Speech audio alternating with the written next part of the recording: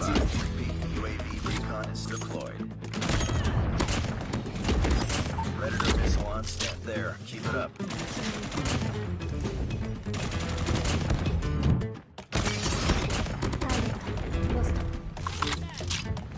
Hunter killer drone deployed.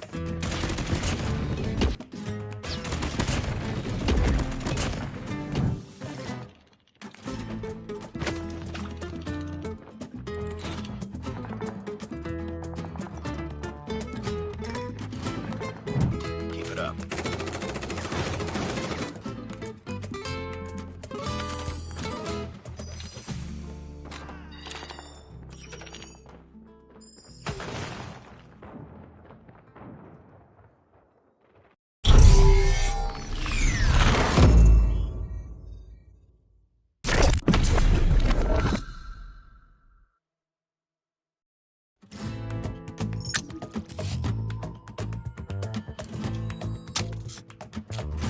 We've taken the lead.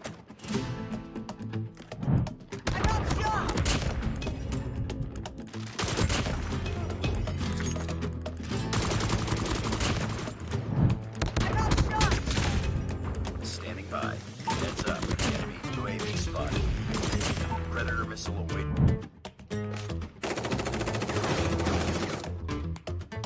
Heads up. Enemy UAV spotted.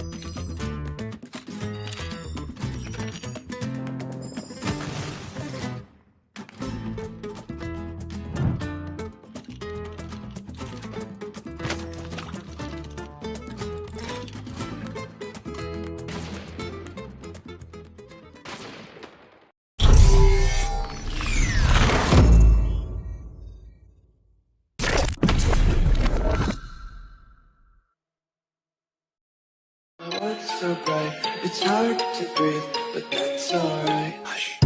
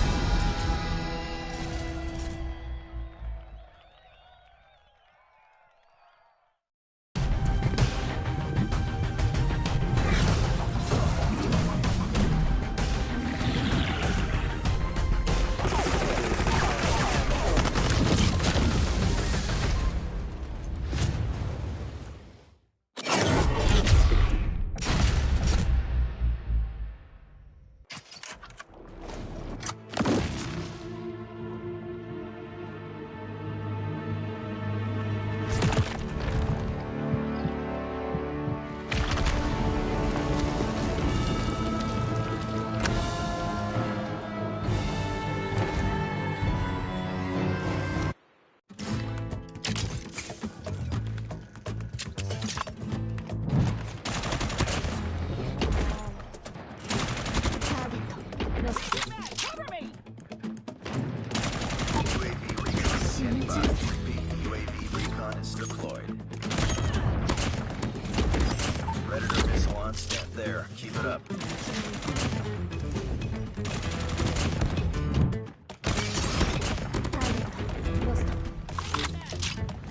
Hunter killer drone deployed.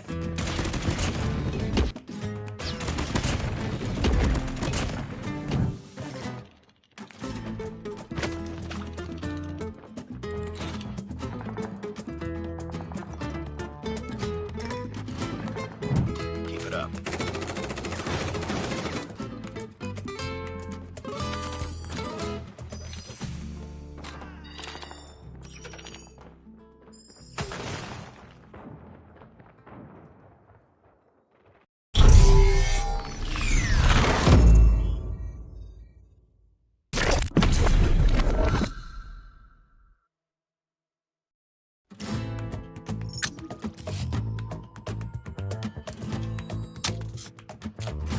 We've taken the lead.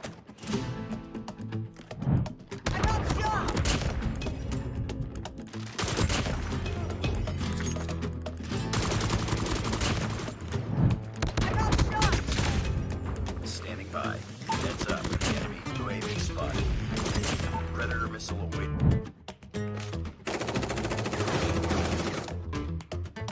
Heads up. Enemy UAV spotted.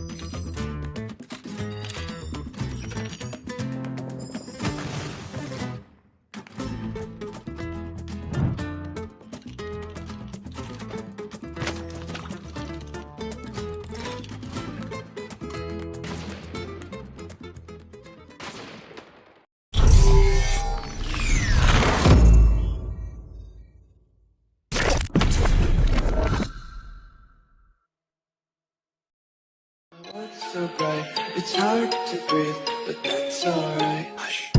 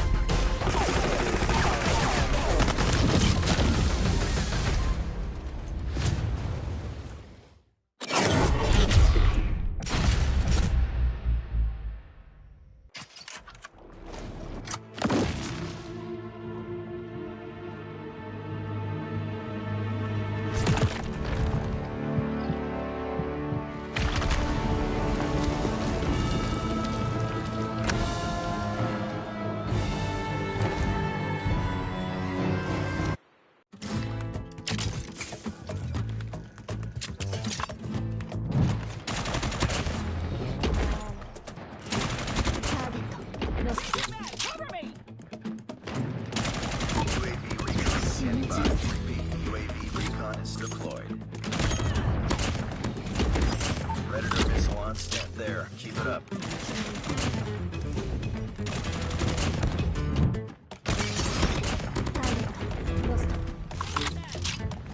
Hunter-killer drone deployed.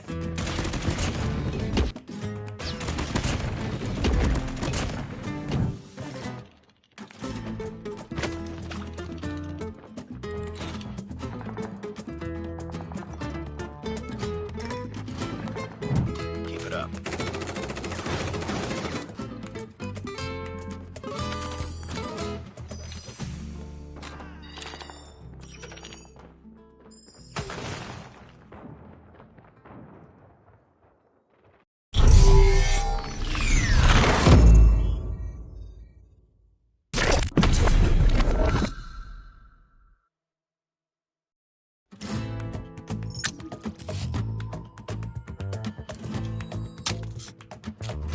We've taken the lead.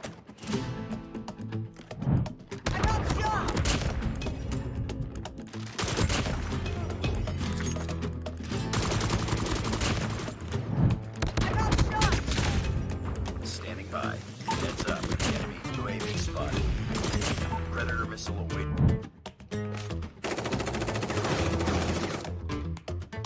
Heads up. Enemy UAV spotted.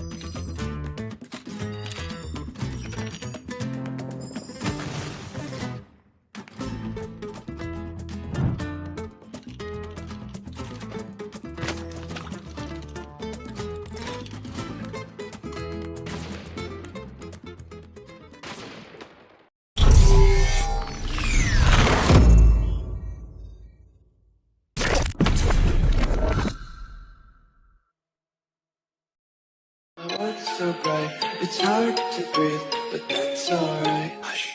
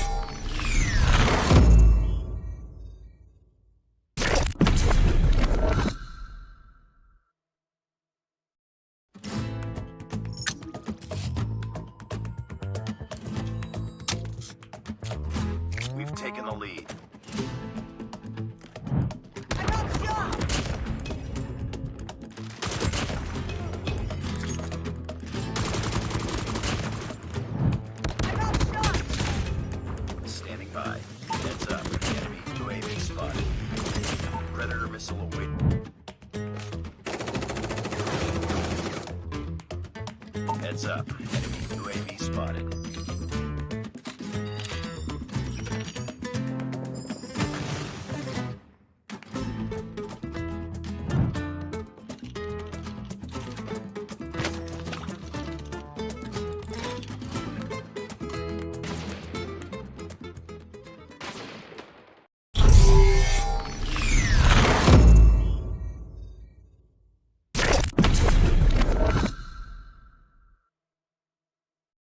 My world's so bright, it's hard to breathe, but that's alright.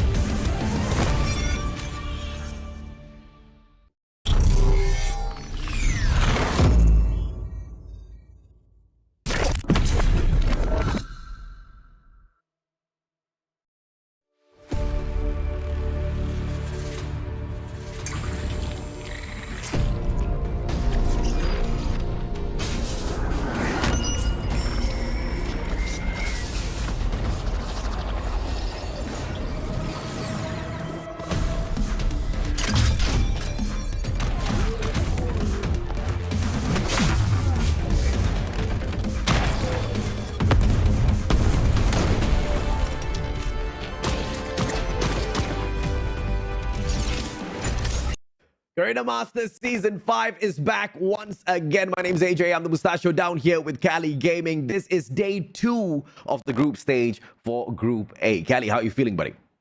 I'm great to be back here, casting another Garena Masters ever since Garena Masters 1. I've been here with you, AJ. So it's great to be back, and I can't wait for the 8 squads here for Group A to take it on because we got, very good matches coming up ahead.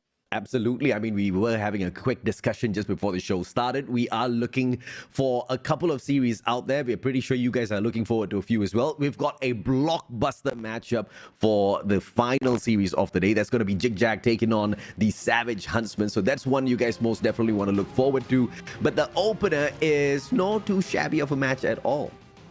Yeah, PV Sage is against Force Suits Esports. These are squads that have managed to win their matches back in day 1. And they're out here to dominate and continue up that win streak, but only one can prevail. And I believe PV Sage, who's currently backed by Coach Leia, has the upper hand there, but we cannot underestimate Force Suits Esports. We most definitely can't underestimate them at all, but against LVX, they proved that they were a little challenged right there. There was just no cohesiveness when it came to the strategies, especially on that hardpoint match, that they were trying their very best to survive, but even the gunfights factor wasn't really on their side. And like you mentioned, Cali, when you've got a layer backing you up, the strategy part is all sorted. All you need to do as a bunch of players out there on the battlefield is shoot and aim really, really well, follow those instructions, should be able to take this all the way. I'm absolutely with you on that. PV Sage is potentially going to be the favorites of a lot of our viewers here today as well. But do let us know exactly who you think is going to be getting the victory in game number 1. This is a single round robin setup for the group stage. Let's take a look at the tournament format so we can elaborate that a little bit more, Callie. Yeah, I mean, we went from a 256 teams, and obviously we managed to cut it down to the final 16 teams that are currently competing here at Garena Masters 5 Everett Triumph. And Group A, we could say there are only about 3 or at least 4 teams that are absolutely, very stacked. But if you take a look at Group B, almost everyone is a threat there. Absolutely. And of course, almost everyone is definitely the key word there. There are a couple of teams that are struggling within Group B as well. And that was pretty evident from the first day of Group B, where we saw a huge gap in terms of capability between some of these brands. Of course, we will continue to pick on Group B a little bit more tomorrow. We'll pick them apart in terms of strategy as well as what they've got in store for all of us. But going back to Group A, out of these 8 teams, we have seen a little bit of good, a little bit of bad. And to start the series off itself, for Suits Esports and PV Sage, both teams have managed to get the victories on their first series of the week. And what's all of this hustle for? What are they fighting for? It's to get into the... I think they flipped the wrong screen. It is to get into the playoffs as well as to play for the top 4 spots, Kelly. Not every single team walks away with something. They all want the lion's share from this 25,000. Yeah, that money right there is life-changing in terms of upgrading your equipments and get the better for your squad, right? But you're also fighting for a spot for Stage 4 as well. I believe the top 7 of Garena Masters Season 5 is going to advance to the Call of Duty Mobile Garena Regional Finals, which will be held sometime later on here at Q4 2023. And honestly, for me, I am still not decided who's going to take that number 1 spot, because it's just the first 2 days, right? I can most definitely agree with you, man. Of course, the heavy contenders are in Group B, but there is, at the very least, one team within Group A who would love to stand and fight at the very least for a spot in that grand finals. That's the one and only ZHAG, who not only had a lot of time to take the win on their matches, but also a little bit of time to pull a couple of trolls here and there. Yeah, I mean, FDX obviously had a great time timing those executions up against, I believe that was Forest KINCAID. And we'll find out later on if ZHIG can actually do that once again here at Savage Huntsman. If that happens, I'm going to lose my mind. But honestly, for ZHIG, they're the only team outside of the top 3 in the Garena region that hasn't even won a Garena Masters Championship just yet. But now that they have added Scare back into in the lineup, they're looking pretty solid off of that victory that they had at day 1. And it's absolutely insane to think that ZHAG just could not win a single Garena Masters thus far. But it is what it is, right? Because when push comes to shove, 2 big brands usually step up to the plate and take the title away. That's why we've only had 2 winners from the 4 Garena Masters. That's, of course, 2 for Smart Omega and 2 for EZR Bookie. But looking at the standings here, it's still nothing impressive. Only 1 single day has passed. Only 1 single series for each and every single one of these teams. Perhaps over until day number 3, we won't really be able to tell exactly who's going to be qualifying, especially for Group A, where there's a little bit more of an equal fight there between a lot of these teams. Yeah, obviously for PV Sage as well as Force at Esports, they won the victory yesterday, but it was different in terms of getting those map victories, right? Sage had 3 wins compared to Force's 2 wins and 1 loss up against LVX. But obviously for Sage, they gotta just make sure that they place top 4 here. And obviously, SKADI, ZHAG, these are the squads that have been pretty consistent in terms of, winning a lot of their engagements and winning their maps.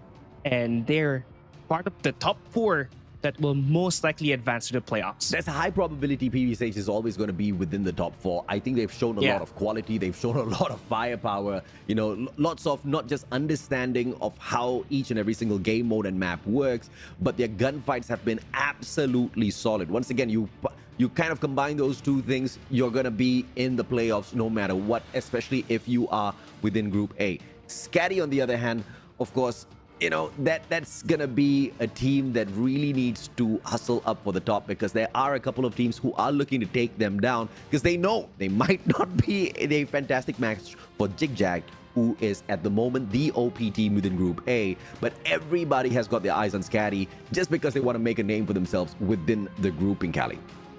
Yeah, I mean, SKADI, obviously, Cisco had pretty much, looking at what has happened on that first day, he improved, according to my eye. He's been able to win those gunfights and help his team actually get those wins, right? But SKADI, automatically part of the top 4. But as we take a look at our schedule here for the day, we did talk about PV Sage and Force Esports, but LVX and Forest KINCAID should be able to give us like a good outlook on what these teams can output, because this is the squads that managed to lose on the day number 1 of Group A. And if they continue to lose here, everything could just spiral out of control. Their team chemistry could just be ruined, right? Yeah, I mean, Forest KINCAID, of course, they took a devastating loss, but that was against ZHAG. We haven't seen them take on someone their own size just yet. Maybe LVX would be a good benchmark to see exactly where they land overall in the grand scheme of things when it comes to the power stacking between all of these teams.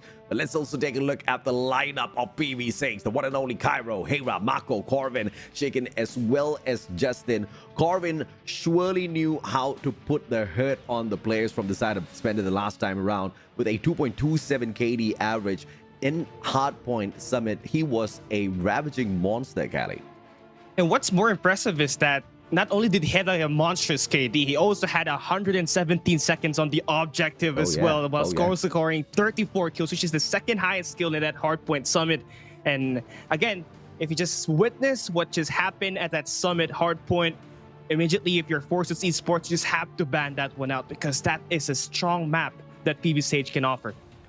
And of course, if you look at the flip side of things, ladies and gentlemen, boys and girls, Forsuits Esports did manage to take a fantastic fight against LVX in their first series and walk away with a victory, but it was not an easy one at all. Chari, Aski, Josh, Omo, Baki, as well as Bins step it up for Forsuits Esports. Their own hardpoint was at Hacienda, but it was not as convincing as PV Sage. It was a 250 to 241, and my oh my, that happened towards the very last few moments of that match.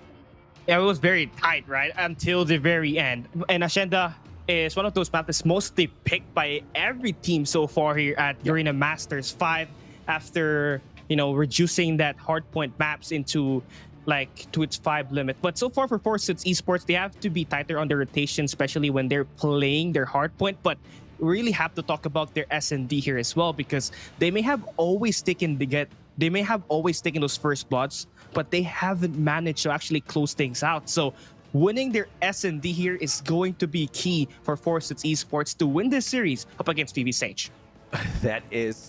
That might just be us asking for a little bit too much, looking at how PV Sage performed against Spender. But that being said, that was against Spender. I think this is a much more equal battle that's been set out there for the first series of the day. And it is going to be Hacienda that we get dragged into here. So a potential advantage for Forsuits Esports, but only from the fact that they know the map, they know how to play control on it, they know how to manage those spawns. But like I said, it was a last-ditch run towards the very end that they attempted. Yeah, so right now what happens here is you have to time those operators properly. I'm talking about those claws here at the Hacienda, where you can just ricochet off those bullets in many walls, and it can guarantee you a lot of kills. So I'm looking at the player that will absolutely use that here for the side of Sage and Forsuits Esports, as they're going to be that essential player that will help open up or just break this hill here at hardpoint number 1. But so far, it seems like it's Forsuits Esports that managed to beat Team A here, as they managed to pick Hacienda and Crossroads, which are the maps that they have managed to win up against, I believe it was LVX, right? So this is going to be them starting on to the right foot. Now, can they continue to step in towards the victory here? I think they have the chance. They most definitely do, but PV Sage, of course, you know, they do have the advantage at this S&D. Instead of picking on their own advantage, picking a map where they are very proficient at, they went ahead, they clearly watched that match that Forsuits had against LVX. They detected a little bit of, you know, the difficulty in how they had trouble mastering that S&D, and they brought them right back into that map. And I kind of like this coming through from PV Sage. playing against the weakness of your opponents and punishing them and allowing them to go ahead and pick whatever maps that they do want to bring you to, and perhaps even taking that away from them is more than enough to crush their hopes, at least in the first 2 games, and snowball them in the third. Oh, well, that could potentially happen here, right? I mean, PB Sage obviously having Olea means that your respawns are going to be tight. And we talk about that Summit hardpoint where they managed to go up against Spender. Man, it kind of like resembles WPM Low King's rotations, and it's just that they're different players. they are, but and that's the only thing that's kind of difficult for me to really put my finger on as to how good this team really is, right? Because it was against Spender after all. It was a team that never planned this, right? They wanted to just play qualifiers for fun. They did exactly that, and then they accidentally qualified. And then like they were like, what now? What now? They have to play. They can't just they've already earned that spot. Might as well go and take the fame, right? And taking on a team like Spender is going to be very different as opposed to what they're going to be doing today against 4Suits Esports, who do have a lot of practice already. They've got that chemistry built up within their own team. And we have seen not just weaknesses, but a lot of great moments coming through from 4Suits Esports as they won their very first series within the weekend itself. So hopefully this is a fair match between the two. I don't want to see another 3-0. I think we had quite a number of those yesterday. There was four 3-0s yesterday, and I really thought that DVK Oblivion match is gonna go to at least, you know, a split, but it did not happen. So today we're looking forward to having a great start here, and especially with PB Sage and 4Suits Esports. We talked about how, you know, how versatile these players are, but they're also experienced. This is not a team that you can compare to Spenders where, you know, they're a week older, a 3-day-old team. These squads have been playing for years, and for 4Suits Esports, they can bring on the challenge here up against PB Sage. The question is, are they going to completely show up just like what they did on day one? I think they're most definitely going to show up, and I think they potentially might just show up a little bit stronger as well. I think first day jitters do get to people, and they are not really happy with the fact that SND got dropped, right? I think that Slums matchup was a shocker to them, and they executed the perfect revenge by taking that control match right back here for themselves. But this time against PB Sage, although it's a more fair matchup, I think we can expect a lot of fire from 4Suits Esports. Yeah, 4Suits Esports. Obviously, Chari's the only player that stayed here for 4Suits Esports. The only player that played at Garena Masters 4 and the only returning player for 4Suits. So everybody is quite new. And, you know, team chemistry is going to be a big factor here for 4Suits. But again, it's going to be experienced players that they managed to acquire. Correct. And Baki, Omo, and Josh, these are not just any players. These are players that have managed to make a significant difference in the Call of Duty Mobile Garena Masters history. And now's the time to test their might up against a team that has a brilliant coach. Absolutely, man. I mean, I think it is a pretty scary team to take on. 4Suits Esports, you're right. They did have a re-roster, but this is a Frankenstein squad. It's not just a mismatched squad. It's not just like, you know, the mommy taking an old patch and just throwing one of your torch loads with. This was a team where Chari, like you said, did stay on. Joshua from C8 United, Aski from SR Nakagwe, Omo from PDR, Baki from CHU. All these teams have already made their mark, and these players are the creme de la creme of those teams in one squad. Apart from chemistry, everything else is going their way, right? Only a couple of things just not clicking perfectly, and I think over time, and I don't even think, you know, over 1 month or 2 months, just over the duration of our group stage in itself, Cali, this team might just be able to show us some tremendous improvement. Yeah, especially on that SND. Since they have Aski, you mentioned, Aski is one of the better sniper players that we have in the Philippine scene. Very underrated. Did not have a lot of playing time in SR Nakage last season since they did not really show up, right? But obviously here, being given a chance to be on a team that has, you know, like-minded, is going to be a player that can really activate and goes for the skills. But we take a look at PB Sage here as well. I mean, they're one of the best collegiate teams in the Philippines at the moment. And, well, they just managed to take a victory up against, you know, De La Salle, which is like 11 times champions consecutively in the region. And having that stigma broken says a lot on what these players can do. And having Justin and Hyera, for me, which are pro players from C8 Esports before, is actually key on make sure and getting their gunfights right. Yeah, I mean, I think no doubt whatsoever. I think the fact that PB Sage is just that sort of a team that has got just raw gun skills, right? They know exactly how to get it done out there. Once again, with the tutorials that they've already gotten from Alea, it just makes them so much more proficient out there on the battlefield. But sometimes things do go wrong. But when that pressure does kind of get turned up a little bit, what will happen to PB Sage? That's exactly what we want to find out. Are they mature enough to handle their stress on a level like this? We know Fortune's esports, although they are a Frankenstein squad, they do have that experience. Yeah, they're starting on the back foot here by not having the spawns, but they're going to be hopping inside of the hill here just to give a lot of pressure from Sage here at the start. And you can see Josh already extending out way towards the staircase to actually flip it for P2. So they're already thinking big picture, and we're just 30 seconds into P1. It's going to be Marco with the CBR4, just hanging around behind the walls, not stepping onto the hard point at all. His job is to slay whoever that does dare take a peek at the hard point. But PB Sage is not looking like they want to rush into this at all. Slowly but surely, they're trying to get the slay from the higher floor of this manor before hopping on in. But this safe play just doesn't seem to be going their way at all, Kali. Yeah, right now, the best way for them to actually get more points is actually settle for the next hard point rotation. And that's why they already have Corvin and Hyera setting up that Lambo for them to actually claim time. But there's only going to be 2 players there for now, and they have to win their island gunfights because we are already seeing Forces Esports trying to flood coming in from the checkers. And it is going to be Forces Esports now holding on to the corner, but 2 players from the side of PB Sage. Beautiful defense, Arrow with a double. And the CBR4 continues to beam. Can he get the 4th as well? Flies away, plays the trophy perfectly. Nobody's going to take him out just yet. And the smoke's the perfect cover. And this guy's continuously slaying as Corbin hops on in to back him up as well. Perfect hole. And PB Sage should be able to equalize here. Right after the takedown, one more. But Josh says no. He ends it. Hera attacks from the back, and still a heavily contested one. Both sides have an equal chance, Alex.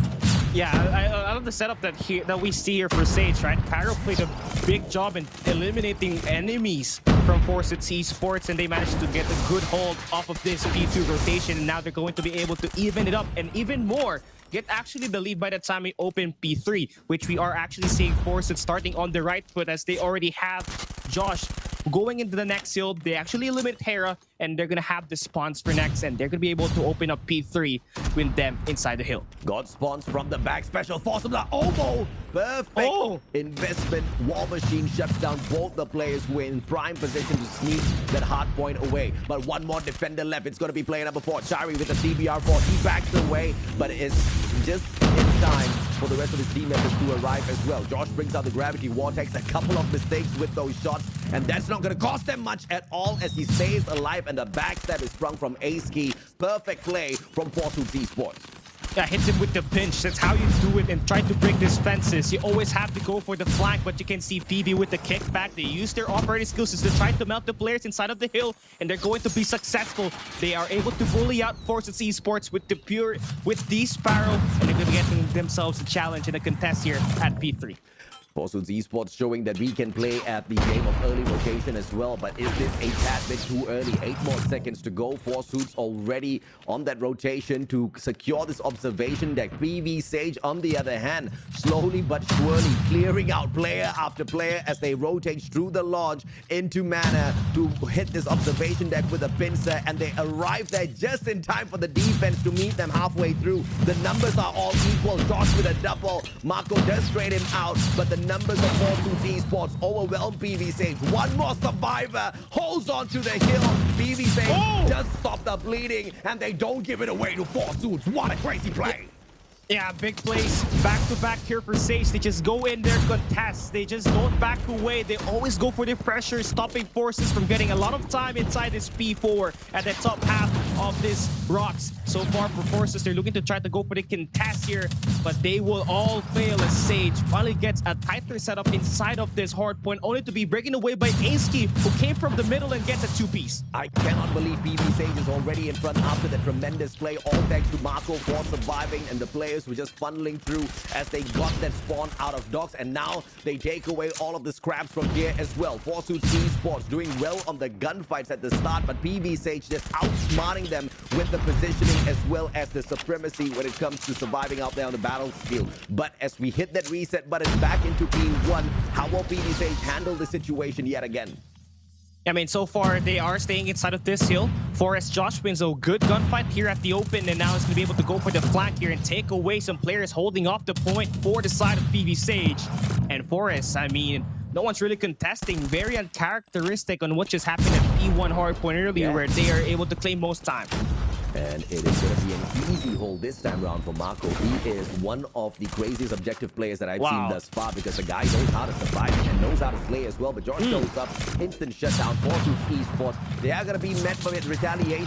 One more chance for the break before PVSH has to be forced to rotate around. They are on the right side of the map, which is not going to be fine for the second hardpoint. Yeah, just take away those scrap time right for Forces eSports. Get that 10 seconds in. You already have the rotation. That's Josh going to be there early. And you have your teammates spawning on the left side of the map. And you're just going to have to win this gunfight for PVSH. We're going to be coming on from the observation deck. And Josh making big plays at the best possible time. Absolutely. Aski almost stepping up as well. All three players are absolutely annihilating PVSH's players. But they haven't caught up just yet. PVSH look like they're in a losing battle. And yet still here they are with the lead, but it's not too far now. As Forces eSports finally catches up, a couple of these operators being popped as well. And Kyra from afar, War Machine. This guy is absolutely insane, but is that going to be enough to open up this hill? He does manage to expand it all, and Ovo just sneaks out from the corner, shuts him down. Aski meets two, but Sparrow comes out for Corin, who hits the double. PVSH allow Forces eSports to catch up, and then kick them right back out.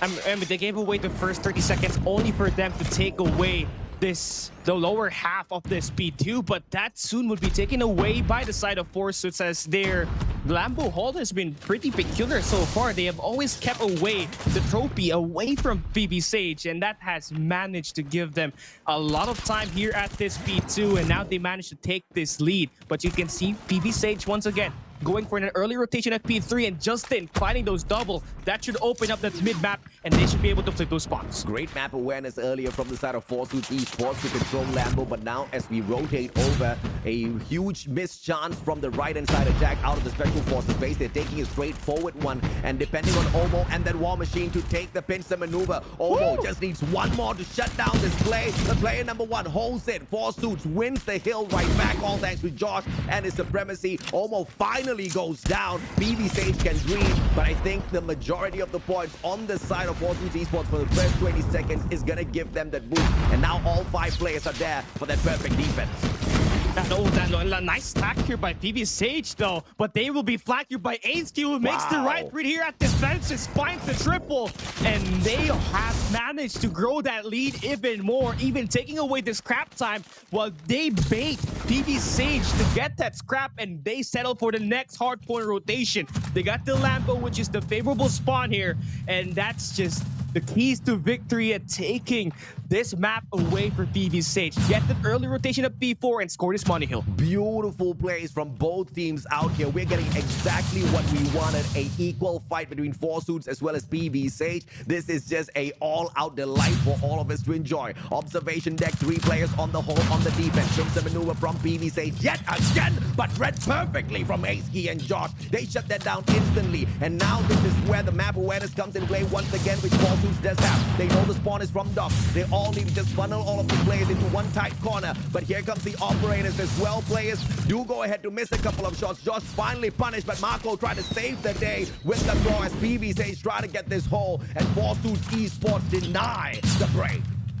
Even despite the operator skills being invested by Sage, they are just bullied out of the way here at this P4. They're spawning by the Lambo. They have the favorable spawns, but you can see the smokes being used by Forest to cover their tracks, and they can settle for this close range engagement. Shari making the best play possible, and Forest eSports, despite the bad early game that they had, this late game has been pretty enormous. Aski, Josh, Amo, and Cherry, they have managed to create big plays individually, which helped this team create a big lead here by the time we open up the third set of hardpoint. 197 to 137. PV Sage now with a crazy hold that they are trying to attempt here in this first hill. It's just not going to work. It's too open. Forsuits Esports take the second floor of Mana, wipe them out, hop back in, and only one player getting that objective for the team thus far. And that's going to be Aski, and you know he can slay when he spots you. That Fennec rat-a-tat, a tad bit too far. Players spawning from the back, and this is going to be the warehouse play from PV Sage.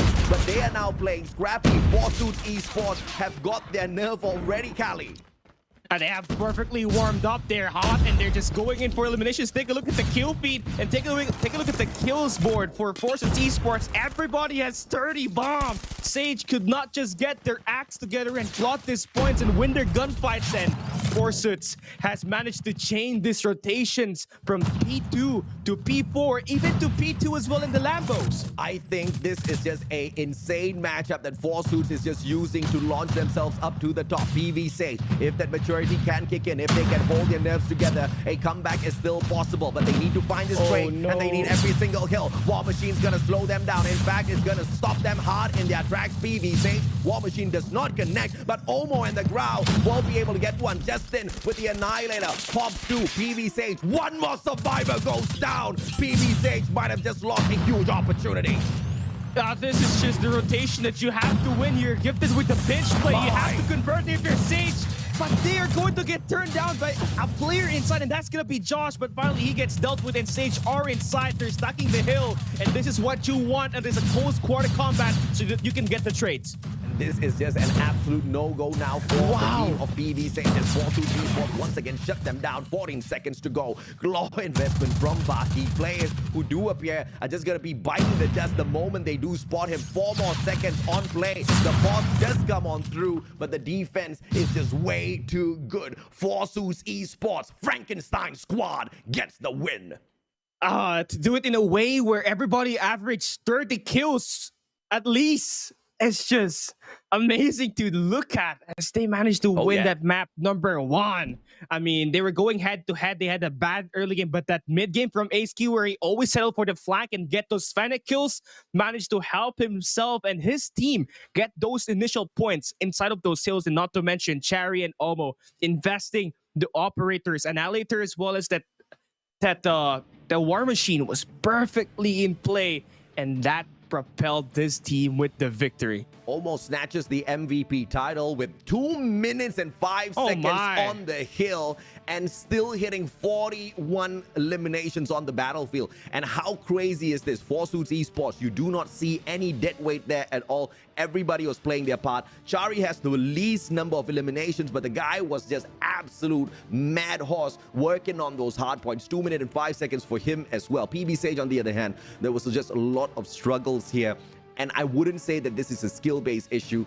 I think their nerves kind of got broken as soon as they lost that third hill. And from then on, it was just Forsuits Esports just outplaying them, man. When we rotate over towards the warehouse, that P3, that was the killer chokehold at fences where Forsuits Esports just kept pincering them, baiting them in with a great defense. The players step in. Obviously, they have to, because if not, the bleeding just stops, right? They don't get no points. The moment they step in, backstab. It's either Olmo or Aski, and both of them are insane, Cali.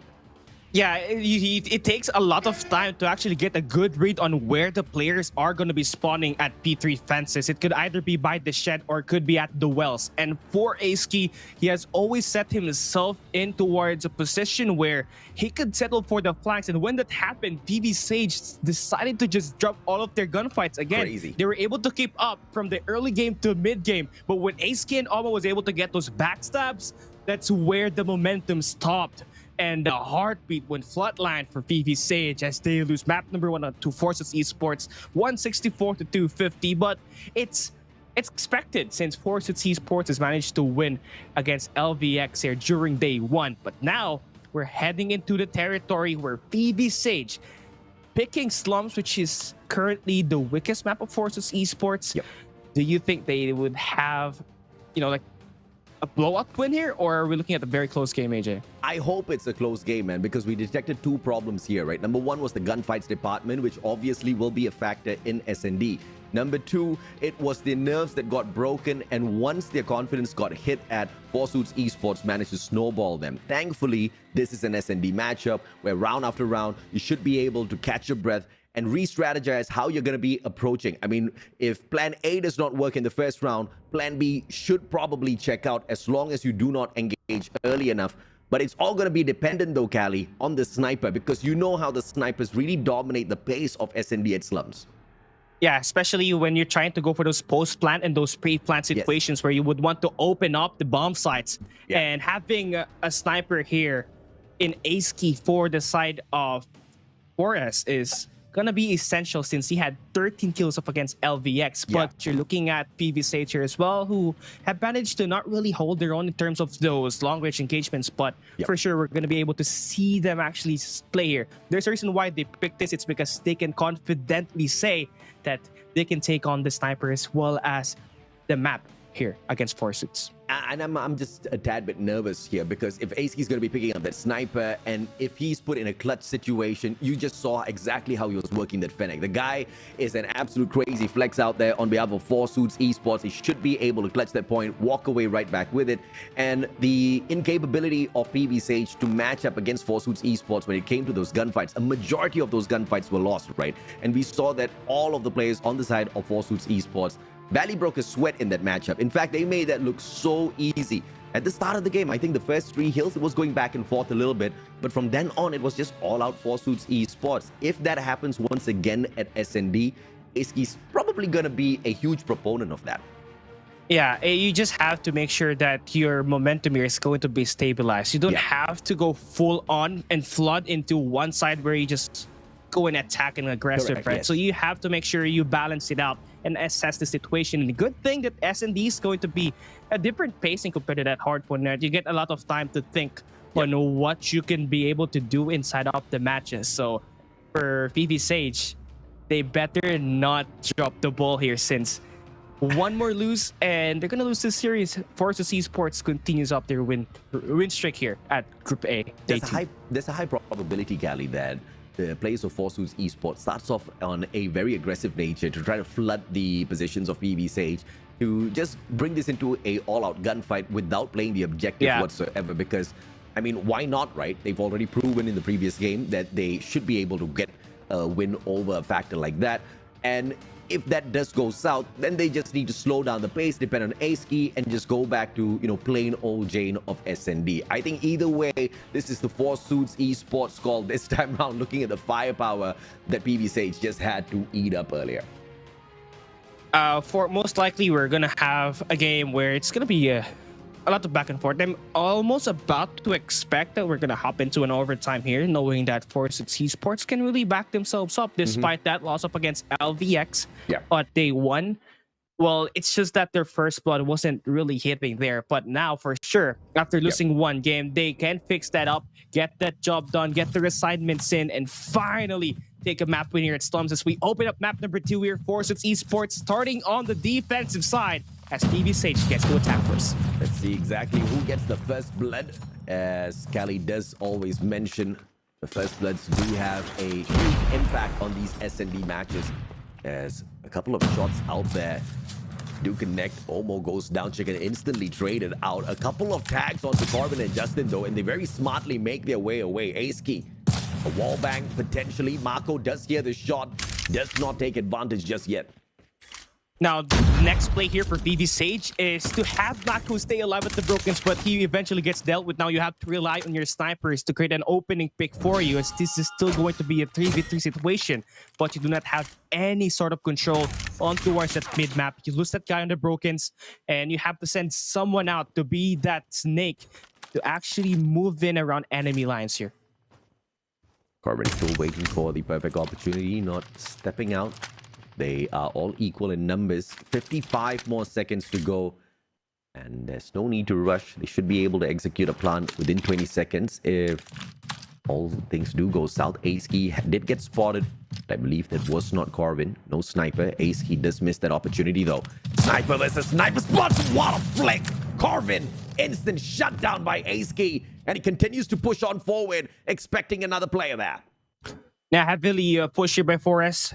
towards that B site that would open up this A site for free here for PV Sage. Now they're deciding to go for that plant. They find the kill onto Baki, and they have opened up the B site. I mean the A site. So probably the best time for them to plant as you don't have a lot of time. So with this plant, you're gonna get at least 45 seconds to defend that bomb site up against Shari and Aski. Great play. The A-bomb site. Plan is going to be dragging in a couple of Forscoots players as Aski circles around the arches. Spots Justin in the nick of time. Wow. Just for Justin CBR4 to do him in real quick. Chari spots one. Hera tagged up. Almost, but just not enough. And what a reposition. Hera does not see this coming. Chari with a big brain play. IQ 3000. Justin spotted. Wow. And a clutch from Chari. You need those big plays, right? And you can see Aski and Chari on the same exact location, so the callouts is going to be a lot faster compared to you having those communications online, right? So Forscoots Esports gets that round number 1, and a couple of like heroic plays from Aski and Chari there, both combining for 4 at round number 1. It's a fantastic first round. A little bit of back and forth.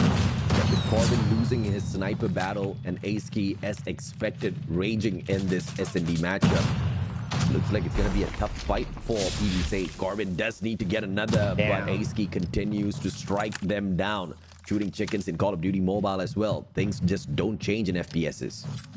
Yeah, clocking bell here for Aski, but Omo now gets that follow-up onto Justin. They have opened up the graveyards, and Chari, you can see extending over towards Garage. He's looking to get that pressure in, and they have managed to work that trade. This is going to be a 4v2 now, and you can see PV Sage backing their way up, looking to find some players going in for those overextension, and Corbin has to be that guy to create this place here at this late game. Without Chari, Forscoots Esports are still not going to break a sweat. The game of numbers still very much on their side. A 4v2. Corbin Hera. Hera with the bomb. Trying to find his rotation. And it's going to be Omo that meets them first, potentially. And Corbin finds Omo with a wild shot. And there was just no response from a situation like that. The DLQ-33 instant plant. He was actually aiming for that guy on the other end. He did not expect to miss and managed to get that shot in, but he'll take that one anyway, making this a 2v3 situation. His teammate Hera now, or Hera, has to make that flank work. He has to move here at the dumpsters, and if he can get rotation in towards Broken, should get these kills in, but will get spotted by Aski here at the flank. And man, talk about Aski here for Forscoots Esports. Back-to-back 2 kills per round for this guy. If you let him loose, you're gonna lose literally. Aski is currently on a 4.0 KD. Yeah, he hasn't died, right? Crazy stuff. I mean, yes, I called him a Frankenstein squad, but, you know, you have to take him down as well, man. Great hit mark. Chicken almost got taken down again by Aski's snipe. That's just insane as Josh and Omo find themselves a meal. Corbin trades out Josh, but he got fully tagged up there as they all try to go in for the hunt. 4v2 once again, and Omo, this is just no mercy gameplay from Forscoots. Yeah, so as they found the first 2 kills at the graveyards, they immediately go in for the flank and surround the players in all angles. Sage was nothing left to do there but to get eliminated. Then it is going to be those early engagements that had managed to bother PV Sage here. Chicken, being the sniper, hasn't really made the mark just yet. Same thing with Mako, both having 0 kills just yet. Mako, as you talk about him, he does get us 1 slay on the field. But a 1v2 now. Spot! My goodness, you cannot do that. Josh had 3 years to shoot him. Still got the headshot. Baki, the final hope. Justin just needs to peek out, but Josh and Aski instant shutdown. Forscoots Esports are not giving PV Sage a single moment to breathe. And what's interesting here is that this is a map pick by PV Sage, knowing that they have the better chance at winning up against Forscoots Esports since this squad lost to LVX at day 1. But seems like they have done their assignments in. They made Aski do the work for them at these long-range engagements, and they have managed to get this win. Corbin Aski. Interesting name love there. And Corbin just blind shots trying to spot a player. Does manage to spot one. Doesn't take the shot against him at all. Justin sorts that out. Chari, Corbin spots out Omo. And this time round, numbers advantage for PV Sage. As Josh and Baki very slowly circle around the perimeter. At Arches as well as Memorial, waiting for the bomb plant. But it's going to be on the opposite side. It's a split play coming up for Forsets here. I mean, Baki is all the way into that mid map as Josh is looking to get that rotation here at the dump stairs where he could spot out the player holding that bomb site down with his scope. He does find that info and he removes Hera.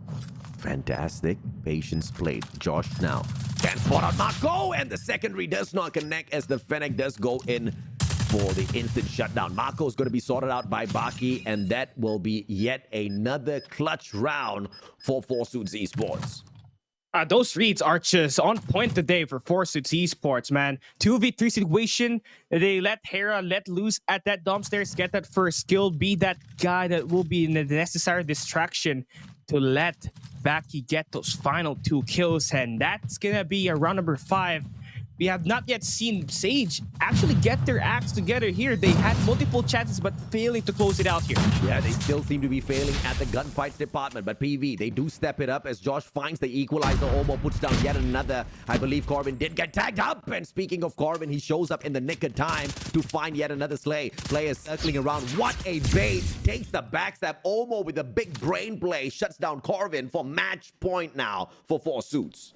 Oh, wow, to start off the day with a sweep at the SND is looking like it's going to be possible here with the rate of Forsuits pacing up against Phoebe here.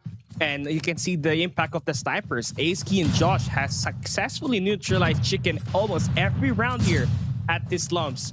And they've continued to work that one up here consistently as they now push that bomb all the way towards this B side. They're looking to play for a post-plant retake, post-plant defense. No mercy gameplay from Forsuits Esports is not something that they're even striving for. Aski wanting to pull the MVP away, but Josh says, hell no, today is my day. As Omo finds one, Josh hits yet another, wanting to equalize against the 13 of Aski, and Josh does exactly that. It was a switcheroo off the sniper.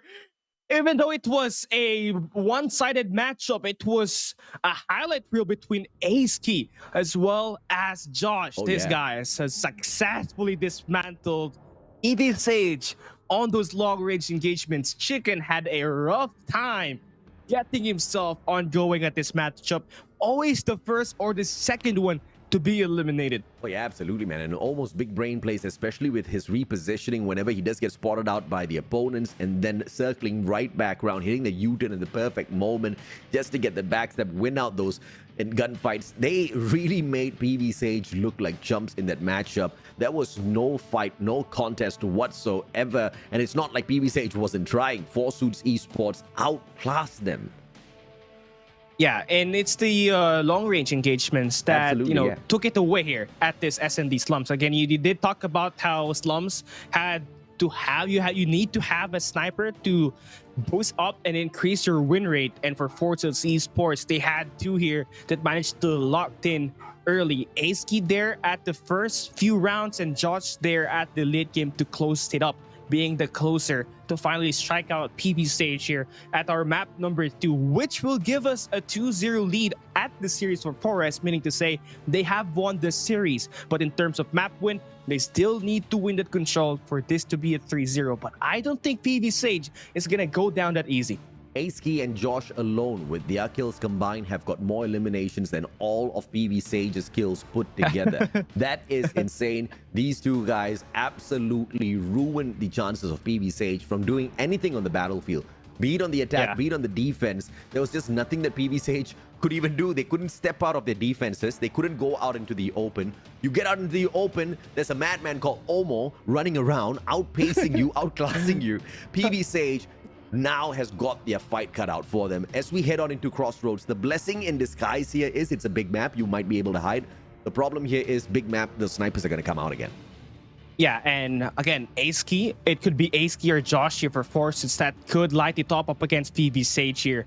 And honestly, for me, in a map like Crossroads, you would love to pick that attack side. So this is a map that has been, of course, it's very balanced, but most of the wins that I've seen so far has always managed to be on that attack side. But maybe for PV ZHAG, they got something lined up. Maybe those spawn traps are going to be their main focal point here so that they can dismantle Forsuits Esports themselves. But if that gunfights won't work, we might just see a repeat of what happened at the Showdown slumps, AJ. Yeah, the problem here is you're going to go through your maps, bans, and picks even before your series starts. So they might have thought that they have a good chance of hitting that spawn trap by overpowering 4Suits Esports with the gunfights.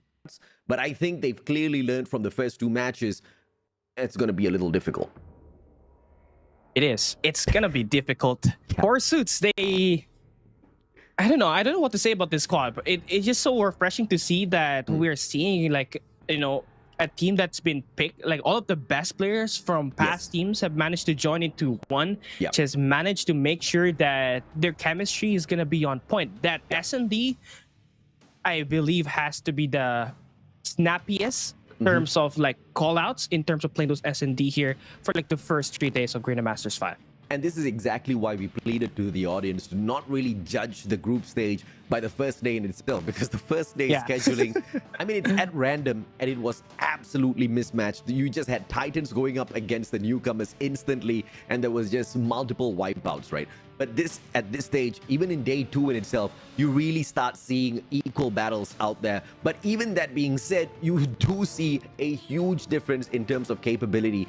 And 4Suits Esports are really setting themselves apart. From a 2-1 victory, they might just walk away with a 3-0 here this time around at the expense of PV Sage, which is totally unexpected. One would think that a Leia strats might have helped them a tad bit here or there, but if you're not going to be able to win your gunfights, you can't execute any of those strategies now, can you, Kali? Yeah, if this is a shooting game, you would need to get those skills to advance in positions of the map that you have to hold, which are going to be those bar positions, right? But if you do not sustain your life out there and always fail to win your engagements, it's not just going to work for you. But now here we're going to be opening up our Coastal Strikes. This is going to be a map pick by 4Suits Esports, starting on the attack side, and they're already extending their way over towards the tank here. Josh with the Fennec on the hunt, spots the player out, but Justin just spots him a tad bit earlier. CBR4 beams, but that's not going to be anything to shout about just yet. Just 3 lives equal, traded on both sides, and now 4. Back and forth, they continue to go with Marco on a triple spree. Can he take out A-Ski as well? And oh my goodness, he does exactly that. But finally sorted out by Omo, the Slayer from the side of 4Suits. 23-23, lives all equal, but the attacking team of 4Suits have not really made much of an impact at that A control point. Yeah, but after dropping their gunfights at the B side, they finally look to this side and, hey, we should stack up one hill for now and make sure that we get some time and play the objective, and that's why they have 2 players holding off the point. 2 segments done here already. They have number 2 in yellow in A-Ski holding up towards the rocks, and this is gonna be a great initiation for them to actually flip it up, but they're losing lives here, and you gotta take care of your lives. And you can see per PV Sage, their spawn traps are actually working. They are actually going in for the spawn trap. Hunter Killer Drone circles around and gets a double. Baki hits it. Corkin and Chicken eaten up by a Hunter Killer Drone. You gotta absolutely hate that, man. Omo, just a quick sort out onto Justin, and that A control point has been teased but not sorted out just yet. 20 more seconds to go, and 4Suits Esports can go ahead to attack B, and they're gonna do it both at the same time, splitting apart the defenses from the side of PD Sage. This is big brain plays coming through for 4Suits, and it's the last ditch effort. Yeah, they just have to make sure that they do not drop their gunfights from here on out. They're down to their final 5 lives compared to PV Sage, just got 10 at the moment. They're claiming time at the A site. They're stopping the clock here as well. They're winning essential gunfights. And with this A capture, that will extend the clock to another minute.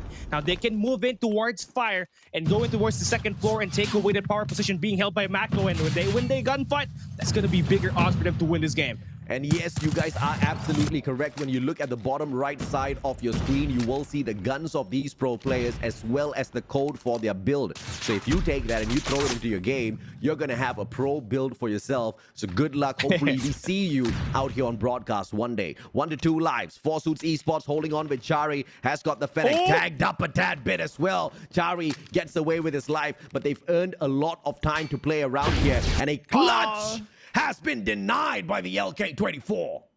He got caught walking at the mid streets where Hayero was aiming down his sight, and that's a close matchup between these 2 squads. But for PV Sage, their initiative was to go in for those spawn traps, and it eventually worked at the early game, and it paid a dividend for 4Suits at the late half of the first round. But here, at the attack side as they go for a switch. They invest in this gravity vortex. They find those first 3 kills, and they're going to be opening up that B side here as well as the top fires. They win this gunfight with Hera making this big plays. Absolutely, Hera on a force spree right now. 3 out of gravity vortex and 1 instant, but gets traded out finally as Josh steps right back up to the plate as well. This time, Force Suits Esports with the defense, and they are flushing out all the players from the side of PV Sage, funneling them towards their own spawn, and this is a counter respawn trap, and this is something that Force Suits Esports is executing just for a little bit of revenge cap.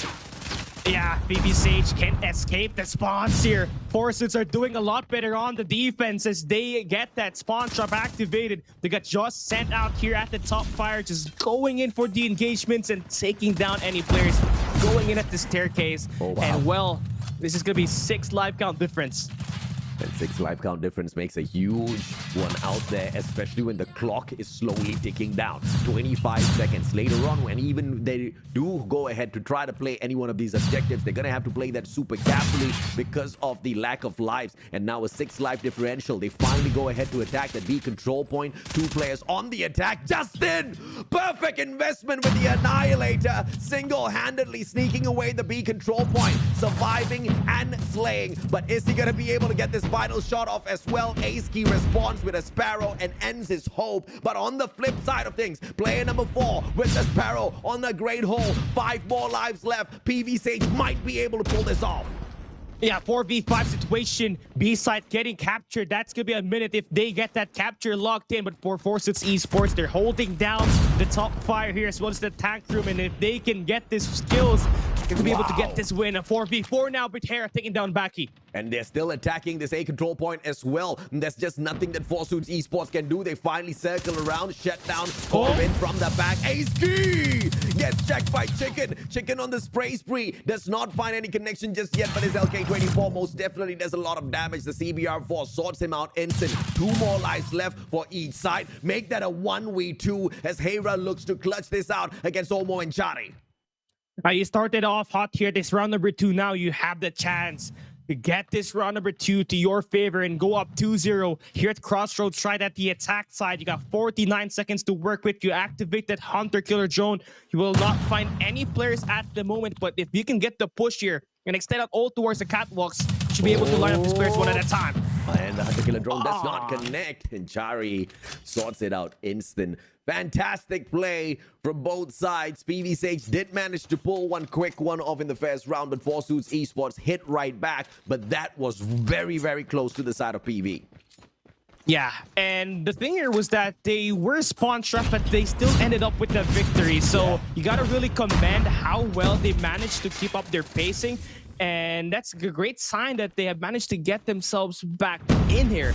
And well, although Force Suits is going to take that.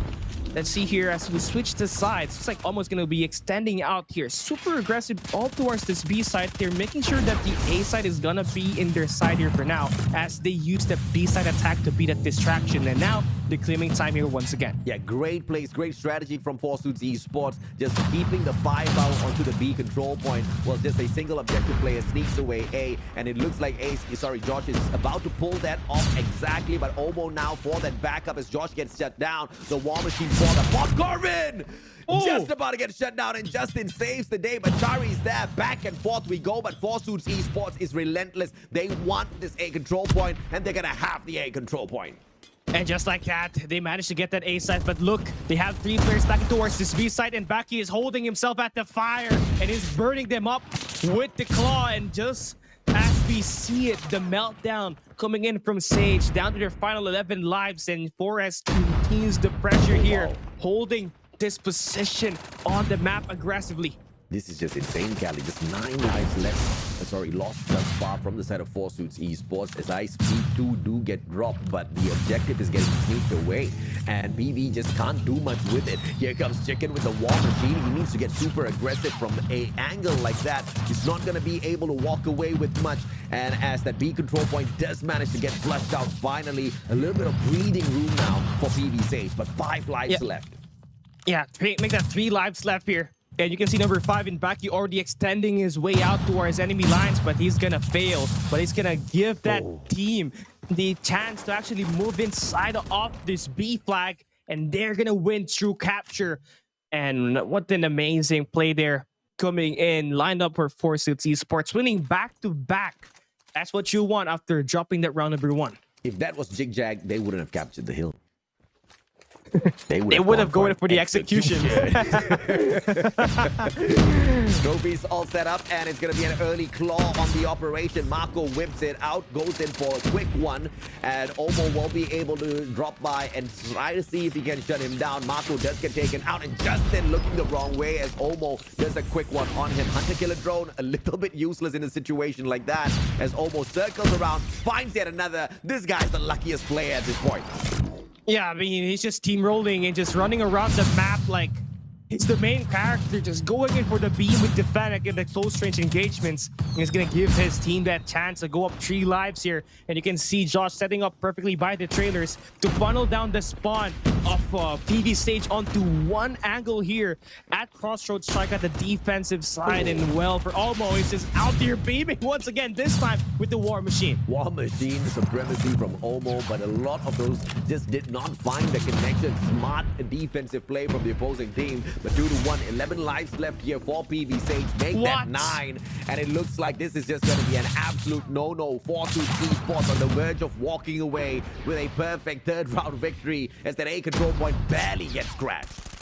Yeah, you can see the spawn trap just being ensued here. Four Suits Esports is going for the show. 2 players remaining. You have a chance to actually go for some execution. The question is, are you going to do it? Amana finally deals 1 player, but Cherry gets the kill on to Justin. No execution will be done at this matchup, but it's still going to be an execution made by Four Suits Esports at the overall series as they win through a sweep. 3-0 being owned here by Four Suits Esports. Amazing plays and very impressive. The Frankenstein squad of Four Suits Esports continue to pummel down their opponent's 2nd series win, this time a perfect one. Perfect not just at the whole series, but also that S&D, where they didn't allow PV Sage to walk away with a single round. The 2 snipers did quite a number on them. Yeah, Ace Key and Josh is going to be that sniper duo that you need to look forward to if you're going up against Four Suits Esports in your coming schedule. Ban away that slums at this point since they got the upper hand in terms of the sniper, unless you're ZHIG and SKADI. Of course, this squads have their unique sniper talent, but as we take a look at our post-game breakdown in here, we can see that it's quite close. PV Sage even had the numbers on Four Suits Esports is the start of the map number 1, but just like what we saw from Hacienda Hardpoint, it happened in here again. They got the lead, but they lost composure, and they dropped the map. Yeah, you look at the top, Marco as well as Omo, 23 kills each. It looks a little equal. Go down a little bit and you are like, oh, wait a minute. This is where the differences start kicking in, right? Hera just the providing, but Corvin unfortunately just couldn't really chug out a lot of hits. But Baki, Aski, Josh, everybody was popping off from the side of Four Suits Esports. They barely made that look like a challenge at all. But it was a fantastic start, though, from the side of PV Sage on that control. Yeah, 13-31 there for Corvin. Not really a great one for him, and this should be a learning point for the side of PV Sage as they drop all 3 maps. And obviously, Slums was really uncalled for, knowing that Sage had a good performance up against Spender. But again, now they're facing a team that plays very similar and has almost the same experience as well. And unfortunately, really failed to close this one out. That hard point, as well as this control, they had the most potential at winning. But again, they did not have the mental fortitude to end Four Suits Esports. And that, of course, brings Four Suits Esports to a 100% win rate at S&D as well as control. And that's something they will want to maintain all the way to the very end. There are going to be a couple of strengthier contenders a little bit later on for Four Suits Esports to deal with.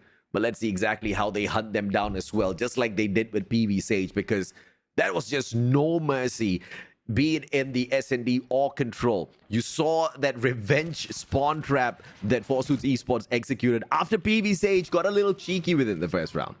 Yeah, I mean, anything you can do, I can do better. That was it for Four Suits in that round number 2 at Crossroads Strike. And in fact, they did a lot better, although it had to go down to a 1v2 situation. It still was a great showcase of their map manipulations inside of the game. And again, once you take away the trailer at the crossroad strike, and you also have the top floor control in one of those warehouses besides the catwalks, you're basically funneling a team to spawn in one angle on the map, which will make it a lot harder to escape spawns. And for Force Esports, they were able to do that at their third attempt, and it just paid off as they take this victory. Yeah, and of course, we just saw highlights, a couple of clips from that S&D as well, and you saw that was a pretty one-sided map where, and when I say one-sided, all 10 dots just playing on one side of the map. It was always, the battles always breaking down on the side of PB. Sage 4 suits didn't let them breathe. They kept taking the fight to them, kept smashing them against the wall, walking away with victory after victory. Things, of course, seemed a tad bit different in Control as it started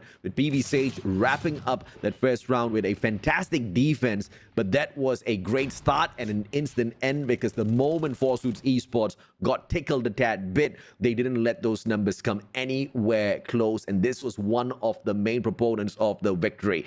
MVP of the game for S. Josh, 26.67 average kills, 24 average deaths for a 1.67 KD average. This guy is very impressive. I mean, you can really talk about how essential he is on that control as well as that hard point, but he stepped up the most in that S&D, where he was able to take down every player with the sniper, scoring 13 kills all to his own. And having a playmaker like Josh and kickstarting your team's first bloods eventually leads you to more wins, and a 7-0 propelled this team to actually go in towards the distance and secure themselves a sweep here at this series. I mean, this is a huge confidence booster coming through for the team of Forsuits Esports. Frankensteins they may be. We know they had all of this raw talent with the individual players, and we did talk about the chemistry. We did mention that this chemistry will be improving all throughout the group stages, but you see it right here, right now. The chemistry is absolutely kicking butt out there on the battlefield, and PV Sage just got made an example of by Forsuits Esports, who weren't really happy dropping that S&D against LVX. Yeah, I mean, if you take a look at that map, it was the first game of the day. Obviously, it's the first day of Garena Masters, so nerves was absolutely there, and that's why when you saw that game, all 11 rounds were just all eliminations. No bomb plants were made. None. And for Forces Esports, they could have done a lot better there for me, honestly. But they got the job done here today up against PV Sage. And now they are still at the top 4 of the leaderboard, which is all you need to advance to the playoffs. PV Sage going to be struggling a tad bit. They, of course, have dropped a couple of matches. They won all 3 in the first series. They've lost all 3. So they had a 50% win rate, not just for their overall matches played, but for each and every single game mode. That's just something that they want to, of course, hold on for themselves and make sure they don't drop anywhere lower, because that's going to be very detrimental for their qualification to the playoffs. And Group A is where, if you're a newcomer, you've got a tad bit more hope, as opposed to Group B, which pretty much has got a couple of titans more than Group A itself. Yeah, if you talk about like what happened just like yesterday, DVK and Broke Boys Club, that basically just looked like the battle for the top 4 spot here at the group stage. It really pains me that DVK had really dropped that map up against PBC, but you know, kudos to the team that played it a much better, and their performance really was insane. But again, that Group B is just on another class of its own. Yeah, we have watched the series between 2 winners. Now we also get to indulge in a couple of series, or the next one to be specific, of 2 losers. Both teams hopped on into day number 1 and they took an L for themselves. We're talking about LVX as well as 4S KINCAID. 4S KINCAID, you got to show them a tad bit of mercy, because they are the ones who took on ZHIG, and clearly they were not just beaten, but they were embarrassed in that match. There was just nothing that they could do. All they could do was literally run. And you barely ever see anybody run in a match of Call of Duty Mobile. There's a lot of shooting going on, Kali. Yeah, I mean, if you talk about what happened there, ZigZag, that last round of Control, they had like a huge surplus of lives, and what did they do? They chased the guy with their melees, and they wanted to really go for that engagements. But it can be a rude awakening here for Forest. After getting bullied, they might have themselves a chance to actually go in for a redemption and maybe go on a tear and get a win streak for their own. We're going to take a quick short break as there's no interview segment for the winners. When we come back, ladies and gentlemen, boys and girls, it's going to be the battle between the losers of the first series from day number 1. Let's see if they can walk away with a little bit of pride on both sides. We'll see you in a bit. Okay, what?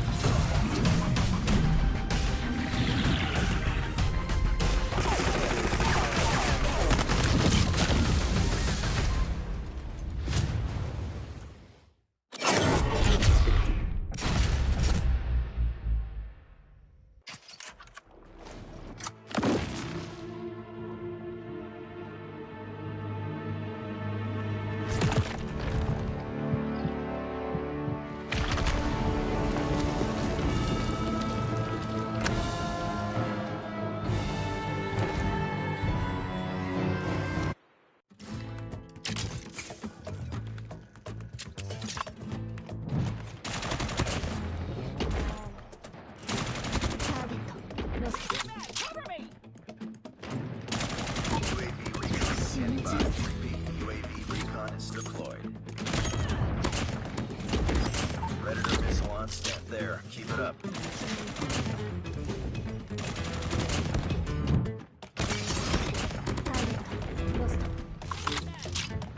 Hunter killer drone deployed.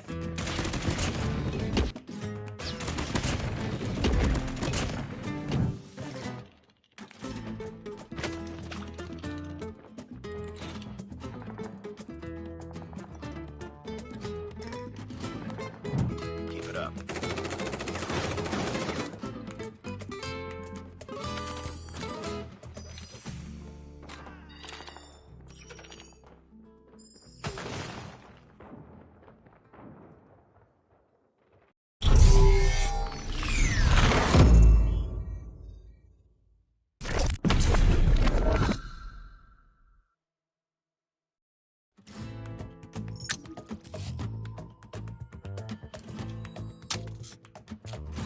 We've taken the lead.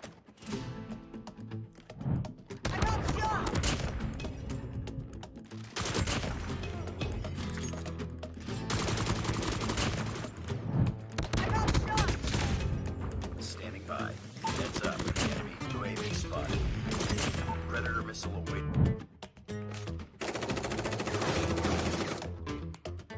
Heads up. Enemy UAV spotted.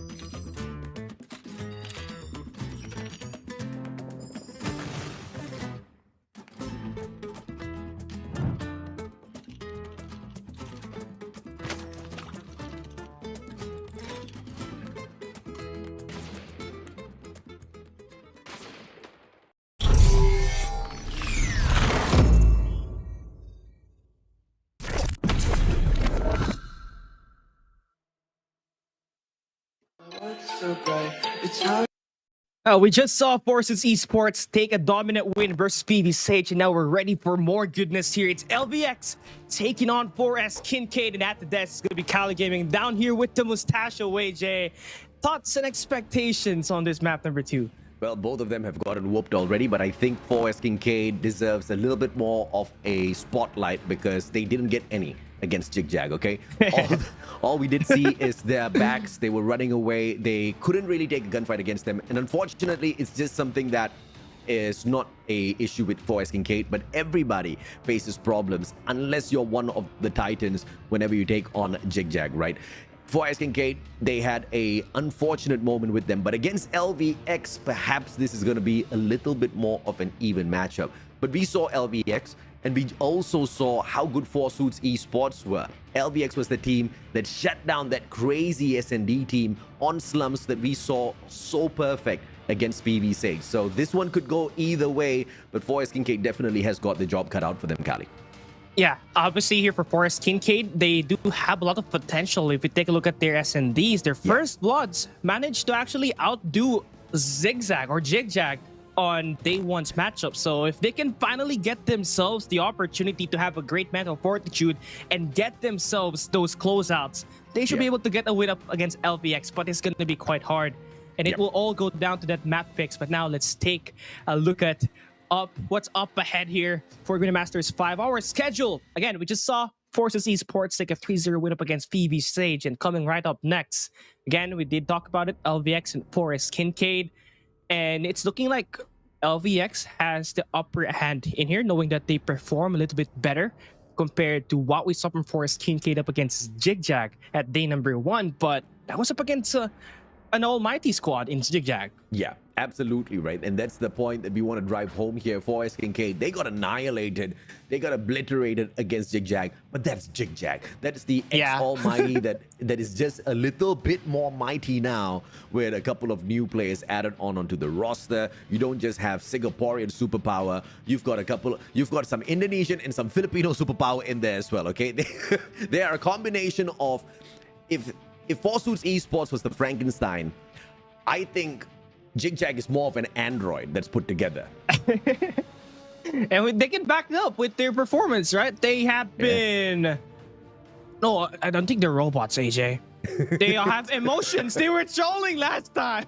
But here we have it. Forest KINCAID, Damia, GB, Kurt, Caleb, Evan, Chippy. This was the squad that took on ZHAG at day 1, but immediately fell and met their demise. But here today got a chance to get themselves an opportunity to get a win up against LVX. GB clearly was the best player for Forest KINCAID on the matchup against ZHAG, but even he couldn't really manage to do much for himself, right? In that hardpoint game, he had the highest number of frags, I believe, but when you look at the scoreline, it was just 25 to 250. Forest KINCAID could barely do anything there. Hopefully, we get to see him shine alongside Kurt as well as Taipei as well later on today as they try to match up against LVX. But I don't know if I'm asking for too much because once again, we saw how good Forsuits Esports was. We saw the matchup between them and LVX. And yes, LVX took a loss here at that hardpoint at Hacienda, but that was such a close match. It was a close match, knowing that these were all pros actually going in for those engagements, right? But here today for Forest KINCAID, I don't think anyone here has any professional experience so far. And if you try to compare that to the portfolio of LVX, where they have Joke, Light, QWERTY, Yams, and Flacco, these are squads that have been, these are players that have been tried and tested all towards the Garena Masters history. And again, another Frankenstein squad, but again, it is Forces Esports that played it much better, but LVX cannot be a team that you don't want to underestimate. For KINCAID, the underdogs in this match for sure against LVX. Let's bring on the lineup of LVX as well so we can hype up a couple of these players. Of course, QWERTY is going to be my highlight, but that's going to be mainly in that S&D matchup. We saw the kind of records he's capable of setting, and he's not going to be chilling anytime soon. We've got Joke, Flacco, Yams, QWERTY, Light, as well as Yukesh stepping up for LVX. And like you said, yet another Frankenstein squads. We've got quite a number of these. Yeah, and that's what's great here. You know, you're given an opportunity for a second chance, and you try to team up with the best players possible. And for LVX, they couldn't have done that better. So they have solid players, right? And you talk about QWERTY. This guy scored 14 kills at day 1. Obviously, the best so far in today's week, has the highest kill that we have set so far here. And QWERTY gonna be that guy you want to look at for S&D, and the guy you want to shut down if you're 4S KINCAID. Do not let this guy lose, or you're gonna get shot on. Ooh, this is a tense moment indeed, because I am so nervous for 4S KINCAID.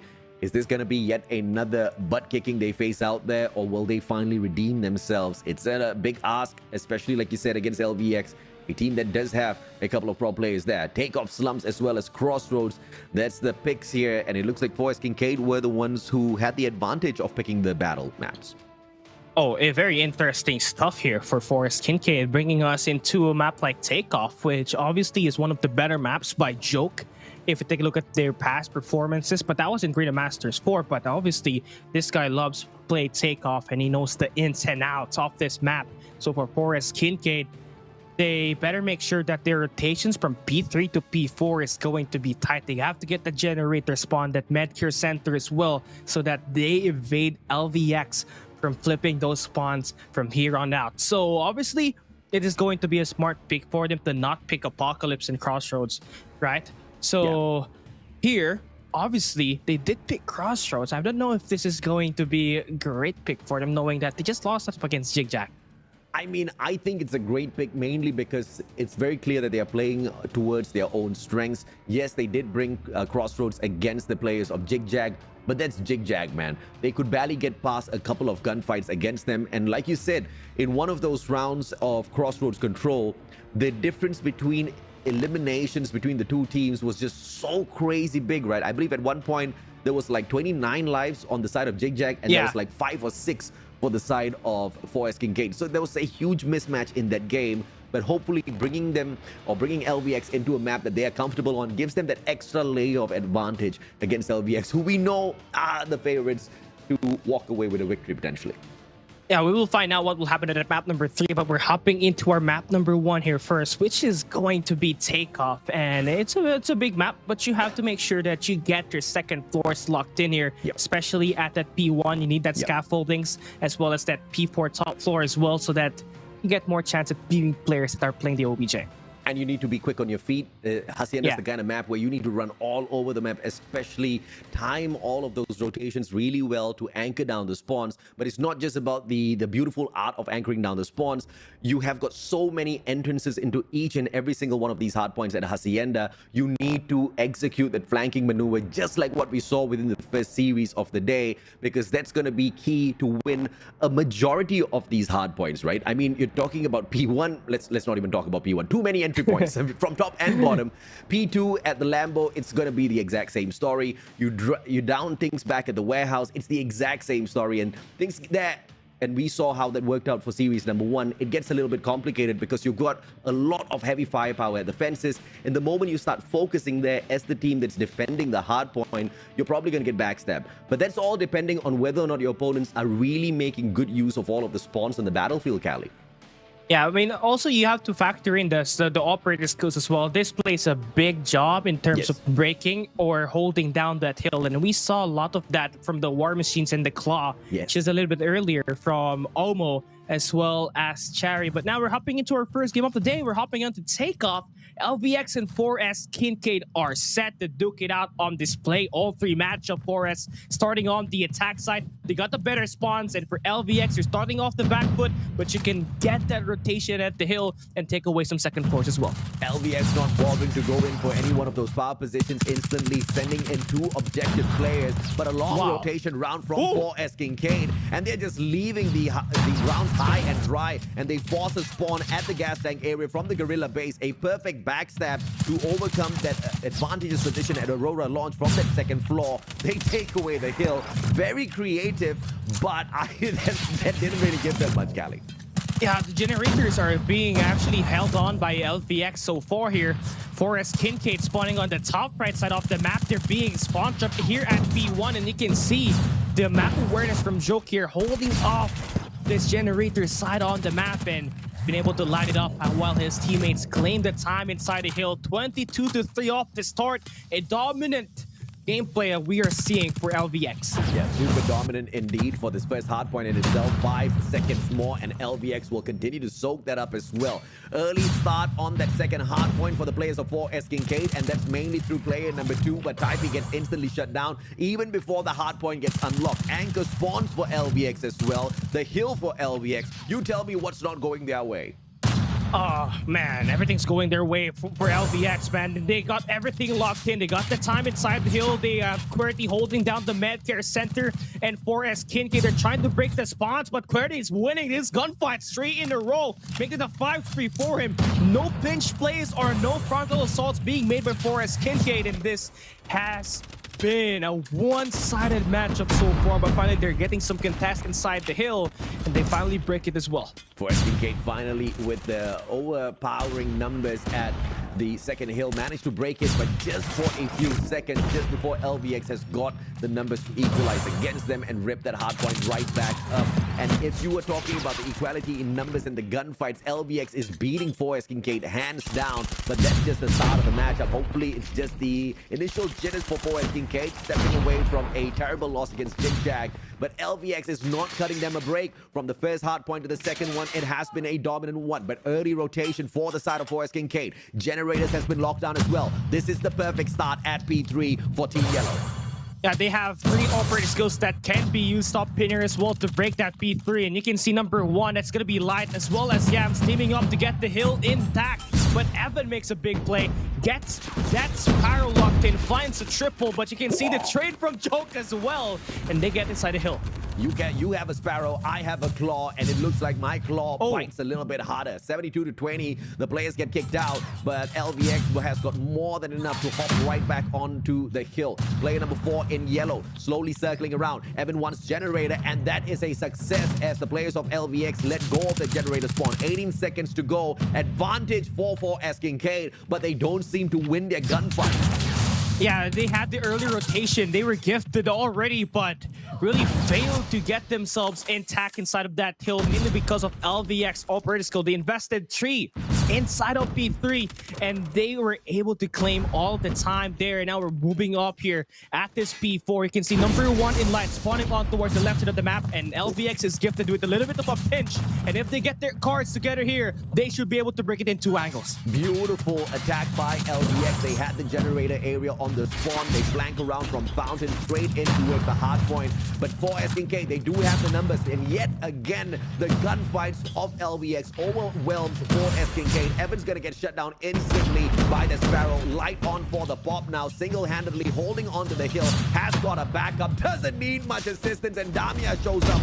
War machine time, baby, for KINCAID with a battle right back. Should be able to hold this for a tad bit more, but the numbers come flooding right back in.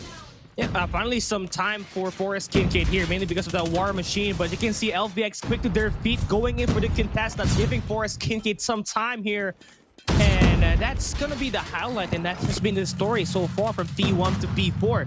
LVX had been deadlocked at just playing inside of that hard point, taking away the power positions and holding up the spawns away from KINCAID. And as we go right back inside the middle of the map, LVX already having a 60-point lead here off to start the second rotation. KINCAID just gracing each and every single hard point with their initial presence, and LVX always seems to find the wrap on each and every single one of them. Can they do that yet again on this first hill? Because this is a different form of 4S KINCAID with one objective player in the name of Jimmy holding on to the side. Jimmy finally shuts down Yams. Damia taken out, and Jimmy is on fire. 4 on a roll. He's on a fantastic spree, but finally shut down by Joke as the players of LVX hop on right back in, sending in 3 objective players for the hill all at the same time.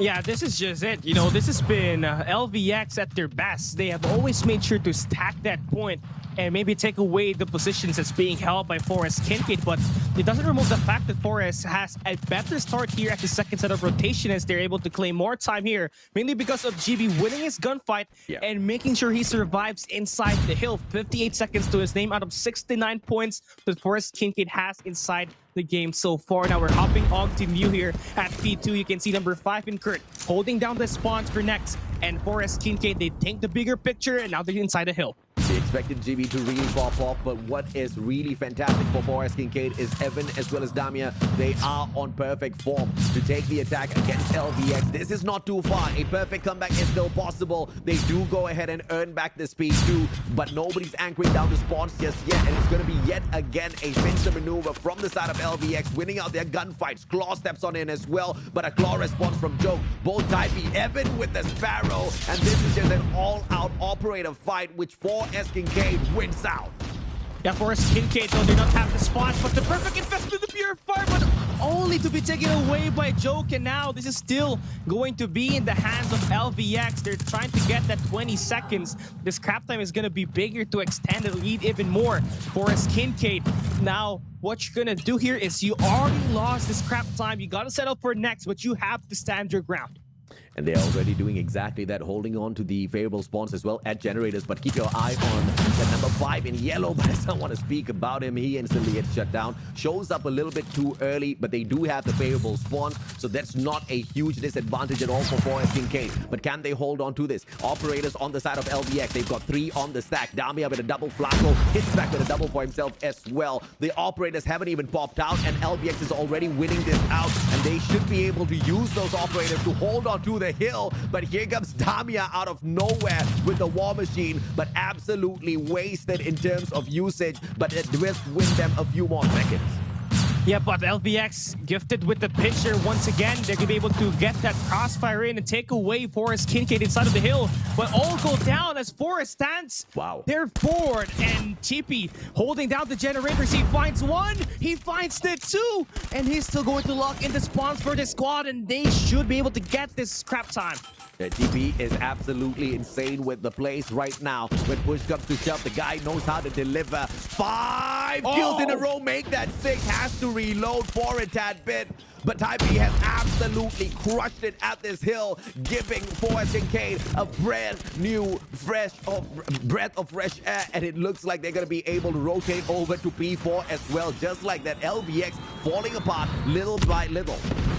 Yeah, Predator missile invested here by Chippy. That's gonna be giving the team some information on where the spawns are in for LVX. And right now it's gonna be on towards the middle of the map to get that pinch play activated. But you can see Damien stepping up and Evan finding that double. And they get themselves locked into a fist fight inside of this tiny close quarter combat. Oh. Evan just managed to whip out the Sparrow, but instantly shut down by Flacco from afar. That's a little bit of a waste, but for KINCAID, they still do have the kill. They've got the numbers from the side of generators, but they're spawning from way far back at times, and that's just going to give them a little bit of a disadvantage. But if a couple of players do flank around from the side of Fountain, this should be a stronghold for KINCAID. It's just a straightforward battle from the side of LVX as well. Everybody flowing in one at a time. Player number 4, only him. Jimmy just circling around as well to make sure he holds it around for the team. Hill is one back, but that is just crabs finally for LVX as Forest KINCAID battle their way back into this match. Yeah, a better second rotation of hardpoint for Forest KINCAID. Again, they were down by at least 50 points coming in here, but now they have reduced that into 20 points, and they are in a position to try to reduce that even further. Wow. Here as they have the point at P1. LVX starting to lose their touch as Forest continues to build up their momentum. Evan is just leading with the kills, but Jimmy just has got a lot of these high impact kills. That's just making such a huge difference as the objective player for the side of Forest KINCAID. But LVX now running towards the 200-point mark. Shut down from the back. Yams with the investment of the Annihilator will be able to survive for a tad bit, but all of this smoke down in the middle at Fountain just seems to be obscuring a lot of the aim. And that's a fantastic play coming through from LVX. KINCAID now with bright view right in front after the smokes go out. Light is able to just hold on to the side for a little bit, but Forest KINCAID keeps doing the impossible. They're holding back LVX. Yeah, they don't have the spawns, but they're just going in for the contest, always stacking that point. But now you're starting off the back foot. You don't have the spawns for next, and you have to attack at the front. You can see Damien and Chippy going in for that engagement at the second floor of this P2, but they have to take away that spawn away from QWERTY to flip the spawns.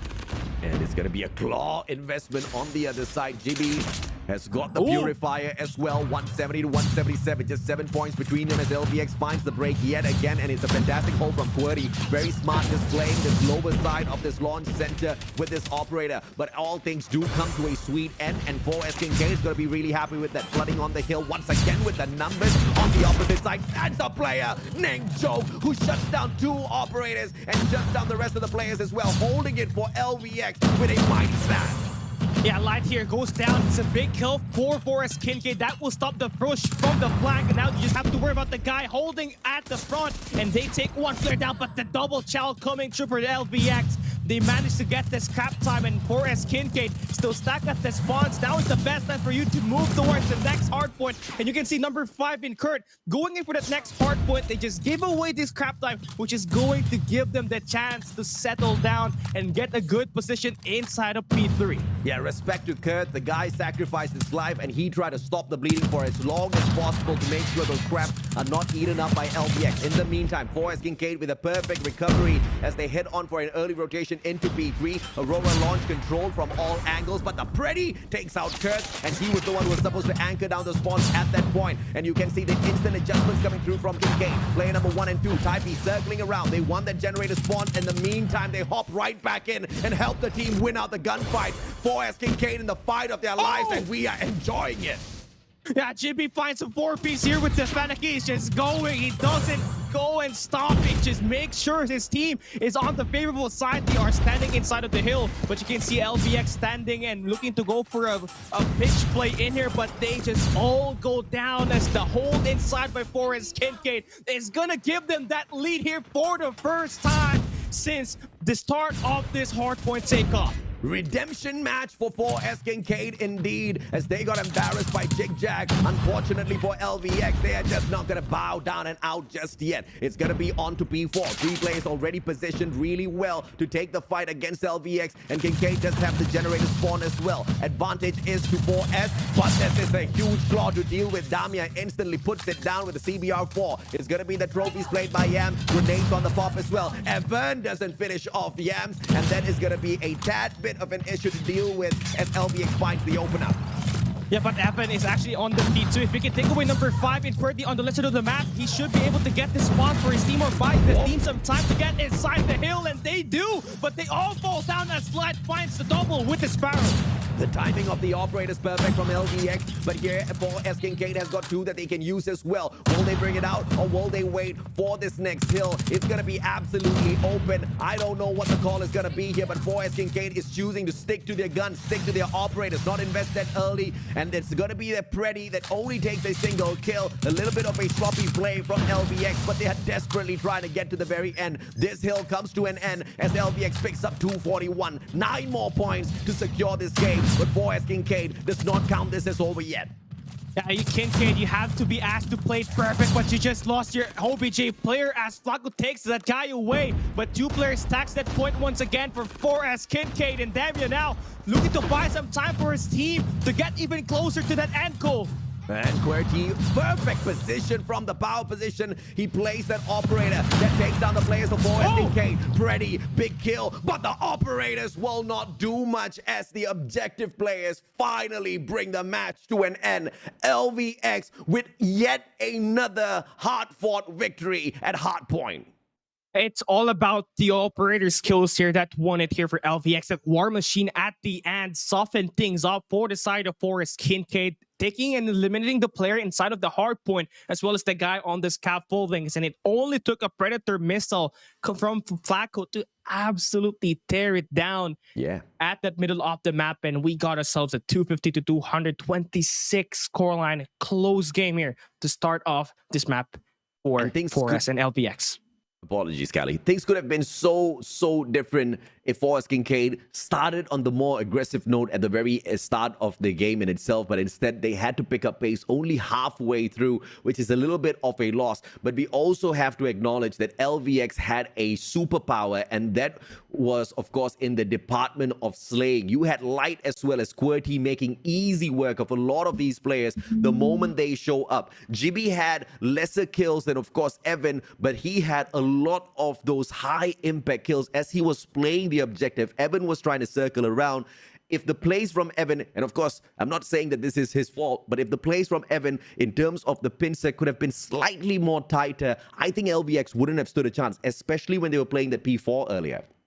Yeah, I mean, for P4, the only counter that you can do to eliminate the players inside of the point is to go in for that multi-angle push. And for Evan, he wasn't really able to be snappy with it. Being late on that rotation meant that the guys looking to get that attack at the front will be taken down. So the trades weren't really there, and that will give them that loss here up against LVX at map number 1. The good news for them, it's a play all 3 map. You just have to win 2 maps in order to win this series, and you're still given a second chance here. But you're going to have to step into the map of Slums, which is a map picked by LVX. This is the map that they defeated Forsuits Esports, where we just saw they managed to defeat VP Sage 7-0. Yeah, it's a pity that the players on the side of 4S KINCAID could not really master and pull away that hard point at takeoff from the strong grip of LVX. But clearly, the initial hustle was more than enough. And LVX, of course, did kind of let the game trail off a little bit. But you saw their discipline as well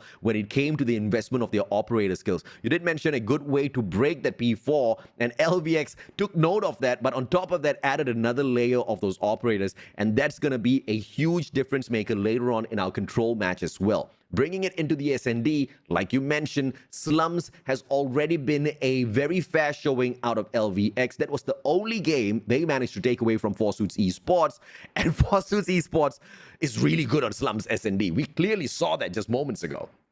And what's crazy was that they managed to neutralize Josh inside of that matchup by sending out QWERTY or Yams to get those eliminations. Yeah. And if they could do the same thing here as well, take away the sniper positions of Forest KINCAID, these guys are gonna be in a very bad situation.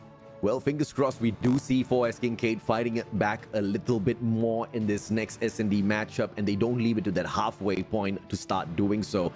But either way, we were looking for a redemption match, a redemption series for Forest KINCAID after getting whooped by ZHIG, and I think that's exactly what they have given us, right? They have shown us that they're not some pushover. They're not going to take this, you know, lying down. They are most definitely going to stand and fight. And I was so nervous at the start of that match where LVX was just steamrolling them and Forest KINCAID was just doing pretty much nothing, right? I think there was a point where the score was about 90-20, and that was when Forest KINCAID thought, okay, maybe we should start fighting back now.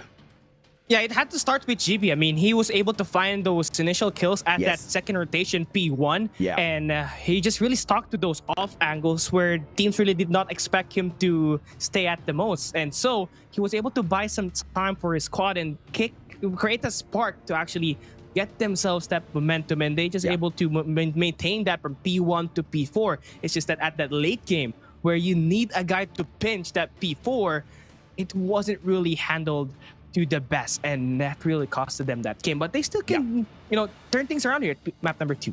Hey, absolutely, man. I mean, I'm just it's just such a unfortunate miss for the team of Forest KINCAID, and it has to be on Evan's shoulders, unfortunately, because the guy clearly can slay. He got the highest frag on the team, but the kills that he was getting, they were not as high impact as GB, and I don't even know how GB pulled that off, because holding on to P1 is one of the most difficult things to do. He was single-handedly getting that done, continuously proning, standing up, shooting those players, going back onto a prone, and I initially thought it was a smoke from LVX. It could have just been a smoke out of Forest KINCAID, because GB was an absolute ninja through that.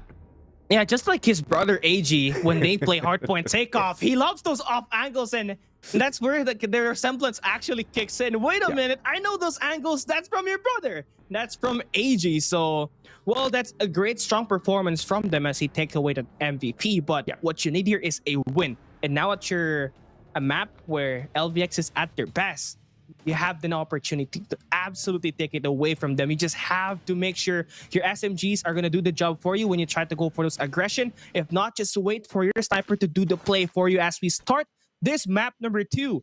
Forest KINCAID starting on the defensive side, and their sniper in Evan has to be the main focal point here off the start.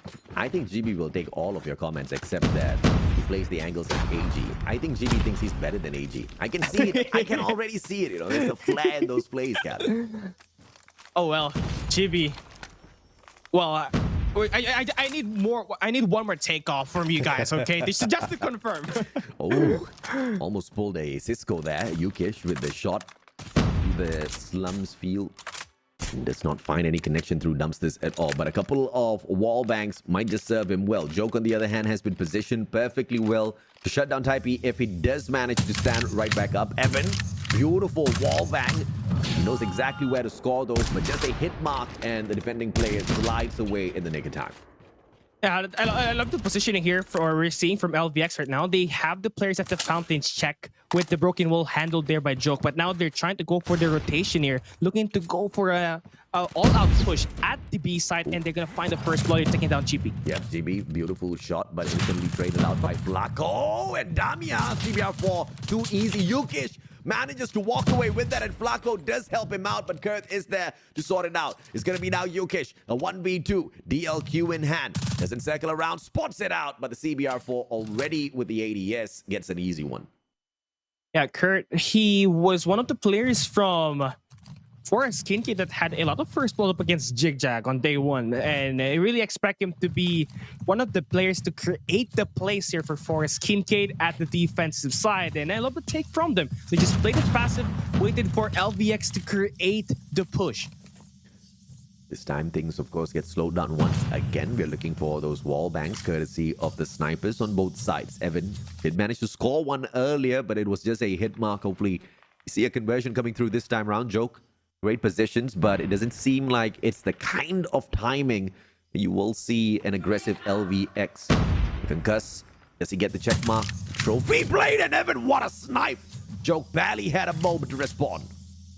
gets him with that one-shot delete. And with that play, that makes it a 4v5 situation. One less angle to worry about, but Light there for the trade. And looking at the defense here so far for 4S, they just make sure they got one player holding that broken wall just to counter the push at the A side. And they also have a player holding down the fountain so that they can spot any players getting to that broken area. Pace is still slowed down here. They're not taking any risk as Yams and Light both find one for each of them. GB and Dami are down and out of the equation. Evan might be able to save the day here as the sniper, but Kurt shuts one down. Yukish taken out, spot yet another player. Goes back in for the reach out on the slide. Gets nothing out of that. One plant here at the B site. 40 seconds for 4S to actually take this. Kind of in a split situation right now. You have to make Kurt be the playmaker, but he gets spotted by Light. That's going to make it a 1v3, and 1v3, it takes a miracle to happen. And now you're going to be stuck up against Yam. So you get jammed with that CBR4 kicking you up on this close range. And that's going to be a map. That's going to be a round win being won by LVX by planting that bomb all towards the B side. Fantastic back and forth between the two. You see a little bit more aggression out of LVX in the second round. But let's see how the defense is going to be for 4S KINCAID yet again as the snipers find their positions. It's going to be Evan and the number 4 trying to take a mid shot straight towards statues.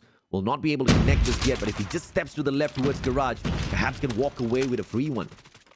Yeah, but Kurt overextends and Yam there to pick him up, and that's going to leave 4S off to a disadvantage here, making this a 4v5. Once again, you do not want a player to get taken down at the first 30 seconds, and with Light dropping TP once again, he's going to find a double here, and they can open up the plant at the B side. Yeah, LVX, that's a crazy fight coming through from them as the attacking side. That was a very aggressive guy in terms of Light's play. And Evan as the final player gets the hit mark on him, and they just beautifully finish it off with the CBR4. 2-1. Third round didn't really seem much of a challenge for them. Yeah, I mean, it all went down to Kurt. I mean, the guy held down that broken wall, but when he saw that there was a guy holding down an angle, he decided to go out and push, and that lived it to a 4v5 once he got taken down.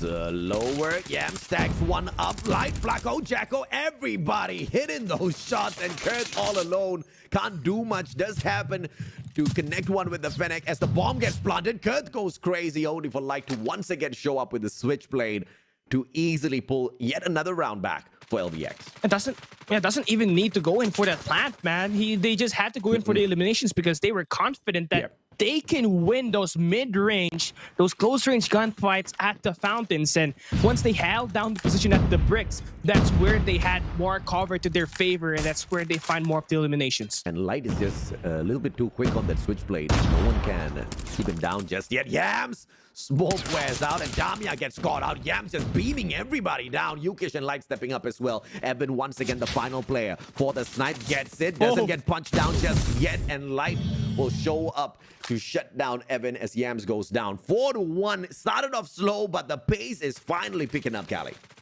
Yeah, as soon as they had the keys to victory lined in for them, get those first plots, they just immediately got confident. And on that round, they don't even need to actually put that bomb down because they had been able to push in way behind enemy lines, and Joke here finds the first blood, opens up that mid-map. Yams a little close, but Light and Yukish once again making life work of all of these players. And JB trying his best to fight back, but instant trade back in Taipei. Just some illegal shots as Light and Flacco once again. Quick rounds. This is just blitz fast in comparison to how we started this SND.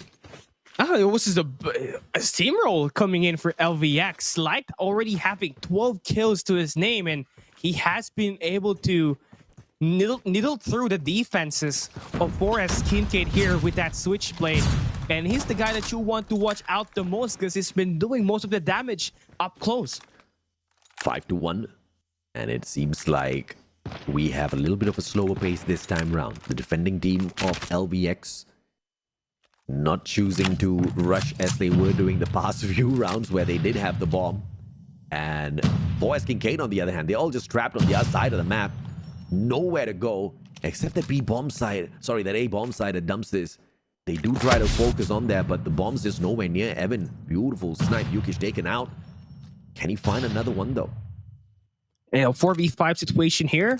They are still looking for corners that they want to pick, but you can see he picked the wrong angle. Yams is going to be on the left side of that map. Evan finding a double here at this round number 7, and they will be able to open up that B side, but it's not yet over though. They have to convert and finally finish this player in Flacco to finally win a round. It took them at least 6 rounds, or it took them 5 rounds actually. Yeah, 5. To get themselves to score second.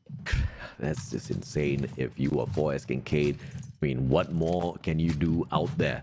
These guys are just steamrolling you on the attack. But now with the bomb in their hands, they get to dictate the pace a tad bit, and slowing the pace down seems to be helping 4S KINCAID perfectly here. Evan, opportunity yet again, but he aims at the wrong spot. Joke. Easy snipe for him. Kurth on the other hand, LK24, but he needs to deal with Yukish, who's playing the long range as well. And here comes Joke, positioning himself at a pincer.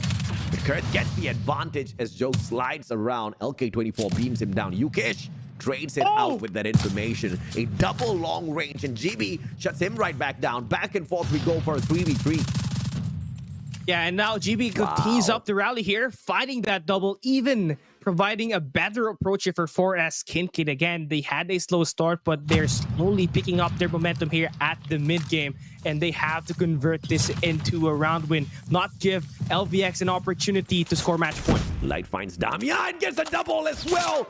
T2P finally finds a little bit of life, and Yams finds the clutch. And that's match point for LVX. From a round that you thought was most definitely going to go to 4S KINCAID. That's so unfortunate.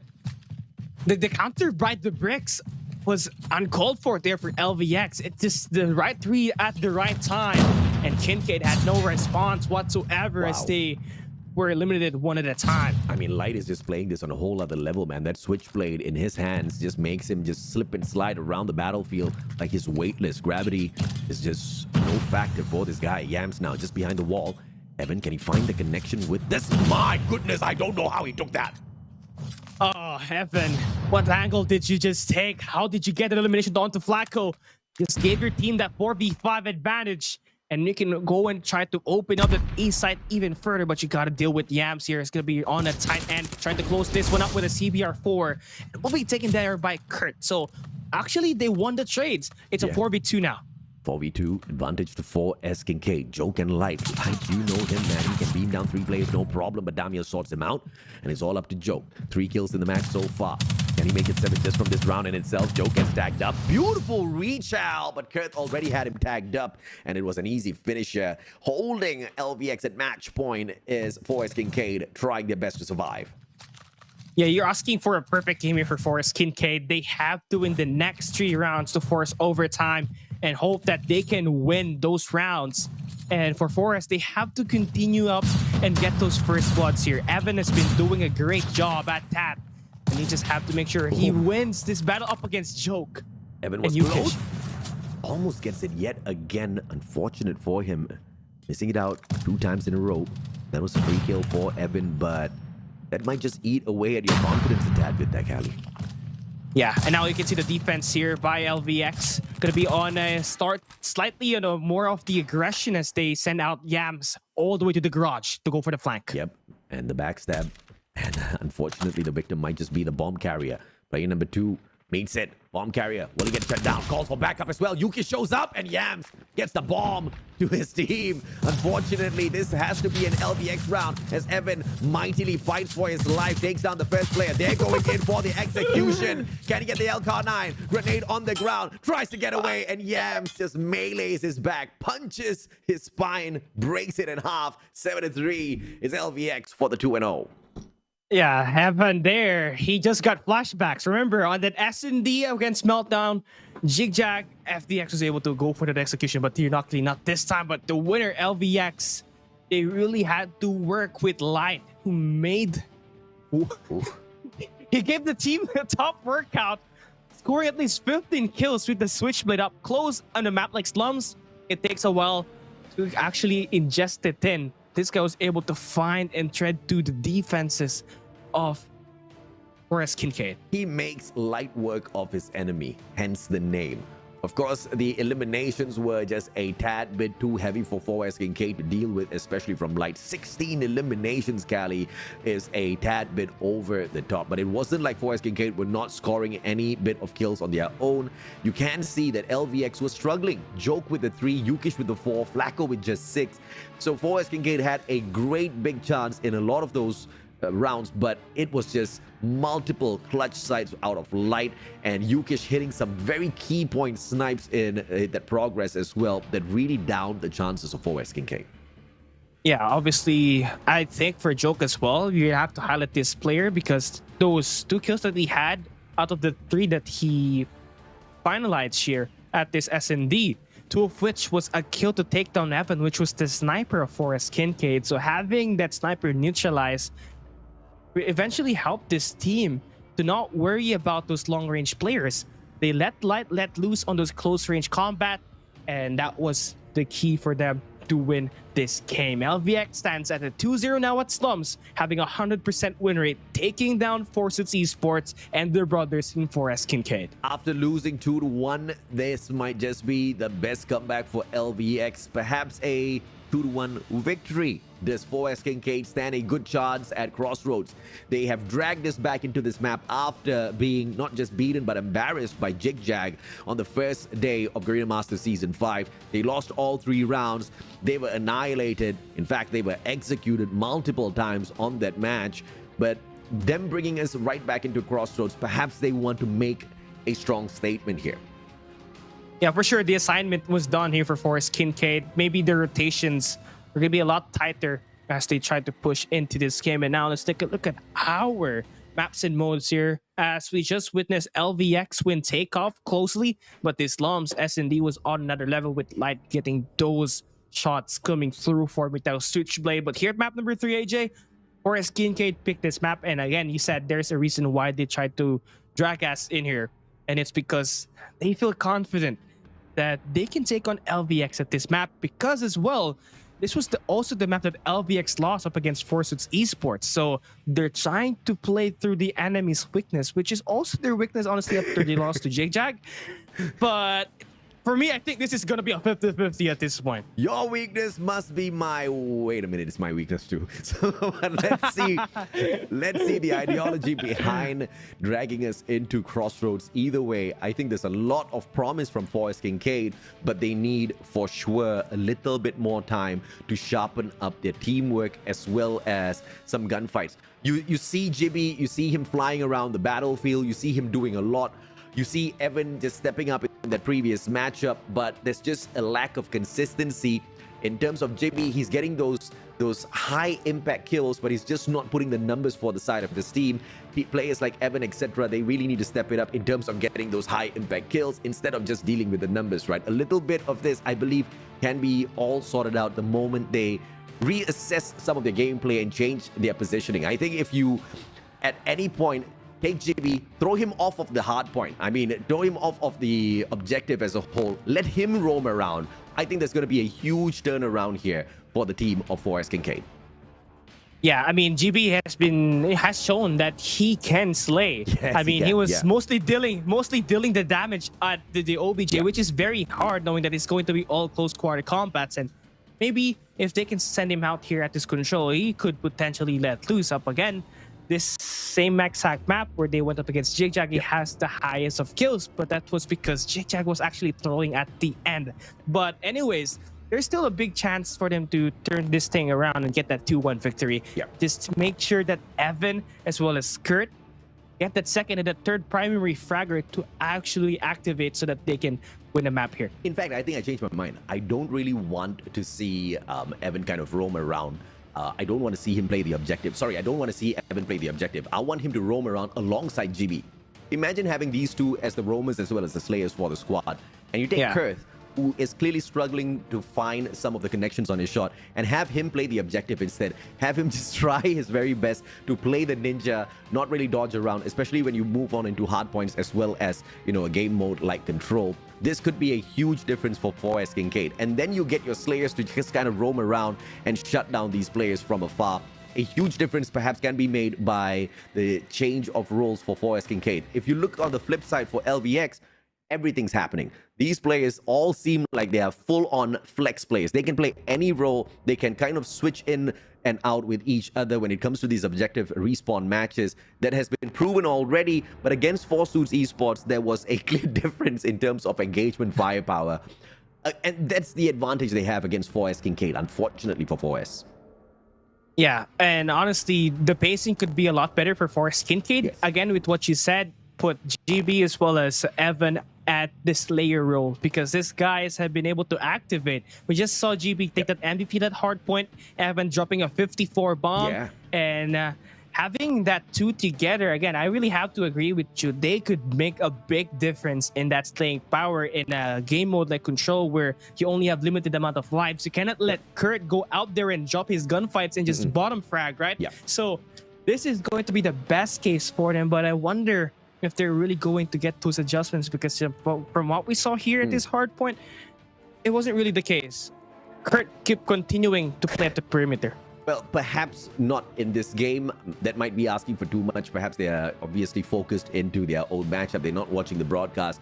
But, you know, the next time we do see them, I think the switch of roles is going to be really important, because, you know, to your point, you can't have Kurt going out there and dropping lives. And that doesn't just count on Control. It's going to count on any of those game modes out there. Having that extra man, having that backup, it's not necessary that you need to have your clutch guy as your backup. Sometimes you can just have your weakest player as that backup just to survive and get a couple of lucky kills if push comes to shove, because you want to be able to secure those main eliminations early. And of course, we're talking about S&D when that comes into concern.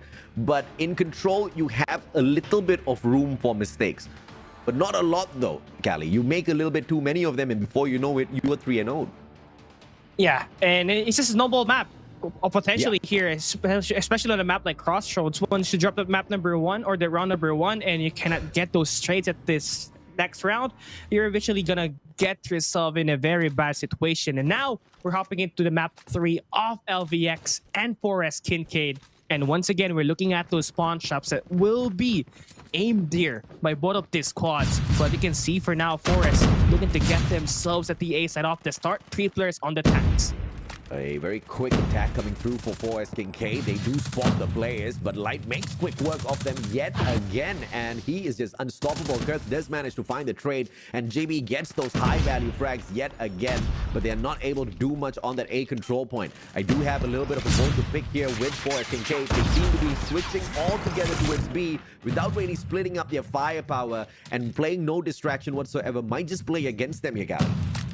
Yeah, you would need to have someone actually play the OBJ for you, as well as someone that can anchor the flank here as well. And for them at the moment, they managed to rejuvenate back, recover, and get themselves an opportunity to claim the time here at this A site. They got Damia as well as number 5 in yellow. That's gonna be Kurt actually holding down the OBJ. They paused the time and is actually doing well. Yeah, they're doing fantastically well. They're winning in terms of those gunfights. They've got more lives to survive out there in comparison to LVX, and they've also now managed to get what a prevention.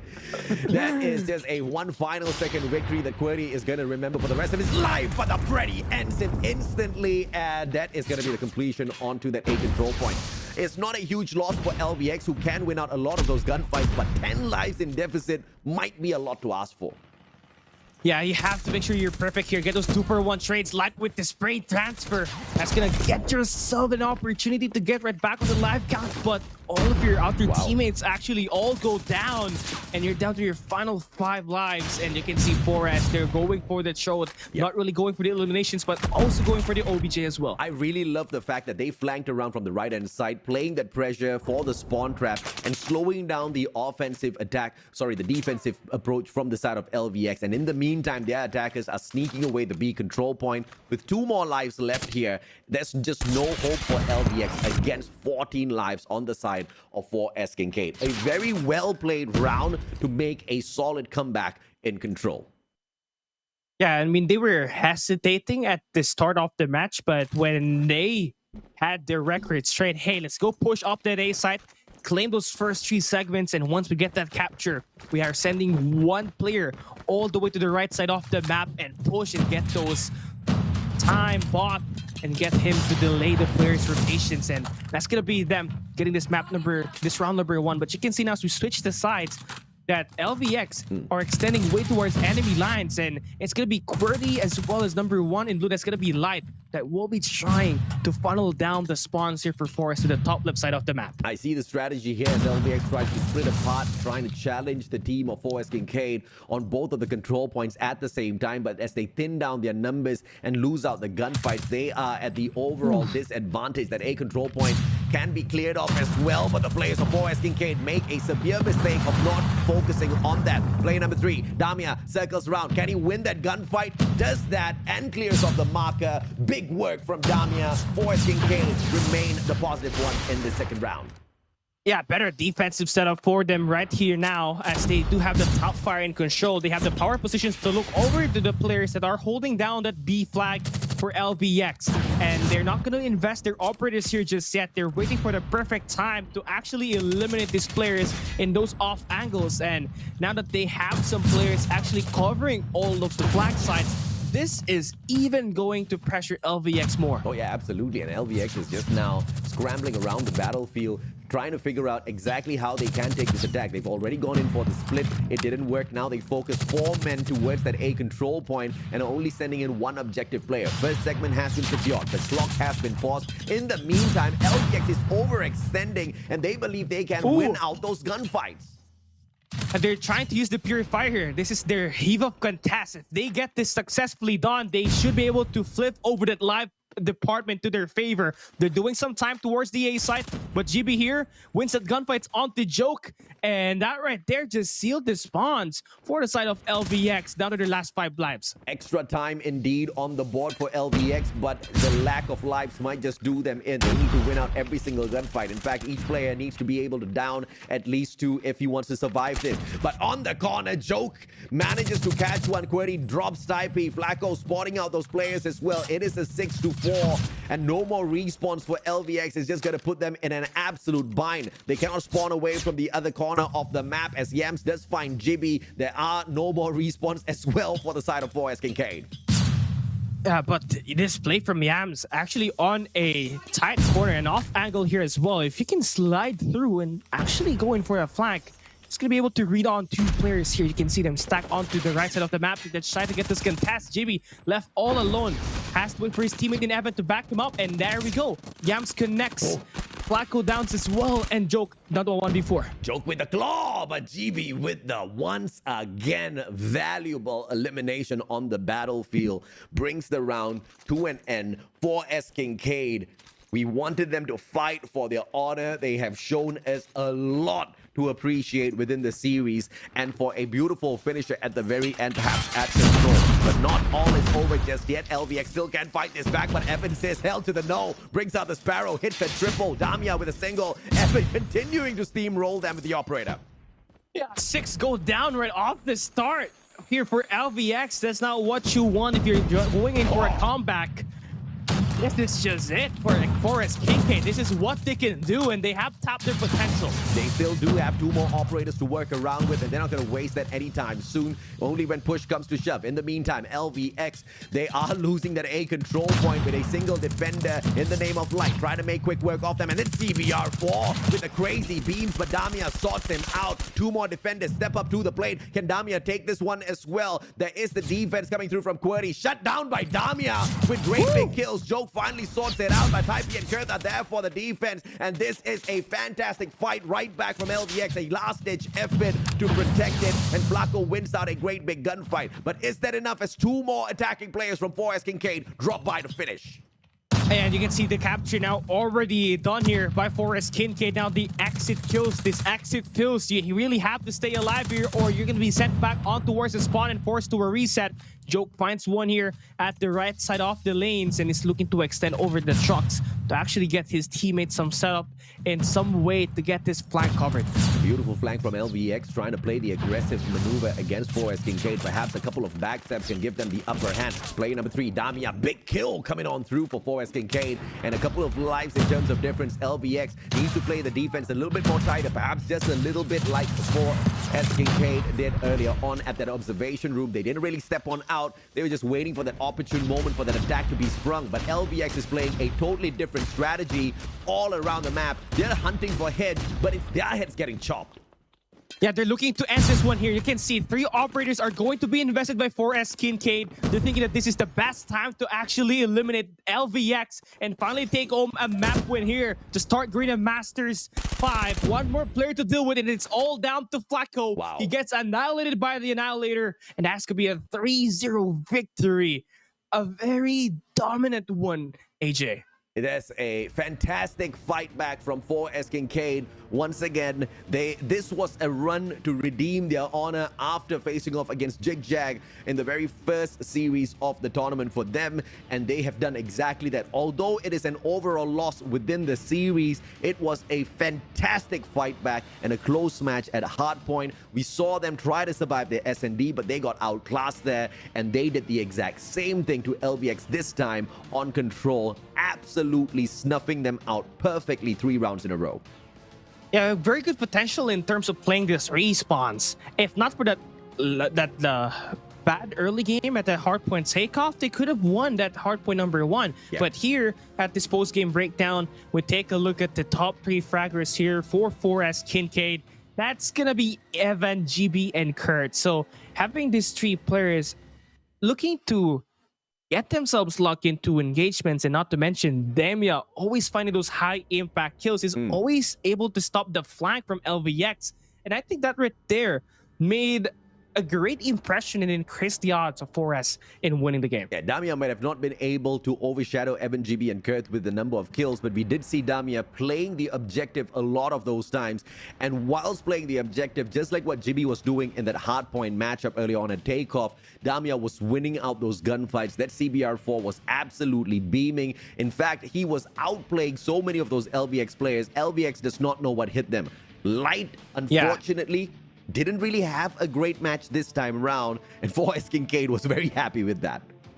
Yeah, I mean, after going on a tear that S&D, obviously those energies are gonna lack down or just gonna go down, and it was just like the perfect moment here for KINCAID to finally take their very first map win in here at this Garena Masters 5, and to do it in a way where they struggled on this map up against ZHAG. They seriously locked it down, especially starting at the attack side, where you really have to be coordinated to plan out your strategy. And that A flag retake, those B flag rotations were really it for KINCAID as they win their first map here. Oh yeah, I mean, KINCAID, I think they were so fine on both attack as well as defense. On the attack, they knew their priority. Didn't play a lot of distraction, but they knew how to swap in players one after the other. Not really investing all 4 available players on the hill, but instead keeping 2 in reserve to see if or not anybody comes for a cheeky backstab, whereas the other 2 goes in place for the objective. And the moment LVX thought that they had already taken out the objective players, out comes the 2 others in terms of reserve, and they keep switching it out back and forth like that. It was so beautiful to watch. KINCAID really outdid themselves in this control matchup, and yes, honor has been won right back. And I'm pretty excited for a lot more action from Group A after seeing these first 2 series. A lot of promise. I mean, once again, there was a huge mismatch in terms of the rotation of matches on day number 1, but as we move on through, we realize how tight this is going to be towards the end. Yeah, and we just saw the potential here by LVX as well as KINCAID at this map, especially here at hardpoint, where we obviously thought that LVX is just gonna go and ham these players down. It was like a 70-point lead before 4S KINCAID woke up from a deep slumber and went in to actually take the lead for a brief moment, but only for it to be taken away at the end as they failed to get that pinch play locked down by Evan. This is a unfortunate kill for the players of 4S KINCAID, because a lot of things were being done right, but a couple of mistakes really cost them that match. A little bit of extra firepower, of course, if Jibby had been able to put out there on the battlefield, would have made a world of difference. And the effort pretty much started from P4 onwards. Before that, it was pretty much a no-show. On the S&D, on the other hand, it was just this battles of the snipers. Yeah, I mean, Battle of Snipers, it was between GB as well as the side of Evan. And for honestly, that play right there, you know, having those players actually eliminated gave Light the opportunity to get a lot of kills in those close range engagements. And here at this control, it was really, I found it interesting that Forest KINCAID managed to lock down these points on the map so solidly. They had one player always holding down that mid map, and they had a player holding down the top fires as well. And the positioning gave them an opportunity to get an edge up against LVX in that control game. And Yams will be your MVP here with 39 kills, 49 deaths, and 25 average assists with an overall KD ratio of 0.8. Doesn't matter though, these guys are able to lock it down. I mean, it's a little unfortunate and it's a little surprising as well. And Yuki can thank that 0.8 KD average for KINCAID, who was outplaying them towards the very end. But a little bit of a surprise here because Yams didn't really need to do much. Just like GB, he was pulling in those high impact kills and he was playing that objective so well. I mean, look at that average score. That average score is a little bit over the top, Cali. Yeah, 5,786. This guy knows how to do it all, and to do it in a way where you have to play 3 maps to actually do that, right? Yeah. But I mean 2 maps for hard point and control, and those OBJ kills really helped him a lot to actually increase his multiplier. And that's gonna be it for our map here for this match number 2. It's a 2-1 victory, our first 2-1 victory after 4 matches in total here for Garena Masters 5, 4 of which were donuts yesterday's matches. And well, I really love to see it. Forest KINCAID getting their footing here at Garena Masters 5. Absolutely. And, you know, I just wish that Hardpoint could have been a little bit to their side as well. But at the very same time, LVX truly deserved that victory. There was a lot of pressure played by them. The counter plays, especially the timing of those operators, were a thing of perfection that I would most definitely love to watch again. Overall, both the Hardpoint matches from today have been absolute blockbusters, Cali. I'm expecting more coming ahead here, since this is just the first half. This is just, you know, the preamp to our main show later on, which is going to be ZHAG as well as HUNTSMEN. And I want this dude to duke it out. MYSG Showdown. I don't know. I really don't know how that one's going to go. I mean, Savage HUNTSMEN, they met SKADI, and they couldn't get past SKADI. I don't think SKADI is weaker than ZHAG. Sorry, more stronger than ZHAG. In fact, I think there's a huge power gap between SKADI as well as ZHAG. So if Savage HUNTSMEN couldn't get it done against SKADI, I'm a little scared for them as they take on ZHAG later on. But you never know. Maybe some Malaysian miracle might just be what entices all of us. But this very next series is going to be Team SKADI themselves, who beat down HUNTSMEN, and they take on a bunch of trolls wearing underwears. Their name is SPENDER. Yeah, I mean, they're spenders. They're gonna, you know, they're on a quest to tear them apart, man. I like that. No, I like that. Yeah. 250 to 55. The Spender definitely got torn apart in their previous hard point. They couldn't do much at that meltdown S&D. They only managed to win that single round, and Control was a no-show. But there was somebody that kept showing up for Spender, and that was Chiluk. This guy, you know, he deserves a lot of props because he's a main BR player, and here he is. He whooped so many butts to qualify for Garena Masters 3 under MP, okay? A salute to him, but we're going to take a quick short break. When we come back, that's the series you can anticipate.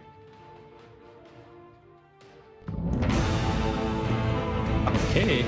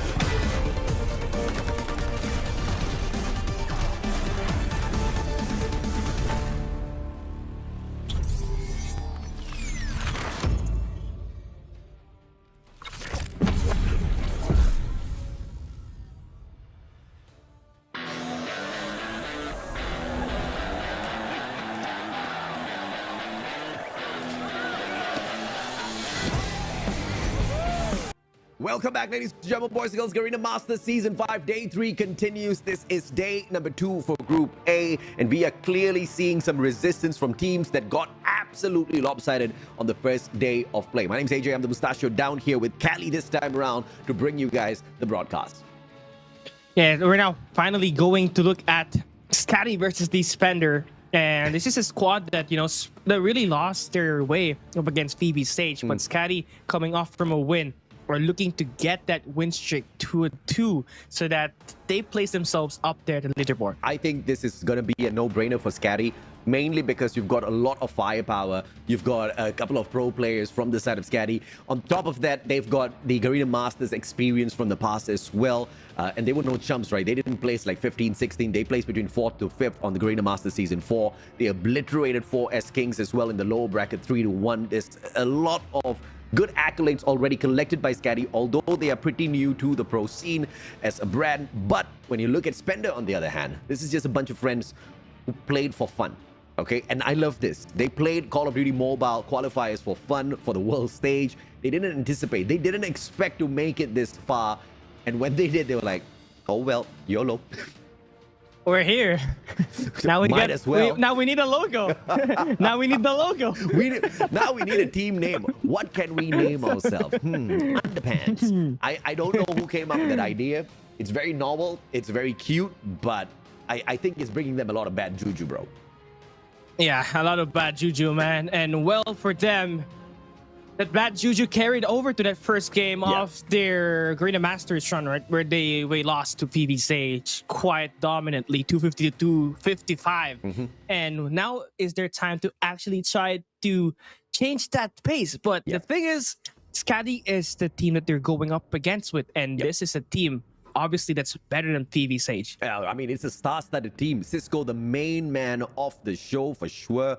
And, this is a team that kind of got whooped in Garena Masters. They were going for gold. They were going for the podium finish at the very least, but they just could not get there. Following that, Chirac, Snurpy, as well as Speed, they left, but they got replaced by Freezy, Tokyo, as well as Chroma, which kind of make me not miss the previous players at all, because Freezy, Tokyo, and Chroma bring such a breath of fresh new air to the plate, and I think this is exactly the kind of adjustment SKADI is going to need to get to the top this time. And their pacing will be a lot better here. I mean, they can play fast, knowing that this players knows how to place those submachine guns properly. Yeah. And Spenders are going to be, have to be very cautious in terms of getting into close range quarter combats, as SKADI has Freezy, Tokyo, Chroma, Mids, Mark, and Cisco.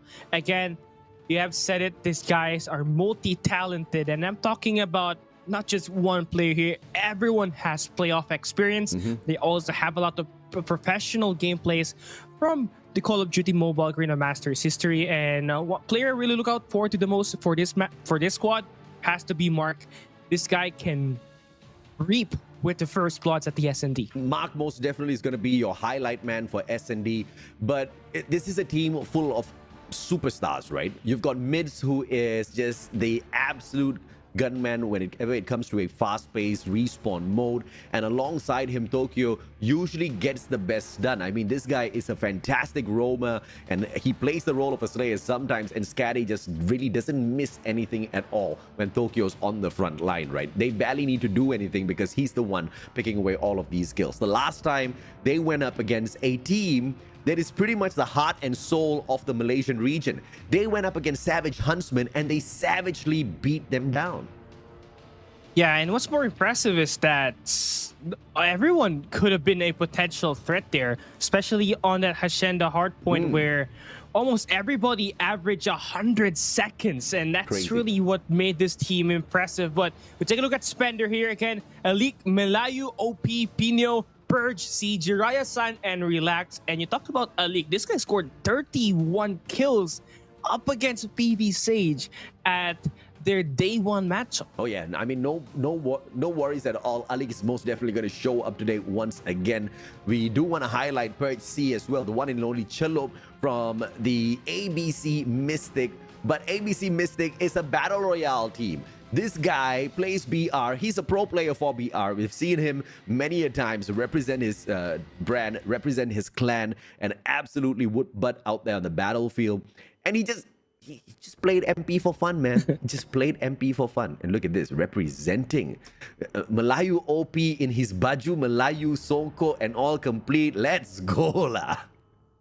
Yeah, this is it. I mean, all the experience at the Battle Royale requires it to be very accurate, right? And C has managed to translate that, especially in S&D, where he scored 6 kills, which happened to be the second best frag inside the game. But now we take a look at our maps and modes, and we're being dragged into an Apocalypse hardpoint, S&D Tunisia, and a control raid. Finally, we're seeing some new maps after seeing multiple meltdowns, as well as Hacienda for like the past few days. I absolutely love the fact that we're going to Apocalypse again. It has very quickly become my favorite hardpoint map. It is a map that really helps you focus your priority, and if you're not going to be able to handle those spawns as usual as any hardpoint would require you to, but with a lot of heavy firepower and precise skills, you're not going to walk away with that victory. Tunisia, on the other hand, this is where the snipers are going to have a field day, kind of controlling the whole pacing of that matchup. Yeah, C, and I'm already looking at the C, Purge C, as well as Mark matchup here at this S&D Tunisia. I'm already can tell that the snipers' nests are going to be plagued with a lot of deaths. Yeah. And as we move in towards map number 3 in Raid, this is going to be a map pick here by Spender. And this is going to be the best chance for them to actually come in and play, because Crossroads and Standoff ain't it for a team like SKADI, who can melt you down in those long range and in those close trains as well. But now as we hop into our map number 1 here, I love it. They just make sure that they go into a map where they can get those early rotations. And if they are successful with that, obviously every hardpoint in Apocalypse is a snowball hardpoint except for that hardpoint number 1. So Spender, love the map pick here. They should be able to go head-to-head between SKADI in terms of positioning, but at gunfights, they have to make sure that it's going to be on point today. Apocalypse, we have not seen this map all that too much, but one other map I'm really curious to check out as well as to how some of these teams perform in is Arsenal, but that seems to be a highly bannable map at the moment. It's a little bit too big. I understand exactly why they don't want to deal with all of that chaos, and it's not the easiest unless we've got perfect chemistry with your team on a map like that, Cali. Yeah, I mean, Arsenal is absolutely one of the most banned map here at Garena Masters 5 so far. 25%, 8 teams have managed to ban it for themselves, ending at day 2, right? Yeah. And well, if you're not using Arsenal, you're losing an opportunity to actually try it, of course, but you're losing the chance to play it in a very competitive, high-stake action map. So for teams like ZHIG, or as well as, you know, the top dogs, they should actually exercise playing that Arsenal map, because you're losing a lot, because a lot of teams from the global side had managed to make Arsenal one of their babies. And I think that's exactly why some of these top teams do not want to play Arsenal. I think that's going to be their trump card. They're going to be hiding their strats on Arsenal as much as possible as they can before they get into the playoffs, which of course becomes a tad bit more difficult as the bans kind of get lowered at that point of time. But as long as they can keep Arsenal as their trump card, they most definitely are going to be doing so, man, because, you know, a lot of their players have already been exposed in the past, and there's no way coaches like Alea, coaches like Device are not getting their team members to run those drills, because yes, for sure, I think they will be keeping an eye on North America as well as Europe all throughout to make sure they know what those stats are going to be and what they can anticipate soon at stage 5, because they're not thinking if they get there, they know they're going to get there. And the only team that actually exercised Arsenal was Almighty. Now ZHIG in CDSI, where they made light work of their opponent. They were able to actually go in for a very dominant game. But apart from that, we have not seen this map played at all. And hopefully some team starts to pick it up. But eventually, the top dogs are looking to try to hide it away, right? So now we're hopping into our map number 1. And again, Apocalypse will be picked here by Spender. And SKADI, again, having the better gunfights in here. I'm looking at retakes. If they are settling for those late rotations, their retakes has to be better here. I want to go into retakes, but I think the main factor is going to go back down to gunfights. We have now once again come back to a rotation of a mismatch in terms of capabilities out there on the battlefield. You've got really strong players on the side of SKADI. You've got pro players who have been in the circuit for a while. And then you've got SPENDER, a team who stumbled on in. And yes, you can play ranked and you can get to legendary, but playing against a bunch of pro players who have been running these scrims, you know, time and time again is a whole other level. I hope SPENDER is ready for this, because if they can pull this off, they will be living the dream and they will be inspiring so many other Malaysians, showing them that this is possible. I mean, we just made it by accident, and look at us rule SKADI out there. Of course, that's going to be, like I said, a fantastic dream if it happens. It's a great storyline, right? Kind of like a storyline that came out of an anime, from playing it just for fun into turning it into a series. I mean, who wouldn't love that, right? And obviously, Malaysian region has been looking for a #1 squad. Yeah. And that has always been Savage Huntsmen, but lately they have been struggling. Yeah. And again, we're still looking for that #1 spot. I mean, I just don't know what else can the Malaysian scene do, because if even the Huntsmen could not improve from where they used to be. They used to be the strongest team, and the only thing that has ever happened to them is deterioration. We saw the captain leave the squad, we saw Derb take over, we saw a little bit of improvement once the captain left, but apart from that, it was just a downhill performance from then on, right? And the other Malaysian teams that we have always had the opportunity to perhaps see within some of these Malaysian championships, or the last times when we have run Garena Masters, just haven't been able to reach the heights of a lot of these Filipino squads out there who are just so in love with Call of Duty Mobile. I mean, I get it, but I just really want to know how much of effort they put into these games, which is why one of my main questions to a lot of these teams are, what's your schedule like? How much do you even scrim? How much do you play this game to dominate it in such a fashion? Because I want that answer so the Malaysians can actually hear it and try to put in the work for themselves.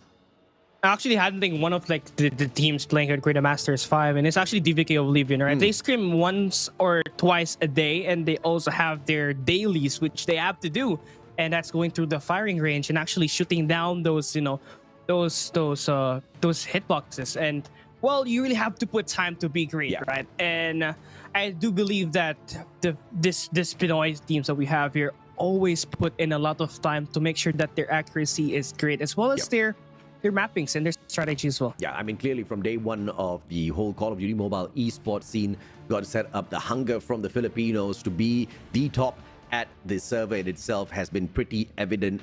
The other regions have been very desperately trying to catch up. The other countries within the server in itself, Malaysia as well as Singapore. I think Singapore has been represented really well, right? I think ZHIG has attained a level where they can't even troll the best out of the Philippines. You know, that unfortunately is the case. But even that being said, Callie, crazy enough, ZHAG has never won a single Garena Masters. I cannot believe that is the statement we have to make here, because for such a good team, not being able to pull this off is a huge question mark as to what's going on. And the closest they got was winning up against Blacklist at Garena Masters Season 1, which was like a year and a half. Yeah. And that's really, you know, that's back when Heaven was still part of the team, and back when Jepro was still, you know, a recent addition. And now both of them are gone. And it just hurts. Well, they did win the Garena Regional Qualifiers, but that's still not the Garena Masters, though. I do miss the departure of Jeff Pro for sure. You know, losing Heaven, no doubt, is a huge loss for ZHAG. But the last time they jumped on into a match, they didn't look like they were hurting all that too much. But clearly there was I mean, they were worlds apart in terms of who they were taking on, right? PV Sage, on the other hand, they kind of stepped on in. They showed us that they had the Olea touch. But even up against 4Suits Esports, they clearly showed that you don't need just the touch. You need so much more than that. That's exactly how intricate the competition gets at this level. Now, we're bringing up all of these points because it applies to Spender, who don't have any of these. I don't think they're scrimming on a daily basis or whatsoever. Once again, there were a bunch of friends who were playing together who happened to qualify. Up against SKADI, this is a miracle if they pull this off. But I want to see a miracle today, Callie. Yeah, me too as well, man. I want some upsets, but for sure, SKADI realistically are looking to just try to dominate this show, right? Especially that S&Ds. But their hard point has been pretty strong here as well. And man, Spender really looking to stretch this one forward. Let's see. Here we go. As this match kicks off, it's gonna be apocalypse, baby, after a while. Let's see exactly who's got the better hold, especially who plays a little bit better in the temple layer. Yeah, I mean, SKADI will start off on the better side on the map as they do have temple control, but you can see number 1 in a league already spawning towards that as they flip those spawns. They're gonna try to give away SKADI those early time just to make sure that they're gonna have the favorable spawn for next. But so far, they have been lit up here in terms of the gunfights. Yep, they're not letting off any gas at all, and it seems to be a 14-point roll coming through as they continue to win out all of their gunfights. 2 points for Spender. They need a couple more. They're attacking from the right side of the map. They do have the temple spawn. That's going to be a little bit favorable much later. They do need to find this backstab, which the gods of RNG do give them. It is going to be a backstab by Malayu OP, but that comes crashing down instantly. We talked about this. It's going to be the factor of those gunfights that are just not going the way of Spender at the moment. Yeah, 41-2 to start off this P1, and you let's see Freezy winning that good gunfight against Relax, and that's gonna open up that spawns for next for SKADI here. Already thinking bigger picture, but Malayu actually sets up a play to actually try to win this P2 over, but will eventually get taken down. And so SKADI having that early set of rotation, they have 2 players holding up the point here as well, and Spender having this late rotation means they're gonna have to fight tooth to nail to get inside the hill. I'm not too sure if or not Spender was trying to control the temple spawn, but it seems like they can't dictate anything in this matchup at the moment, because whatever they are trying to do, they can't seem to be getting past the players of SKADI. And now it's gonna be Chroma once again with a shutdown back to back. All he needs to do is just hold on to this angle at courtyard and beam them down through this window, and nobody else is going to be able to step it up here. And Spender, the best thing they can do right now is actually use that jump up to get in. Just try to play something different, or maybe even take away that temple spawn, but nothing seems to be happening there. Yeah, and they're just trying to push here over towards Secret, and well, it hasn't been, you know, working so far as they have been continuously be shot down here. Tokyo finds a 3-piece, giving him that 6 in a row. Now you're gonna see Spender actually spawn towards the temple here, and Tokyo are looking to try to get almost about every time here inside of this P2 while his teammate sets up for next. He has been on a row, 9 in a row for him already, 12 kills so far. It is going to be a 1-1-4-2-2. Spender has barely been able to do much on these hard points. It's a very single-pointed approach coming through from Spender, which surprisingly is not what is giving them any bit of advantage out there on the battlefield. Am I kidding? There's no surprise there at all. SKADI continues to just aim down 1 point, expecting Spender to do the exact same thing over and over again, and they do. Yeah, and you can see that Spender is just really locked down into like one side of the map, which is going to be over towards the ammo. And then every time they actually spawn, they eventually get taken down in the first 3 seconds, which is not going to be a good sight to see, because they're feeding SKADI a lot of kills, which will help them build up their operators fast, as well as there's core streaks in here. And that's just going to mean more trouble for you as we open up this P4. And unfortunately, there's just nothing Spender can do about it. They know they don't want to feed, but they are trying to go and get the kills, and they end up feeding. If they don't go and try to get the kills, they're not going to feed, but they're not going to get the kill. What a dilemma if you are Spender. A 160-point lead SKADI has over Spender now, and as we set up the ruins here, it seems to be a one-sided matchup that perhaps Spender has now started expanding a tad bit. Player number 4, Malayu OP with the flank all around towards main road. He might be able to win this out and put a little bit of challenge here, but it's going to be mid-step. Yes! Oh, he gets it! He gets it, is in the entrance. Spender breaks the hill, finally puts on play. Yeah, League now looking to get this investments with the Sparrow, but will be shut down by Freezy there. They get a little bit of a time here at this P4. Gets them to 30 seconds, and that's not going to be more though, as SKADI continues to really stack into point. But we can see some more fight and some more action in here for a Spender. But it's not really enough. Only Malayu has been able to lock down at least a double-digit kill. I'm not too sure exactly what's happening here. Spender could have just hopped onto that hill, but they just leave it wide open, and they rotate around towards the first hard point, and they still get slain by player number 3 in the name of Freezy. This is a little unfortunate. I think they're trying some cheeky little strats out there, but even if the straightforward strats are not working out, I don't think I'm going to be coining any cheeky strats. Mids will continue to blaze all of them alongside Freezy. Spender does manage to find a break on the hill, but can they sustain this as the pincer comes through from the intel? Yeah, Freezy now gets that kill and is on to 5 spree here. 24 onto him. And they're going to be almost about 200 points mark in this game as they have managed to claim most of the time here at this first 2 sets of rotation. And now they're going to try to bring up their operator here to get more kills. He pops 1, he pops 2.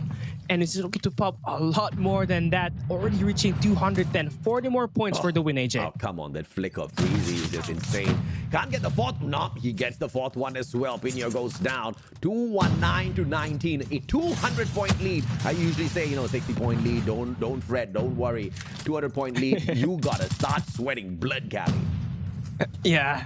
This is unacceptable. 20 more points for SKADI, and I believe this could be the first 20-point club if we do not see Spender get themselves inside of that hard point. You can see Freezy trying to delay the push in here by the ruins.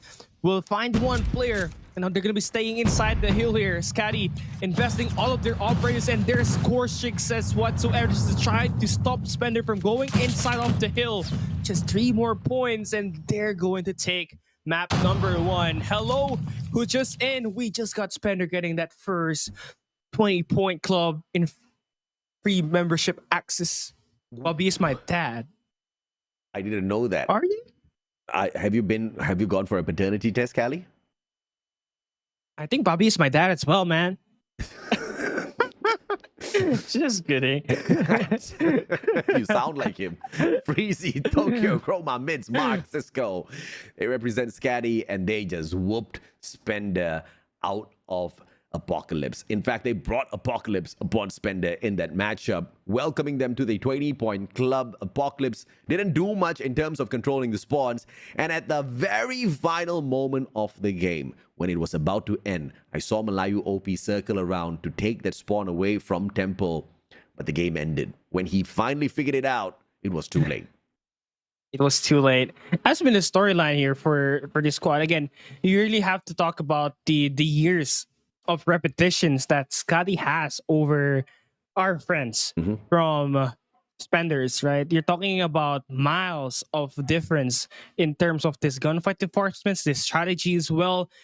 And there's nothing much that Spender could do there. Yeah. I mean, they really settled for those early rotations, but it really was the accuracy and the gunfights that really dropped in here that really costed them this game. And it's expected. Freezy with the MVP, 35 kills, 35 seconds on the hill, but Cisco soaking up a total of 2 minutes, 20 seconds as the objective player of the squad. Apocalypse wasn't that big of a difficult fight for SKADI. In fact, it wasn't a fight at all. Spender didn't really show up. When you've got Alik hitting 4 kills all throughout that matchup, you know there's a huge problem. Yeah, very uncharacteristic. I mean, uncharacteristic. This guy was able to frag in 31 kills up against PV Sage on day 1. And having to play on a different map really hurted their odds of actually getting himself involved in these gunfights. 4 and 27. That's more than 5 negative times 5 negative, as this guy not really get himself involved in this gunfight. And that's gonna be it. 1-0 for SKADI. Yeah, on almost 5 negative, a -4 for Jiraiya-san. It was just an all-out negative play for the team of Spender. But what else can you expect when you take on a team like SKADI? It looks like there's just no mercy whatsoever from SKADI. Is this going to be a quick one at Tunisia? We will have to wait and see. It's quite a big map, so maybe a lot of cat and mouse chases around here and there. But if it does drag out, that in itself is, I guess, a win for Spender, because at the moment, the gunfights are just not clicking, unfortunately. Yeah, I mean, the best way for them to, increase their odds of winning this game is to stop dropping their bodies, and especially on a map like a game mode like S&D, where you really have to care about your lives because you're not going to be able to spawn right away. The best thing for you is to try to make sure that you get a lot of information and staying alive in those early engagements. And it's quite a tall order for them to actually do, since SKADI knows how to play the ins and outs of this Tunisia map, since this is going to be, one of the maps that's going to be with their sniper, especially in Mark and Cisco. As we head on into Tunisia, it seems like SKADI is not going to be too worried about this. They handled the bigger Malaysians in the name of Savage Huntsmen. Just yet another Malaysian team for them to deal with. This time, the easier one. Savage Huntsmen is the pro-Malaysian team. And underpants. Spender is the amateur Malaysian team that SKADI needs to take on. So this challenge just went from tough to easy. It's a no-brainer here for SKADI. So the spotlight needs to be on Spender. What can they potentially do, Kali, to pull a victory away from SKADI here? Come on, we need to see Alec, and I need to see hits those shots with that sniper, man. I believe he has the one opportunity to try to change the narrative of this game. Yes. But yeah, I think it all has to go to C and Alec here. They have to pop off. The last time we did see C popping off on both the hardpoint as well as control. This time round, there was a clear lackluster performance from him. And like you said, Alec wasn't showing up at all when you've got some of your top fraggers bottom fragging, not even like on a down performance, but not performing at all. You're definitely going to struggle even more, right? So with that non-performance, if they do manage to bounce right back up, if C does connect with the sniper shots, gives them a small chance. It doesn't give them a big chance. It gives them a small chance. But if it's a small chance, as long as it's a part of a chance, I'll take that. I think I want to just see Spender win a minimum of 3 rounds. 3 rounds. Yeah. They won one. I think it's possible. I think it's possible. I mean, this is going to be a long map. So if they can make sure that they played passive at first, they could be able to land those shots and play through C. I think as long as they stick together, and like you said, play this as passive as possible, allow C, Chilop to kind of hold the front lines with a sniper, things might just go easy for them. But when they are on the defense, that's exactly what is going to be played against them. Because SKADI on the split and just be able to overwhelm them super quickly and not give them a chance at all. And you can see now early gunfights being won by SKADI here at the attack side. Mark now getting his presence felt in the game. What? 41 seconds. 1 minute and 39. Oh, how much? Wait, no, that was 21 seconds. 21 seconds. Oh well. Crazy stuff. It was a team ace. I was expecting a slightly slower approach from Spender. But once again, they are on the defense. They don't have much of a choice. I like the fact that they are stacking the A point though. And now an overextension coming through from the attacking team as they do take that plant as well. They're going to be stacking up shop. And one's going to be heading towards balcony as well. And player number 4, Chroma, and that Fennec. That's going to torture their souls. Nobody's flanking around from the side of Winery. So this is going to be a straightforward approach coming through from Spender. Yeah, I mean, Cisco now holding himself at the main route. So it will be dealt with here as Mark is waiting for the next gunfight. He finds one. But Alec there for the trade. It's a 1v3. Jiraiya-san already spotted out, and Freezy, sorry, Alec spotted out and Freezy with a quick finisher. This time it's a tad bit slower. Spender did have the opportunity to buy a little bit more time since the attack did flow directly towards B and they stacked A. But that's going to be the kind of situation they're going to get caught in this S&D all throughout. I'm thinking it's going to be a record-setting S&D here. Well, we're going to have to find that one out. Jiraiya-san now has to activate the Sage mode to get the skills through, but Freezy and Tokyo combine for 3. And that's going to be an early 2v5 here. They get the ball plant as well. Yep, 2 more players left here. Alec as well as Pino. The second around. Alec just second guessing himself, but Chroma's not going to be waiting. Alec around the corner. Beautiful beams coming through from Chroma. One more player on the right, and a flick gets him the double. SKADI with an easy 3-0. And some signs of life there for Spender as Pino was able to find a double. But eventually, it all went down to a 1v3 at that end, where we just saw one of the players from SKADI take that last player by the statues, and the attack side has been doing them wonders so far. They're able to dictate where they want to go, and they're able to punish Spender every time. So the chat is kind of ruining Spender a little bit, sending a lot of negativity towards them because they accidentally qualified. They didn't plan for this, guys. They were just playing, okay? They were playing, and then they got offered the spot because they earned it, and they were like, what? And they did the responsible thing. They made it here and they're giving it their best. At least they are here. Even though they know it's going to be an uphill battle, that's what we love about Call of Duty Mobile. It gives you a little bit of hope. And Malayu OP shuts down fantastically well. Jiraiya-san and Pino though. Chroma as he goes in for the plant. It's going to be a unfortunate one for Spender, who has to rotate all the way towards B now. Yeah, the best thing for them here is to try to group up. But Cisco is holding down the main route. So if ever they try to cross down towards mid, they are going to get spotted in the info now, already in the hands of SKADI. Cisco misses too. Pino, beautiful shots just to hold him back. Cisco will have to reposition now. And the approach towards this B bomb site by Jiraiya-san and the CBR. Cisco misses 4 in a row. Can he take the 5th one? Jiraiya-san does not make it past that. And it's going to be Cisco with the finisher. The guy has finally stepped up his gameplay out there on the battlefield. Yeah, he hasn't taken away any MVPs here so far, but he has 6 here. If he continues this one, he's going to be able to take away the MVP away from his team, who has held him back for so long. That's going to be a 4-0 start on the attack side for the side of SKADI. They're looking to try to push here all the way towards the A side, or towards the B side, where it's going to be 2 players waiting for Spender. In defense, the rest of his team members are fighting for the exact same thing, and unfortunately, they keep winning it, man. Freezy with the 7th kill already. Cisco's crying at this point of time. Freezy circles around. Can he hit? Another one? Yes, he does. And the 8th kill for the guy. Tokyo shuts down Jiraiya-san, and the speed run continues 5-0. Next one's match point. Spender can't seem to do much apart from a couple of frags. Yeah, and the thing here with them is that they tried to hit SKADI with like multiple defensive setup. They went in there going for the frontal assault. They went in for the play for retake, but it hasn't really been working, knowing that no one really has managed to beat that front man solidly to stay and survive and get those engagements. And seems like for the side of SKADI, they put that bomb down towards B and also sending out Cisco to hold down the flank at the connectors. Cisco, beautiful shot, and he connects yet again. The sniping Cisco is not easing off on this gas pedal as Mark steps it up as well. Cisco has yet another opportunity. Alik with a backstab does not find Cisco's back as he repositions. Alik wild sprays and does shut down Cisco, thankfully, but as the final player, nothing is left as the bomb goes off. 6-0 match point, baby.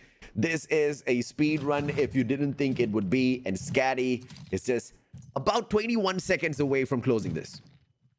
Are you thinking of another round? It's like what we have from round number 1. Well, we're gonna find out here. As we switch the sides, they're gonna be on the defense, and they can dictate where these offensive players are gonna be at. And you can see that Freezy is already extending his way over towards the winery. They find 2 players already. Jiraiya-san with the comeback, but Tokyo shuts down Pino. The numbers on the side of SKADI on for the hunt. So Tokyo's going to find one. In the meantime, Freezy from the back. Jiraiya-san with the last-ditch effort shuts down Tokyo with the Fennec. Freezy's going to come around the corner. The guy's got his back turned around, and Freezy with the slide does not find the connection. Jiraiya doesn't get too cheeky just yet. Right behind him, here comes Mark. Can Jiraiya take this kill and then walk away with this bomb and get it planted as well? And he does it! He does it. He tries for the melee, but Freezy shows no mercy. And that's going to be a 7-0. Another 7-0 here at the S&D. One went in from Forces Esports as they took away the map up against Phoebe Sage. And SKADI take away a map here through a sweep up against Spender. And that's going to give them a 2-0. And I'm not going to be expecting, you know, a lot more in store in that control game later on. SKADI has just showed that they're here to win everything. Oh, yeah, absolutely, man. But of course, that being said, though, Spender is not really the kind of benchmark SKADI wants to measure themselves up against. They want to take on teams like ZHIG. They most definitely want to meet Forces Esports. They want to see what they can do against PV Sage. They're done and dusted by now with the Malaysians. They know where they stand. Yeah. And with this 2-0 victory, like the first 2 maps here, they have won it so dominantly. 250-19, 7-0 here versus Spender at Tunisia S&D, and it just keeps getting better. Freezy now takes the MVP here for the squad with 12 kills, and you know, every time, again, yeah, right? Again, they take it from Cisco. Yeah. Cisco only has 8. It's okay. He's the same rank as me on ranked matches, so that's exactly what you can expect. I'm just kidding, Cisco. Great snipes this time around. I mean, the guy has most definitely improved since we saw him on Garena Master Season 4, and that's what you want to see out of these players, right? Constant improvement. But obviously, the talent that he has recruited to make SKADI a scary team is more than good enough to continuously rip away that MVP title from him. I mean, like Freezy, 12 kills. Give me a break. This guy was on fire. Yeah, I mean, he was lighting this player is up. And he's always there along with Chroma as well at that A site earlier at the S&D Tunisia. And he's always able to get, you know, double or triple kills at the first few rounds as we start this game. And for SKADI, really, they just really want to get this over it. But for Spender, I really admire how, you know, they don't just half-ass their way inside the game. They try to actually put in strategies inside the game. It's just not working out. Yeah, unfortunately, even if they did have the strategy, they just couldn't deal with the firepower. And I was expecting 3 rounds, and I wanted to count that as a win. I should have just asked for 1 round, because quite honestly, when you look at the difference in terms of what they can do with the guns out there on the battlefield, even that 1 round would have been a definite win in my books for Spender, taking this super tough, in fact impossible fight against a pro team. As they head on into raid, let's see if or not they've got a fairy godmother just behind them to sprinkle them with some fairy dust, because they are going to need every single bit of luck they can grab from the universe. Yeah, I mean, we're hopping into a raid control. Obviously, long range could be a main thing here for the side of Cisco, but this squad knows how to play it with their SMGs, and Spender has to watch out on those close quarter combats. And the best way to actually for them to sustain more lives out there is not through those 1v1s. You have to always go in pairs just to finally get those trades to lock in if you're going up against SKADI on those engagements. This is a crazy one-sided series that I'm hoping and praying Spender might be able to walk away with some sort of positive. But I don't know if that is just asking for a little bit too much. Looking at how SKADI is really not giving them any bit of room to breathe at all, right? There's just no chance given. There's no face given by SKADI. They want to prove a point. They want to go out there and show that they're serious in the competition. And that seriousness is resulting in an absolute annihilation of Spender. I mean, 250 to 19 on that hard point itself is a strong statement. Yeah, I mean, everything was just locked in here for SKADI, and now that we're up here back again at the caster desk, 3-0 is looking to be the outcome of this game as SKADI continues to dominate this matchup. But I want some action here for Spender, man. I want Alec and Jiraiya-san to activate their inner demons to actually, you know, put up some fight at least here up against SKADI before we end this matchup. No doubt, I definitely want to see all players from the side of Spender step it up. As long as they can just frag much better than the previous matches, it's going to be a win in my books this time around already, because Team SKADI is going all out. The numbers are just 3 in terms of difference, but it is SKADI on the defense, and the attacking team is down on numbers. They have to make sure that does not go ahead to continue. Tokyo is going to be an absolute torture to deal with at this point of time inside of Gallery, and as he turns around, he's going to continue to shut down a league as well. Tokyo on a roll, and he gets away just in the nick of time. Can he shut down Pino as well? Goes in for the crazy slide and loses the fight against Tokyo. Somebody give me a break, because Tokyo's on fire. Yeah, this guy is just putting on a mix. He's just putting them all towards the graveyards. He's holding down the garage all on his own, spawning these players outside of this area, and he is on a 7th spree. He's on the 7th spree, finally taken down by Malayu OP, but Tokyo single-handedly dismantled the team. But let's talk about Freezy as well. 10 on the kills already, and we weren't seeing some of the action he was taking on. Malayu OP trying to pick up a couple of more. At the moment, he is the OP player on behalf of Spender, but with 5 more lives to go, it doesn't matter because the clock has just run out.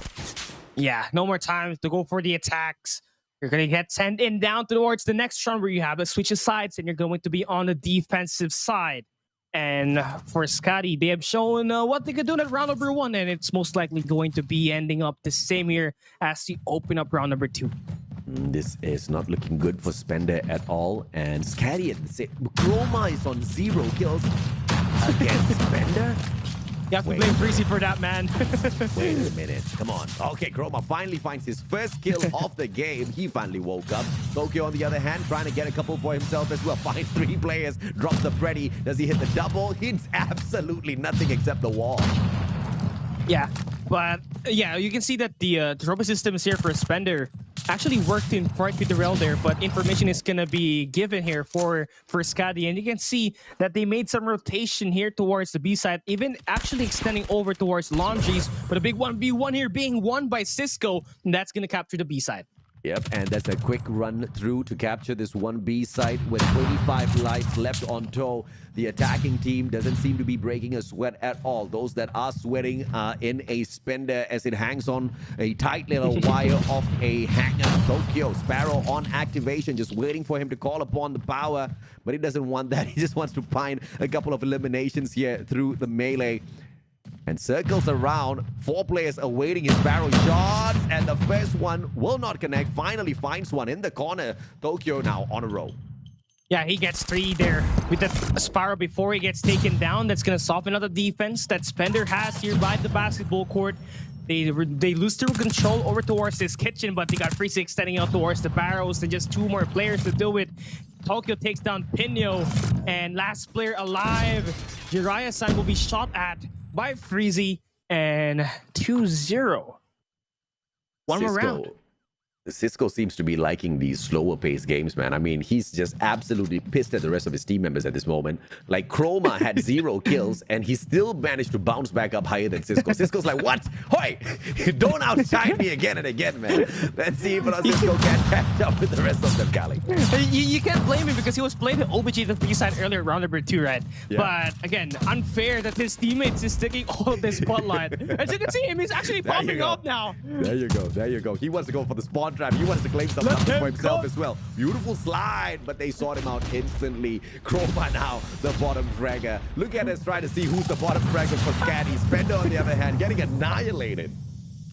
No, it's Mids is the bottom fragger at this point in time. He's only got 9 kills here. Chroma is using the Purifier to get that upper leverage up against Mids at this point in time. Spender, down to their 15 lives. They are still trying to escape spawns. Luckily, though, there's no one guarding that that's sculptural towards the B side, so that's an opening that they're able to actually use to get some time inside the hill. Well, let's see if or not this is a beautiful run that Spender can finally execute against SKADI. 13 lives left. They are attacking together as a squad. Let's they go. just need to deal with Tokyo as well. Fear and Relax just wins it out for the squad, and an inch more, Spender captures their very first control point. Yeah, here we go. This is what we love to see. Now they're using this opportunity to chain that into an A rotation. They can move over towards the Laundries, take away that Laundry side and get that spawn trap enabled. And Relax has to win this key gunfights, but they will get stunned by the utilities. And just like that, SKADI deletes the heat from Spender. Yeah, SKADI just giving them an inch, but they will take a mile for themselves. 5 more lives left here for Spender. Cisco in a tight little spot, just waiting to spring that ambush while Freezy cleans up house, making sure nobody else steps back into the spawn. The rest of the players, on the other hand, they circle around, not giving Cisco the opportunity, but Freezy, on the other hand, takes it for themselves. Yeah, 2 more lives here. This should be it. Spender are looking so rough here. Execution. Oh no, Jiraiya-san, you have to activate your Toad. You have to activate your Toad to get some backup. Cisco now. Cisco wants it. Freezy alongside him as well. They all want to get this beautiful execution. Jiraiya-san is displaying great aggression, manages to back them out, and Chroma finally takes him out of the equation. All through this chaos, Pino has been hiding. I mean, Jiraiya-san is probably happy that he got shot down finally, and Spino has to be put onto the mix, and SKADI about to let him cook. It only takes 1 stun, actually, to, you know, immobilize Spino here. Pino is like, you are not gonna get me at all. He's running for his life. He knows a embarrassing execution is what the players of SKADI want. And this is fine. Oh, he's giving it. He's giving it. Just execute me already. Pino says, just goddamn take it. Oh, my Lord. He just stood there. He just stood there. It's like, I give up, man. How many do you think I can shoot? Not enough. Well played, It's Pino. crazy. Well played. Nice try. Nice try for Spender, man. Oh yeah. Oh yeah. I think the fact that they managed to pull away that one control point already Yeah. is very impressive for me. Once again, this is a team of players who are playing Call of Duty Mobile for fun, who stumbled into a qualifier for stage 3 and happened to just qualify. And they're like, what in the world? And they're giving it their best. Hopefully, they use this as a good step up. And we see them again. I would be nothing but super proud if I see Spender qualify again. But next season, they come back like the kings that they have never been. I mean, I want more action, and I want a team, to actually be cooked in here for the Malaysian region, because we've been longing for one. I mean, for Philippines, we got 3 powerhouses. At the SG region, we got ZHIG. But for the MY region, it has always been Savage Huntsmen, but their performance hasn't been up to date. So Spender, maybe they're using this opportunity not just to get that experience, but get some time to experience all of this high level competition. Again, you're taking some plays up against SKADI, who plays 4th and 5th place at Garena Masters 4. Absolutely, man. And of course, to be able to shoot some of them is already something you got to be proud of. But not being able to take away the strats, not being able to kind of like catch them off guard, that's not something that Spender needs to, beat themselves up for, because SKADI is built by multiple pro players who know exactly how to crush their opponents out there on the battlefield. Spender just does not have that kind of experience yet. Hence why I'm looking forward to seeing them again. I don't want to see them get their spirits broken here, although it is going to continue being a tough journey for Spender. Yeah, I mean, in order to be successful, you always have to fail at the start. And for Spender, this is their first time actually competing here at Garena Masters 5. And hopefully, they get more hunger by the time this group stage ends, because realistically, we are hoping for an MY squad to be a top contender once again. But as we take a look at our maps and modes here, SKADI once again taking it over all matches dominantly. 215-19, 7-0, 3-0. That's all you could ask for. Yeah, and SKADI's not going to be too proud of what they did, because, they weren't given much of a choice. But at the same time, they didn't want to embarrass their opponents by giving them some lucky shots, allowing them to take a couple of rounds, right? I mean, they pushed Spender to really earn these rounds. Unfortunately, Spender just could not live up to that expectation of SKADI. But in Control, we did see a little bit of a difference, but that really didn't kind of matter much, because it was just a single hill that they managed to claim for themselves. And I believe that is the best win apart from that single round of victory that they got in S&D against PB Sage. Yeah, because they managed to escape the spawns. They actually took a player down that's holding the driveway, and it eventually opened up a space inside the map that you can capture, and that's going to be on towards the sculpture. And the 3-man capture obviously propelled this team to get their first flag in the entire Garena Masters 5. So if they could get more rotations done, and if they can get that read once again in their coming games, I can feel like they're going to get more captures. Yeah, no doubt. I think they should be able to really learn through some of their mistakes in here, because the way Spender has been playing it thus far, it seems like they're not really tight on their strategic approach towards, for example, some of these objective-based games. Like, I mean, they're all objective-based, but these respawns in terms of hardpoint as well as Control, there's just no streamlined movement from the squad into these points. In fact, it's just a very one-faceted approach that they do have in terms of any of these modes that they do approach. Hopefully, by failing over and over, they're able to detect, okay, maybe this is not how we're going to do it, so let's not do this the next game, or let's not do this the next round. As long as they keep at that, we're going to see Spender improve, no doubt whatsoever. Yeah, and it may not be this season, but you just have to make sure that they get consistent and they put in a lot of time, because MY, you already need someone to really contend up against these Filipinos and as well as this SG region. And Alik, really expecting a lot from him today, but he went quadruple panta negative on towards that hard point as well as in the Control. So having your top fragger from your first day not able to give himself a lot of momentum inside this game. Really affected a lot of Spender's chances of winning this game for me, AJ.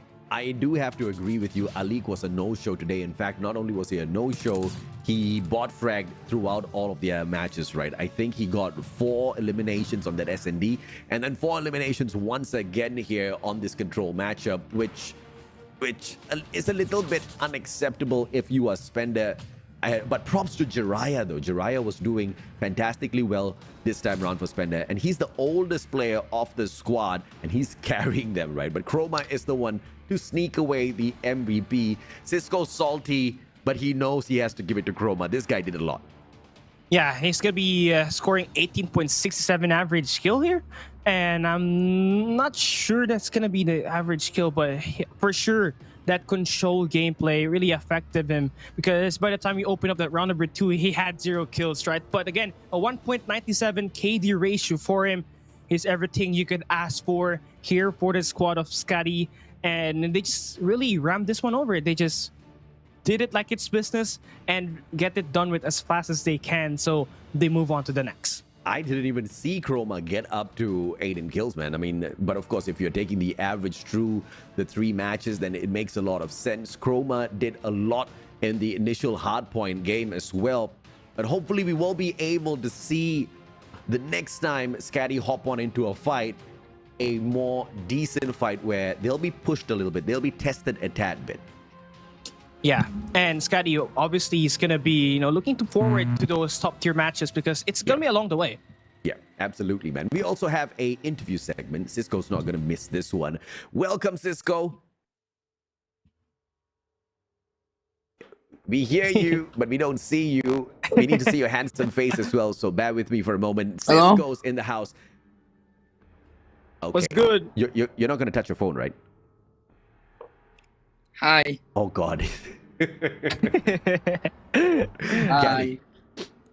Hey, Cisco. A great job on towards the win here today. Man, you guys are on a double win streak, and now you're facing LVX as well as PB Sage next week. So, thoughts and your opinions. Are you going for a 4-beat or like a 4-win streak here? If my teammates feel like it, then yeah, maybe. That's right about I got it. my answer. If you feel like it, would it not happen, Cisco? Come again? If you feel like it, would it not happen? Like if my teammates don't feel like winning? Okay, no, I get you. I get you. If the team wants to put in the effort, you'll definitely walk away with the win.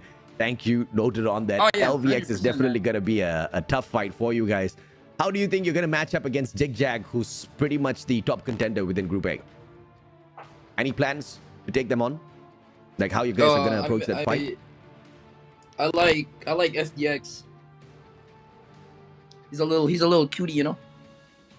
Okay, Cisco, I'm gonna ask you this: Rise or FDX? I swear, you guys like come up with like really challenging questions, bro. Like I'll be real with you, man. I'll have to go with Rice, man. You know, I gotta survive somehow. All right. You can't eat FDX. You can't eat rice. Good job. Carbohydrates will get you a long way. But get your protein sometimes as well. All right, Cisco? Yeah, man. You know, you can't survive all day with carbs, man. You know. You can actually, but never mind. A shout out for your fans, Cisco, who love your eyes. Shout out to my fans. Yes. Hi, guys. Yes. I'm in I'm not on TV. I'm on YouTube Live. Hi. You're always on YouTube, aren't you? Yes, I am. Yes, sir. Okay, guys, please go check out Cisco checking himself out on his YouTube channel. We are going to end the interview right now. Thank you very much for your time, Cisco. I will definitely see you again once you win your next match, unless LVX bags you guys. Thank you. Good night. I think. Good night. Yes. He's your friend, right, Callie? Callie, he's your friend, right? Yeah. Why is your friend like that? Hey, he's got the Why is your ADHD, friend man. like that, Callie? You have to answer me. I don't know. This guy. I think he eats too much rice. And sometimes I cannot understand him as well, AJ. Well, unfortunately, we don't have a lot of time to speak to Cisco, ladies and gentlemen, boys and girls. We have to keep it just to 3 questions. But clearly, you know, he's all ready to kind of fire down each and every single one of those questions we throw at him, right? We're going to take a quick short break. When we come back, it is going to be the blockbuster matchup that you guys have been waiting for. Perhaps a little bit of savagery here and there as ZHIG takes on the Huntsmen. Husky and Callie and I will be right back. Bro.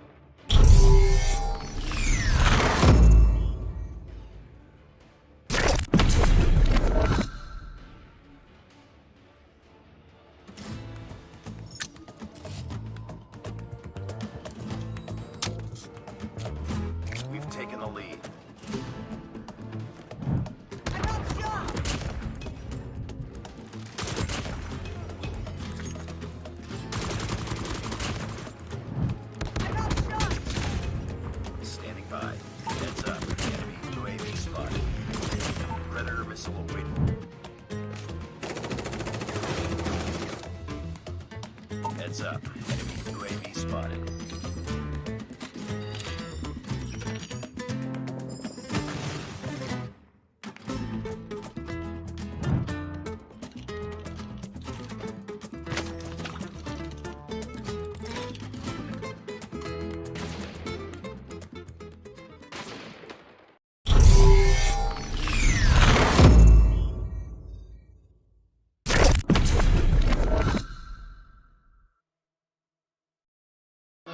So bright, it's hard to breathe, but that's alright. Ladies and gentlemen, welcome back here to Garena Masters 5 Ever Triumph. It's Kelly alongside the Mustachio AJ. We just saw SKADI took on a tear up against Spender. Now we're going to see the moment you've all been waiting for. It's ZHAG taking on the Savage Huntsmen, and a lot has been built up all for this moment, AJ.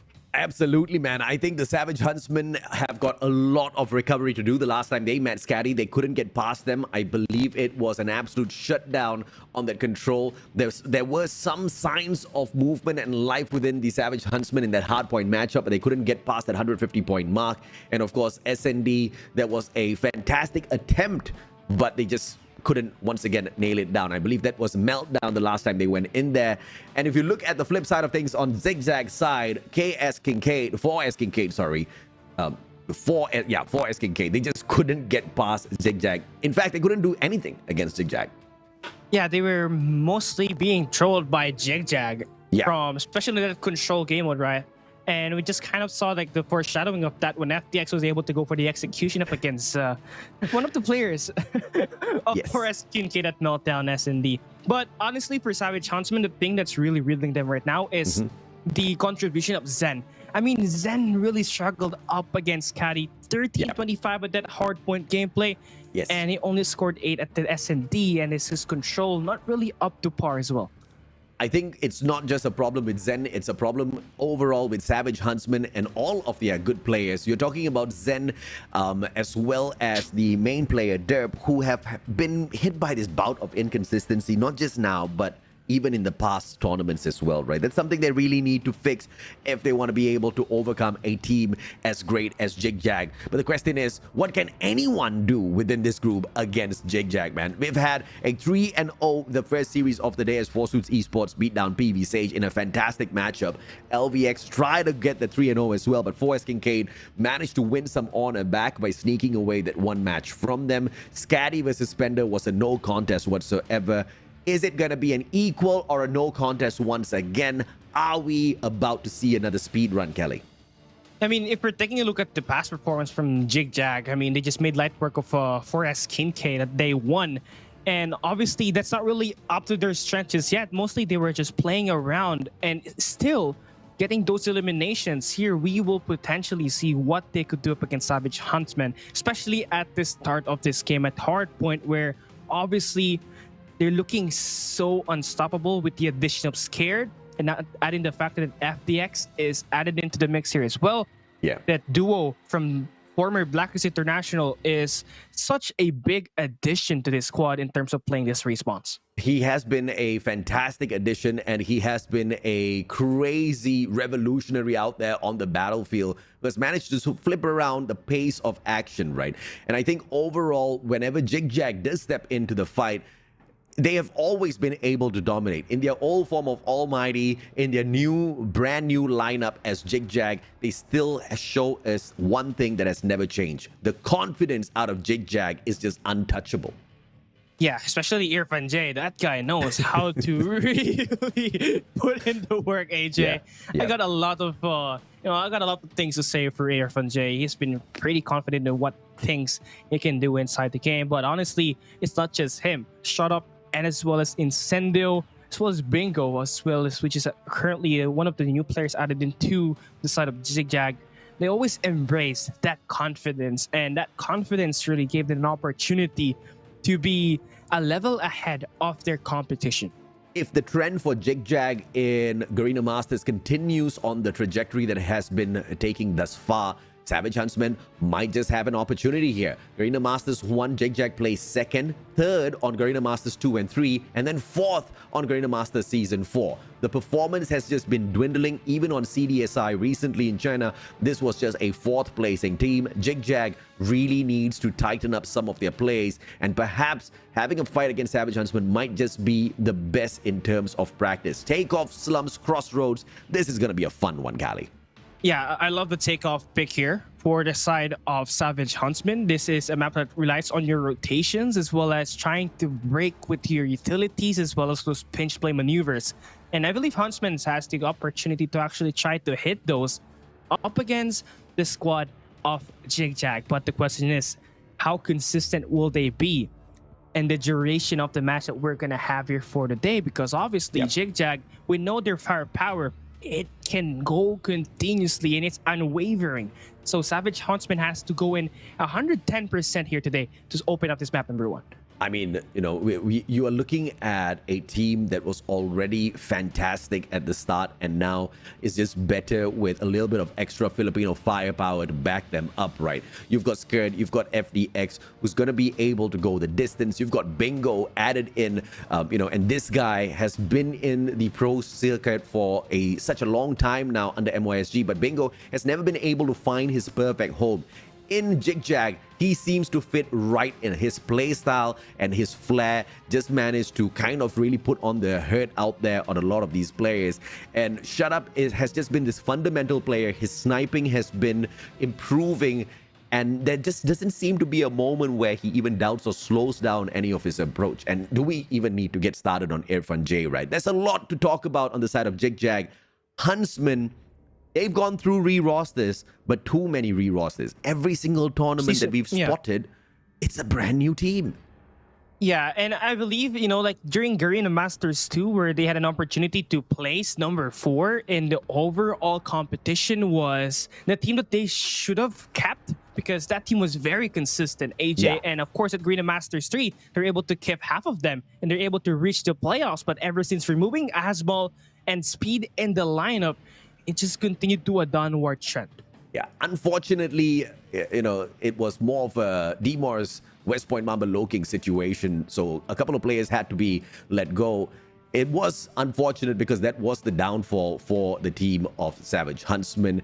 And with this next lineup, though, because Zen is still there, you still do have Derp to lead the squad. The addition of Trav Xavier as well as Jimbros kind of beefs up the team members just a tad bit. What we are missing within the squad is Raven. Of course, Raven used to be that anchor. Raven used to be that fundamental player that kind of glued the squad together. As you had Zen roam around, you had Derp on the snipes. That sort of a player, not on the side of Savage Huntsmen, does go ahead to hurt their capability out there on the battlefield a little bit more. And when you talk about chemistry, I think the chemistry on the side of ZHAG is just untouchable, unbelievable, in fact, because the way they took the fight against Forest KINCAID, they were so put together. But that was against KINCAID. Against Savage Huntsmen, maybe there might be some weaknesses than we spot. Yeah, it should be different, right? It should be different in here, since Savage Huntsman does have some players that have a lot of experience. And we're talking about Dirt, we're talking about Zen. Both of these players have been playing at Garena Masters since the season 1. So it's been a year now since they have been competing. And obviously, you need to rely on this leadership to get your victory down here up against ZHAG. It's going to be quite hard. But we take a look at the lineup for the side of the squad. Incendio, Irfan J, FDX, Bingo, Shut Up, and Scared. And of course, the main topic here is how will this team perform after Heaven retiring? And so far, seems like they're doing pretty well, but that's up against Forest KINCAID, as we said. I don't think there will be a huge impact with the departure of Heaven, because even before leaving, he kind of switched into an SMG role. He wasn't really playing the sniper role all that too much. Shut Up kind of took the role of the main sniper of the squad. And worst case scenario, you've got Captain Incendio to kind of pop all of these players, because he is quite a good sharpshooter as well whenever he picks up the snipes, right? So long range attack shouldn't be a problem at all for ZHAG. Yes, I love Heaven as a player, but his departure, unfortunately, is not really going to be missed because of how very smartly ZHAG replaced him with the Blaze from the Philippines. Yeah, now we're taking a look at our Savage Huntsman squad here. Derp, Zen, Trav, Jimbo, Xavier, and Edik. And again, Derp and Zen are going to be that most experienced players out of these squads, and Jimbo's, Trav being those initial players that were added into the lineup along with Edik. These players really need to lock it in, right? Because like Savage Huntsman has been on a downward trend, and they have to bounce back after that loss against SKADI. Zen was frozen for so long, I thought he was stopped at a red light. That's why he wasn't moving. Expected it to turn to green before we see him move, but nah, he's beating the red light right now. It seems to be not a lot of smiles on the side of the Savage Huntsmen. It looks like they're getting in to the Savage mode already, preparing themselves to go up against ZHAG. But, more than that, I kind of detect a little bit of nervousness here. They are thinking, are they going to try to troll us as well, just like they did KINCAID? I don't think that type of situation will be added in here. I mean, I do believe that ZHAG has an utmost respect onto Huntsman, but knowing Irfan J is on that other squad, I do not trust that team completely. No, they respect everyone, though. They don't just respect the Savage Huntsman, but they are a bunch of trolls because they can. So I think there's a probability here that Savage Huntsman gets served up the exact same level of trolling, especially in the closing game of Control. But that can be prevented. That can be prevented as long as Savage Huntsman does show up strong on the gunfights in hardpoint. Really try to keep ZHAG in I guess, under control, right? To tell them, look, don't get cheeky because we can sneak it away from you. Yeah. You got to keep them on their toes, basically, so that they do not activate that troll mode. But now we're going to be looking into our game number 1. Hardpoint take-up between ZHAG and Huntsman. Final game of the day here at Group A. And the winner, obviously, takes that 1-0 lead on the series. But here to start it all off, HUNTSMEN are going to start on the favorable side, but 2 of them go down, and ZHIG already in the best position here to claim time inside the hill. Never mind, it's going to be HUNTSMEN. Yeah, it's Savage HUNTSMEN. Fantastic play, man. Jimbo's just absolutely controlling it. Yeah, obviously. That logo switch got me mad, but hey, never mind. ZHAG will be staying inside of the point. They do not have any control so far for the next pawn, but they do have the scaffolding, which is a power position that will help them get more kills inside the hill. I mean, yeah, welcome to my life, bro. Now you feel it. Yes, I do. ZHAG gets it, and they do manage to pull a couple of points to their side. It really breaks your momentum, doesn't it? Like you put in all of the hype, then you were like, wait a minute. Wait, it's the other team. But just like that, 20-8, Savage HUNTSMEN did a lot of work at the start of that hard point. Very well played, but Jimbo just couldn't hold that for all that too long. The rest of his players were getting slain out, and now Savage HUNTSMEN trying to rotate around to find that launch center, but they're too far away to anchor down those spawns. So ZHAG gonna get the advantage here, as you have a couple of stragglers out there who are trying to shut it down middle as well. I mean, more of the players from HUNTSMEN are going to climb all towards the front. One player are going to be hopping in towards that scaffolding. Big plays coming through. Present already got 7 on his back, but his teammates needs to back him up inside that hill so that they can get that contest continuously. It is 42-9. HUNTSMEN showing up early, but then later disappearing from the map. Launch center is pretty much a one-sided affair thus far. Xavier hops on in to make sure that it does swing their way as well. Tries to shut one down. Fennec does not connect. Travis from the back. Shut up! And Incendio going in for the pincer. So ZHAG can get it for themselves once again. HUNTSMEN now have to rotate around, but Incendio blazes them up with a war machine. Early investment of an operator. One that I don't think HUNTSMEN expected. Yeah, I mean, HUNTSMEN honestly is currently being demolished here in his first 2 hard points. Every time they try to enter inside that hill, they all get bullied away from the hard point. But they are gifted with a little bit of early rotation here coming towards this P3. But you're going to have to stand your ground as ZHAG. They go in relentless. They always tack the point inside the hill. They do get those stacks, and now 20 points already for the side of Savage HUNTSMEN. But the moment they do pick up a couple, ZHAG straight up hops on right back into the hill. Damn. Favorable spawn for HUNTSMEN, but ZHAG really doesn't seem to be affected by that at all. Shut Up Now has got the death machine and brings death upon any player that he does meet out there on the battlefield. Everybody down minute. Shut Up says, let me go towards them instead. Makes a mistake as he gets traded out by Jimbo's. But in the meantime, whereas Shut Up was causing that chaos, ZHAG continues to pick up solid points.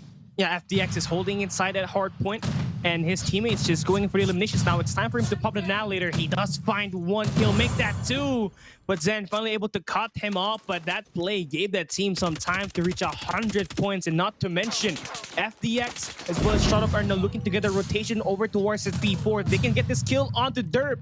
They're going to win the rotation here towards P4 once again. Yeah, doing 2 things at the same time. ZHAG protecting all of the scrap points at the same time. Just 2 players anchoring down P4 here and winning out all of those gunfights. Shut Up being the main man in there, still alive as he got tagged up, backs away, and now 2 players wait for him to eat up. Flicks around, doesn't get the connection, but is backed up by FDX in the nick of time. And there is just nothing much for ZHAG to continue to worry about. The question is, HUNTSMEN, can they flank around from the fountains and find that backstab to take ZHAG out?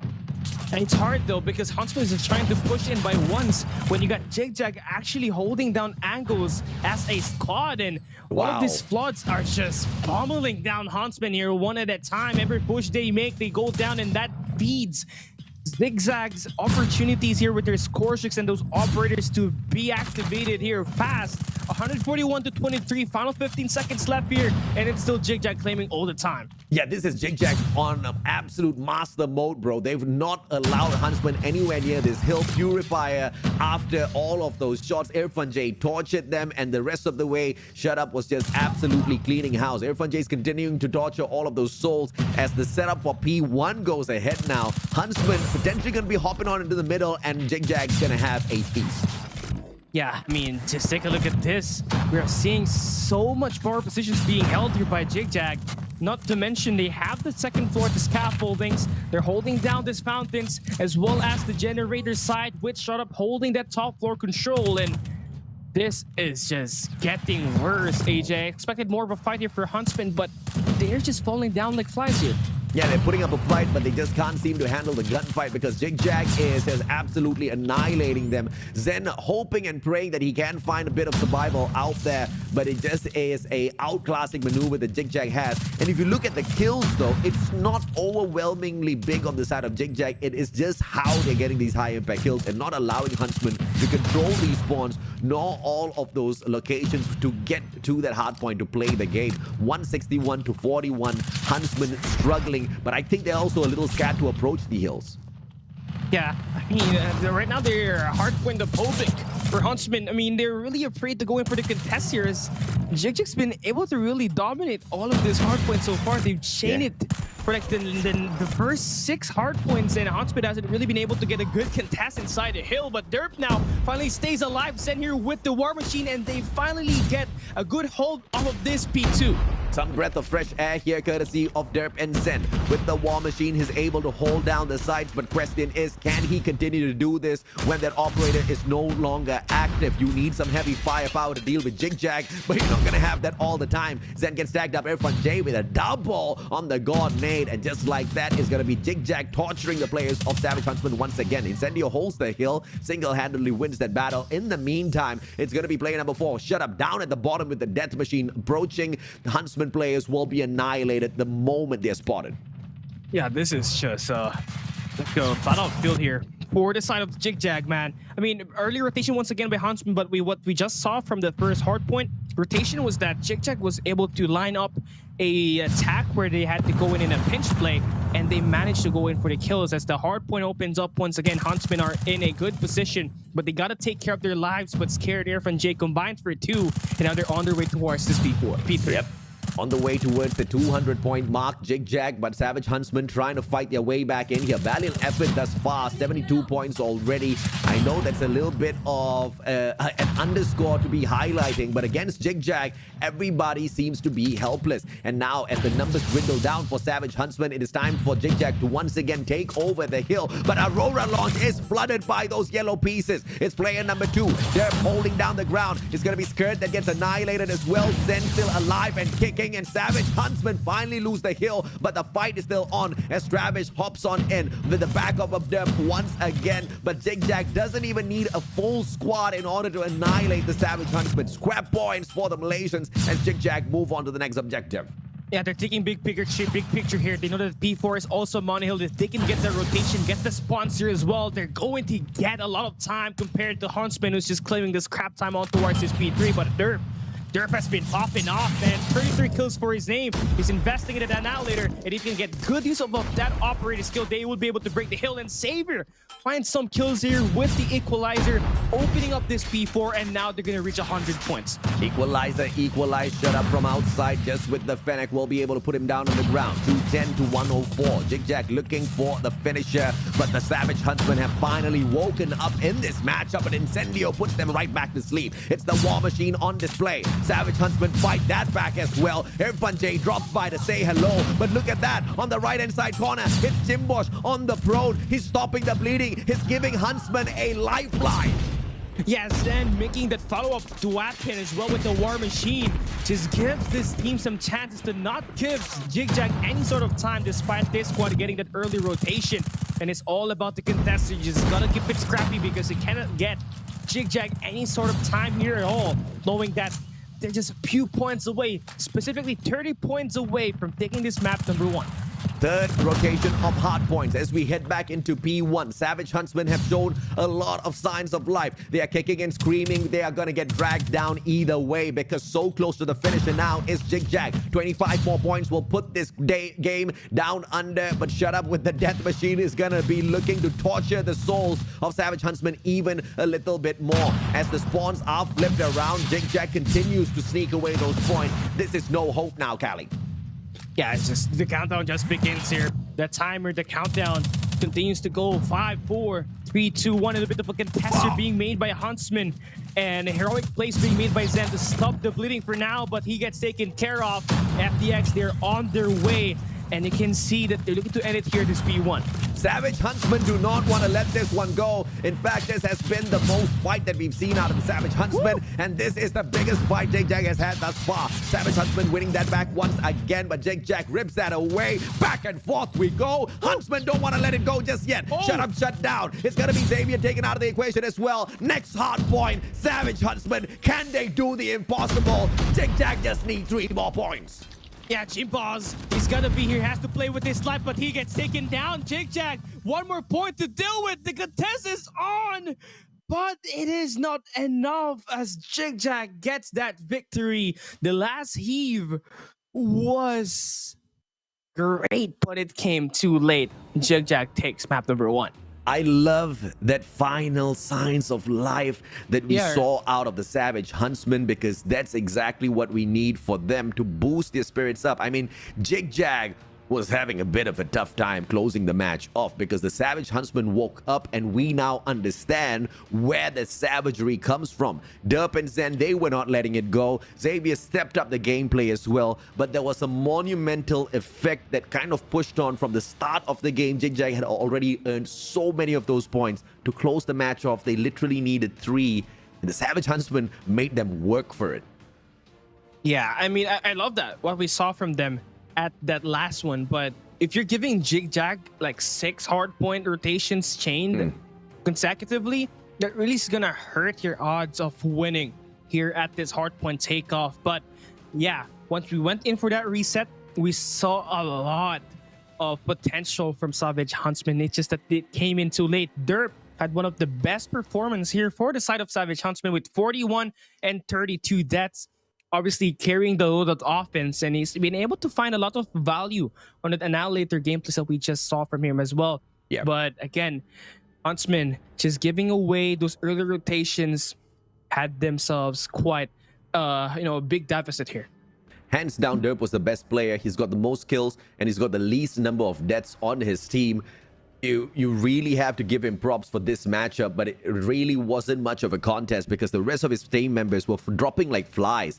The slays out of ZHAG was just way too much to handle, and even the bottom frag wasn't really handling all that too much of pressure because the rest of his team members were absolutely slaying out there on the battlefield. But that brings us to the end of Hardpoint. We expected ZHAG to take the win, but what we also expected out of the Savage Huntsman has been met. We see signs of life here. I've got hope for Tunisia.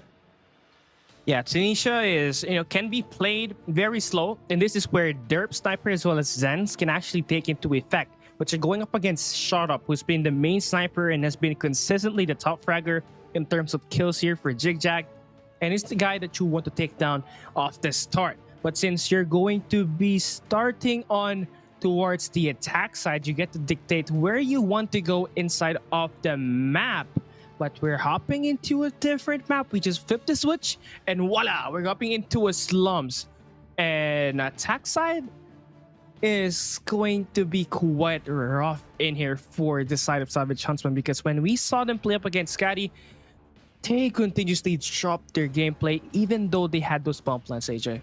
But I do believe them being able to dictate the pace and be able to slow it down, perhaps to even bait out a very aggressive ZHAG, might play into the hands of Savage Huntsman. It's all going to be dependent on the performance of Zen as well as Derp this time around, no doubts whatsoever. And Derp functions as the main sniper of the squad. So if Derp can continue to deliver just like what he did in that hard point, there's not just hope, but there's definitely a win just beyond the horizon here for Savage Huntsman at Slums. Yeah, I mean, Trav, obviously, for the side of Savage Huntsman, scored 10 kills on that game.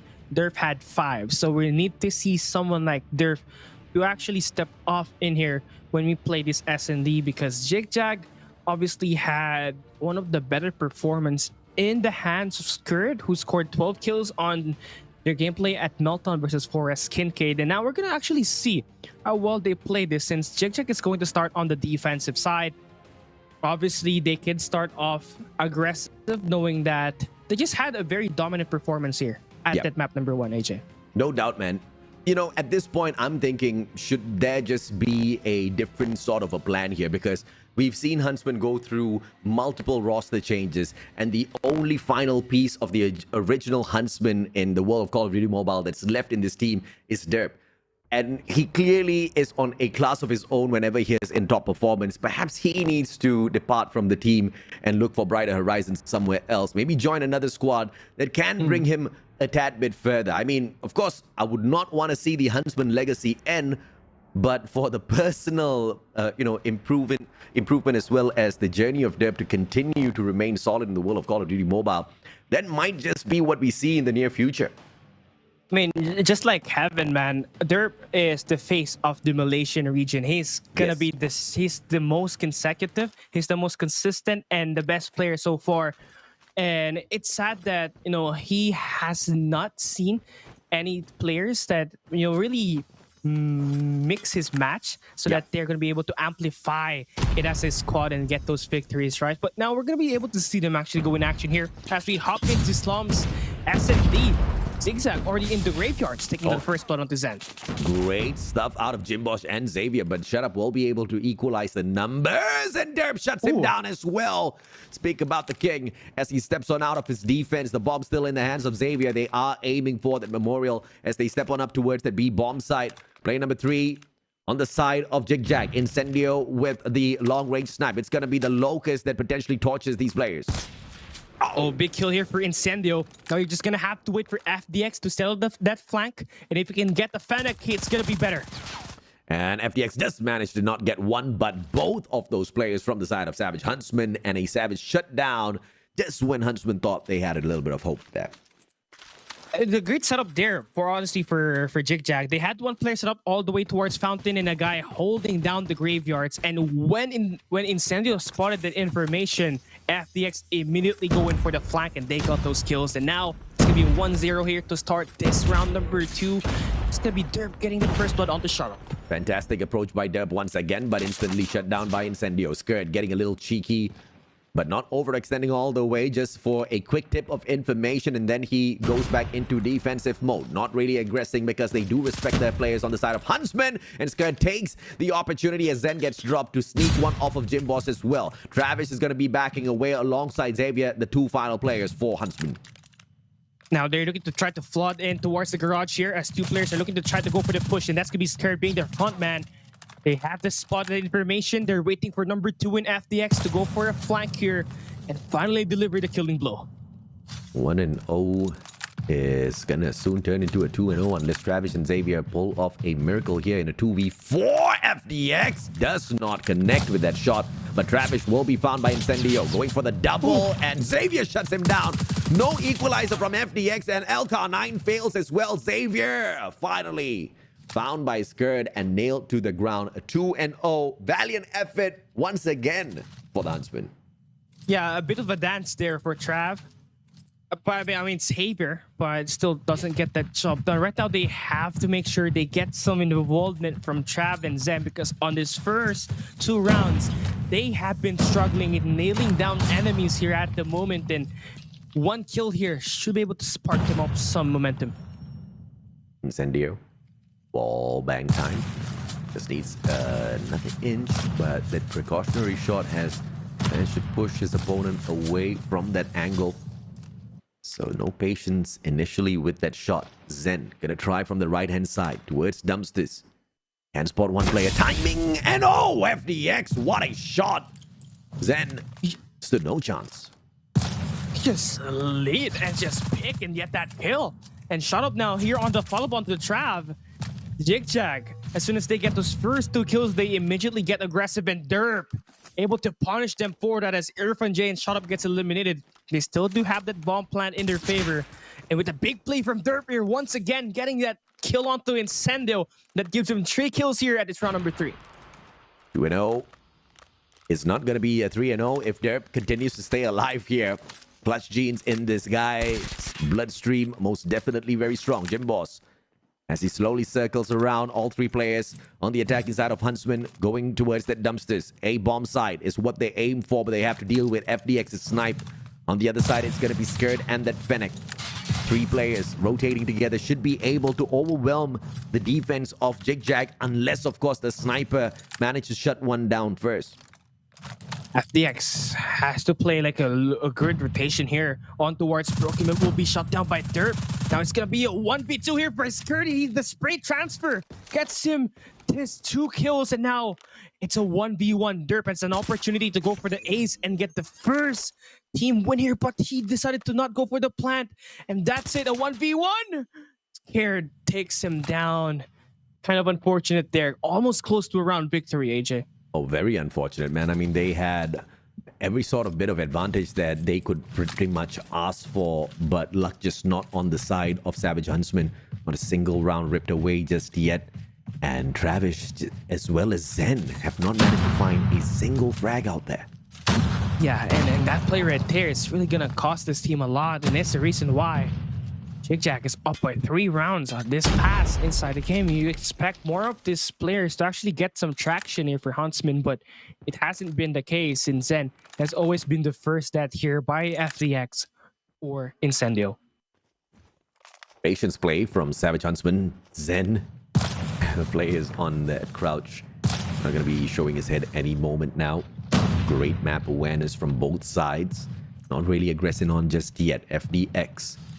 Quick scopes from this guy, just a tad bit too painful to deal with. If he continues to push on fourth, he might be able to find Travis, who is already struggling out there, and pretty much there is a chance to spot Xavier as well, because the bomb's just a little undecided as to where it's going to go. Yeah, and now with Derp going down here, Irfan making a broken play. Now they have to stack the ground here over towards Bricks, where it's going to be a 2v5. FDX still gets Xavier. He's alive. And he doesn't even get it because it is shut up that takes the backstab. And oh my, FDX. How did he survive that? Honestly, this guy has been escaping that for so many times. You can see his smile. He's probably happy that he stayed alive at round number 4.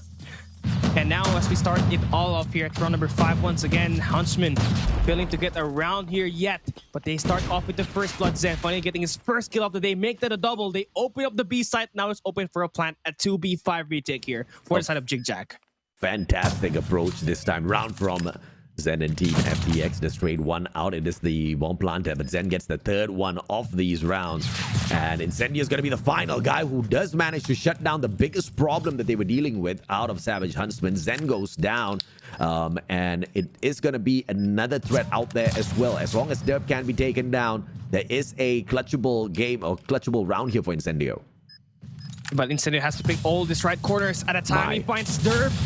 Oh, Jimbo's there for the trade. Nice slide. That was a little bit too close for comfort there. I mean, I think Incendio was just a second away from clicking that hit. 1-shot kill wouldn't have been too nice for the Huntsman to kind of swallow, because there was another player right behind him as well as insurance. But of course, let's not go that far. Huntsman managing to take 1 round back is already fantastic. But can they pull a few more? The bomb's still in their hands, but not for long, Callie. Yeah, but this is a very essential round for them to win. You cannot allow to give ZHAG a 5-1 before we switch the sides. And again, it's still looking to be another ZHAG story that's looking to line up here as Scared finds a kill on to Derp at the graveyards for V2. Irfan's not going to get very lucky this time around, but he knows exactly where to rotate around to fish out a couple of opponents. This is a very deep push coming through from the defending team of ZHAG, and they do find Xavier, who shuts them down with a double. Skirt and Irfan J take, and now 2 more players on the rush. And Xavier's like, hell to the no, you are not executing me in an SND. Double. It's a double chow there, but it's great that he was able to take care of the guy. Just looking to get that flank, because that guy was running with his melee and probably got the execution in his mind. So having that canceled through gives Huntsman still a chance. Did not get executed for now, but you can see Jimbo's getting that kill with a nade onto shot up. And you need Zen to extend out like this. Now he gets that opening towards the graveyard, making this a 5v3, stopping the push by ZHAG for now. Smart play by Zen will put ZHIG on the back foot. They back away with Incendio pretty much holding the right-hand side flank. The potential player to get taken down by him is going to be Zen. A Fennec versus the Locust. Let's see exactly who's going to be a quicker shot. He does have the bomb planter alongside him as well. Skird, if he does spot out Zen, might just be an advantage to the two players on the side of ZHIG. Skird does spot him, but Zen with a very smart positioning does manage to avoid the shots. Zen, it's just getting at that sanctuary over the trucks. Wow. And his teammates actually backed him up, and that's it. That's how you try to do it here. You have to wait for backup so that you can go for trades, and it's all down to Scared here. Underestimating the Savage Huntsmen will punish you in these rounds for sure. They managed to pull back the second, but is this a consolation that we are looking at? ZHAG a couple of steps away from the bomb. 2 more rounds from securing this SND. The defending side of Huntsmen will be forced to go for this split on the defense. They need all 5 to take on these players from the side of ZHAG. Taking down these numbers might play against them, but a straight up attack towards statues. Fantastic play. ZHAG Skirt sorts it out with a double as well. And there's all up to Derp in a 1v3. It's just a matter of like 15 seconds. ZHAG is able to close it down to a 2v1 situation. They do get that bomb plant here to pressure Derp, but we all know Derp, being calm and composed, can get this 1v2 easily if you get that good read off of this rotation from ZHAG, who's looking to rotate over towards dump stairs. Derp, patience play, and Incendio with a backstab took an easy shot off of him for the match point. ZHAG in their way all the way to a 3-0 here. I mean, what's impressive here is that Scared has been continuously very consistent in terms of playing these SNDs. We all know him to be a great respawn player, but he has leveled it up with the help of ZHAG. Hopefully, Huntsman will be able to make sure the 3-0 prediction does not come true, because if it's not the SND, the final hope is going to be at Control Crossroads later on, and we have seen what ZHAG can do at Control Crossroads. Multiple executions might just be in store for the players of Savage Huntsmen. Zen finds the first one, only to trade out, only to be traded out later on. Xavier goes down as well. Back and forth. It is a 3v3, potentially to the side of ZHAG, as Huntsmen are all grouped up down in the middle. Yeah, Trav is on the middle. Fountain's gonna be locked down there by Scared, giving him 12 kills in the game. All down to Trav, will be spotted at the bomb site. FDX gets that headshot, and that's gonna be game. Another win in the hands of ZHAG. 2-0 now here at Slums. This guy continues to lock it in. I mean, Scared. Back-to-back 12 kills performance for him. He did that up against 4S KINCAID, and he continuously did that in here as well up against Huntsmen. Yeah, brilliant plays coming through from Skirt, just keeping that middle protected no matter what. FDX with the long-range engagements alongside Incendio kind of just made the journey for Savage Huntsmen a tad bit more difficult. But Huntsmen being able to pull back a couple of rounds shows that they are serious as well, but just unfortunately not on the same level of ZHAG. But this is not over just yet. Of course, ZHAG's aiming for the 3-0, but we're just down 2 games. Control is still around the corner as we head on towards Crossroads in a bit. Yeah, Crossroads is going to be the first time that we're going to be seeing Savage Huntsmen play that map, as they played right up against SKADI, yes, at day 1. But ZHAG, they played it up against 4S KINCAID, and just like you said, multiple executions. And as we take a look at our post-game breakdown in here, you can see that Scared had 12 kills, being that MVP, but what really is the difference here is the overall contribution of this team collectively. We see every team with every player from ZHAG with the kill, but if you take a look at Huntsmen, Trav not really able to get himself involved here, costed this team some rounds, and obviously the momentum as well. Oh yeah, absolutely, man. I mean, Xavier hitting those 9 kills just pretty much made no difference whatsoever when Travs is just down here at the bottom, not hitting a single shot out there. They definitely struggled a tad bit in terms of undoing the strategy of ZHAG, but what they could not undo was the supremacy when it comes to the gunfights. And your Clutch King Irfan J barely did anything out there on the battlefield, and they still did not feel pressured at all. Yeah, that's just what's surprising here for ZHIG. You know, they just let FDX as well as Care do the work for them, and this aggressive Filipino duo has been tearing this game apart. They've been pretty consistent with their firepower, and that should move into this crossroads strike as well that we're going to be hopping on, which is going to be the final game of the day. ZHIG looking to get this 3-0, but Savage Huntsmen, they still have a chance. They better make sure they get the rotations here properly, and they have to escape the spawn traps that ZHIG does well here up against Forest KINCAID. Oh, ZHIG just plays this map down to the T. Crossroads is pretty much the home of ZHIG right now. They love playing at this map. I guess they get to spread out all wide around those flanks. Those long-range connections with those snipes not going to be too much of an issue as well. You are going to see a lot of those Fennecs kind of roaming around on the battlefield, nailing down Savage Huntsmen. The only thing that can flip around any potential ZHAG 3-0 victories on this control is going to be the rise of Zen and Dub to really hold the front line and to have players like Trav to not go down so easily. At the very least, be that objective player whilst the rest of them do a couple of slaying out there on the battlefield.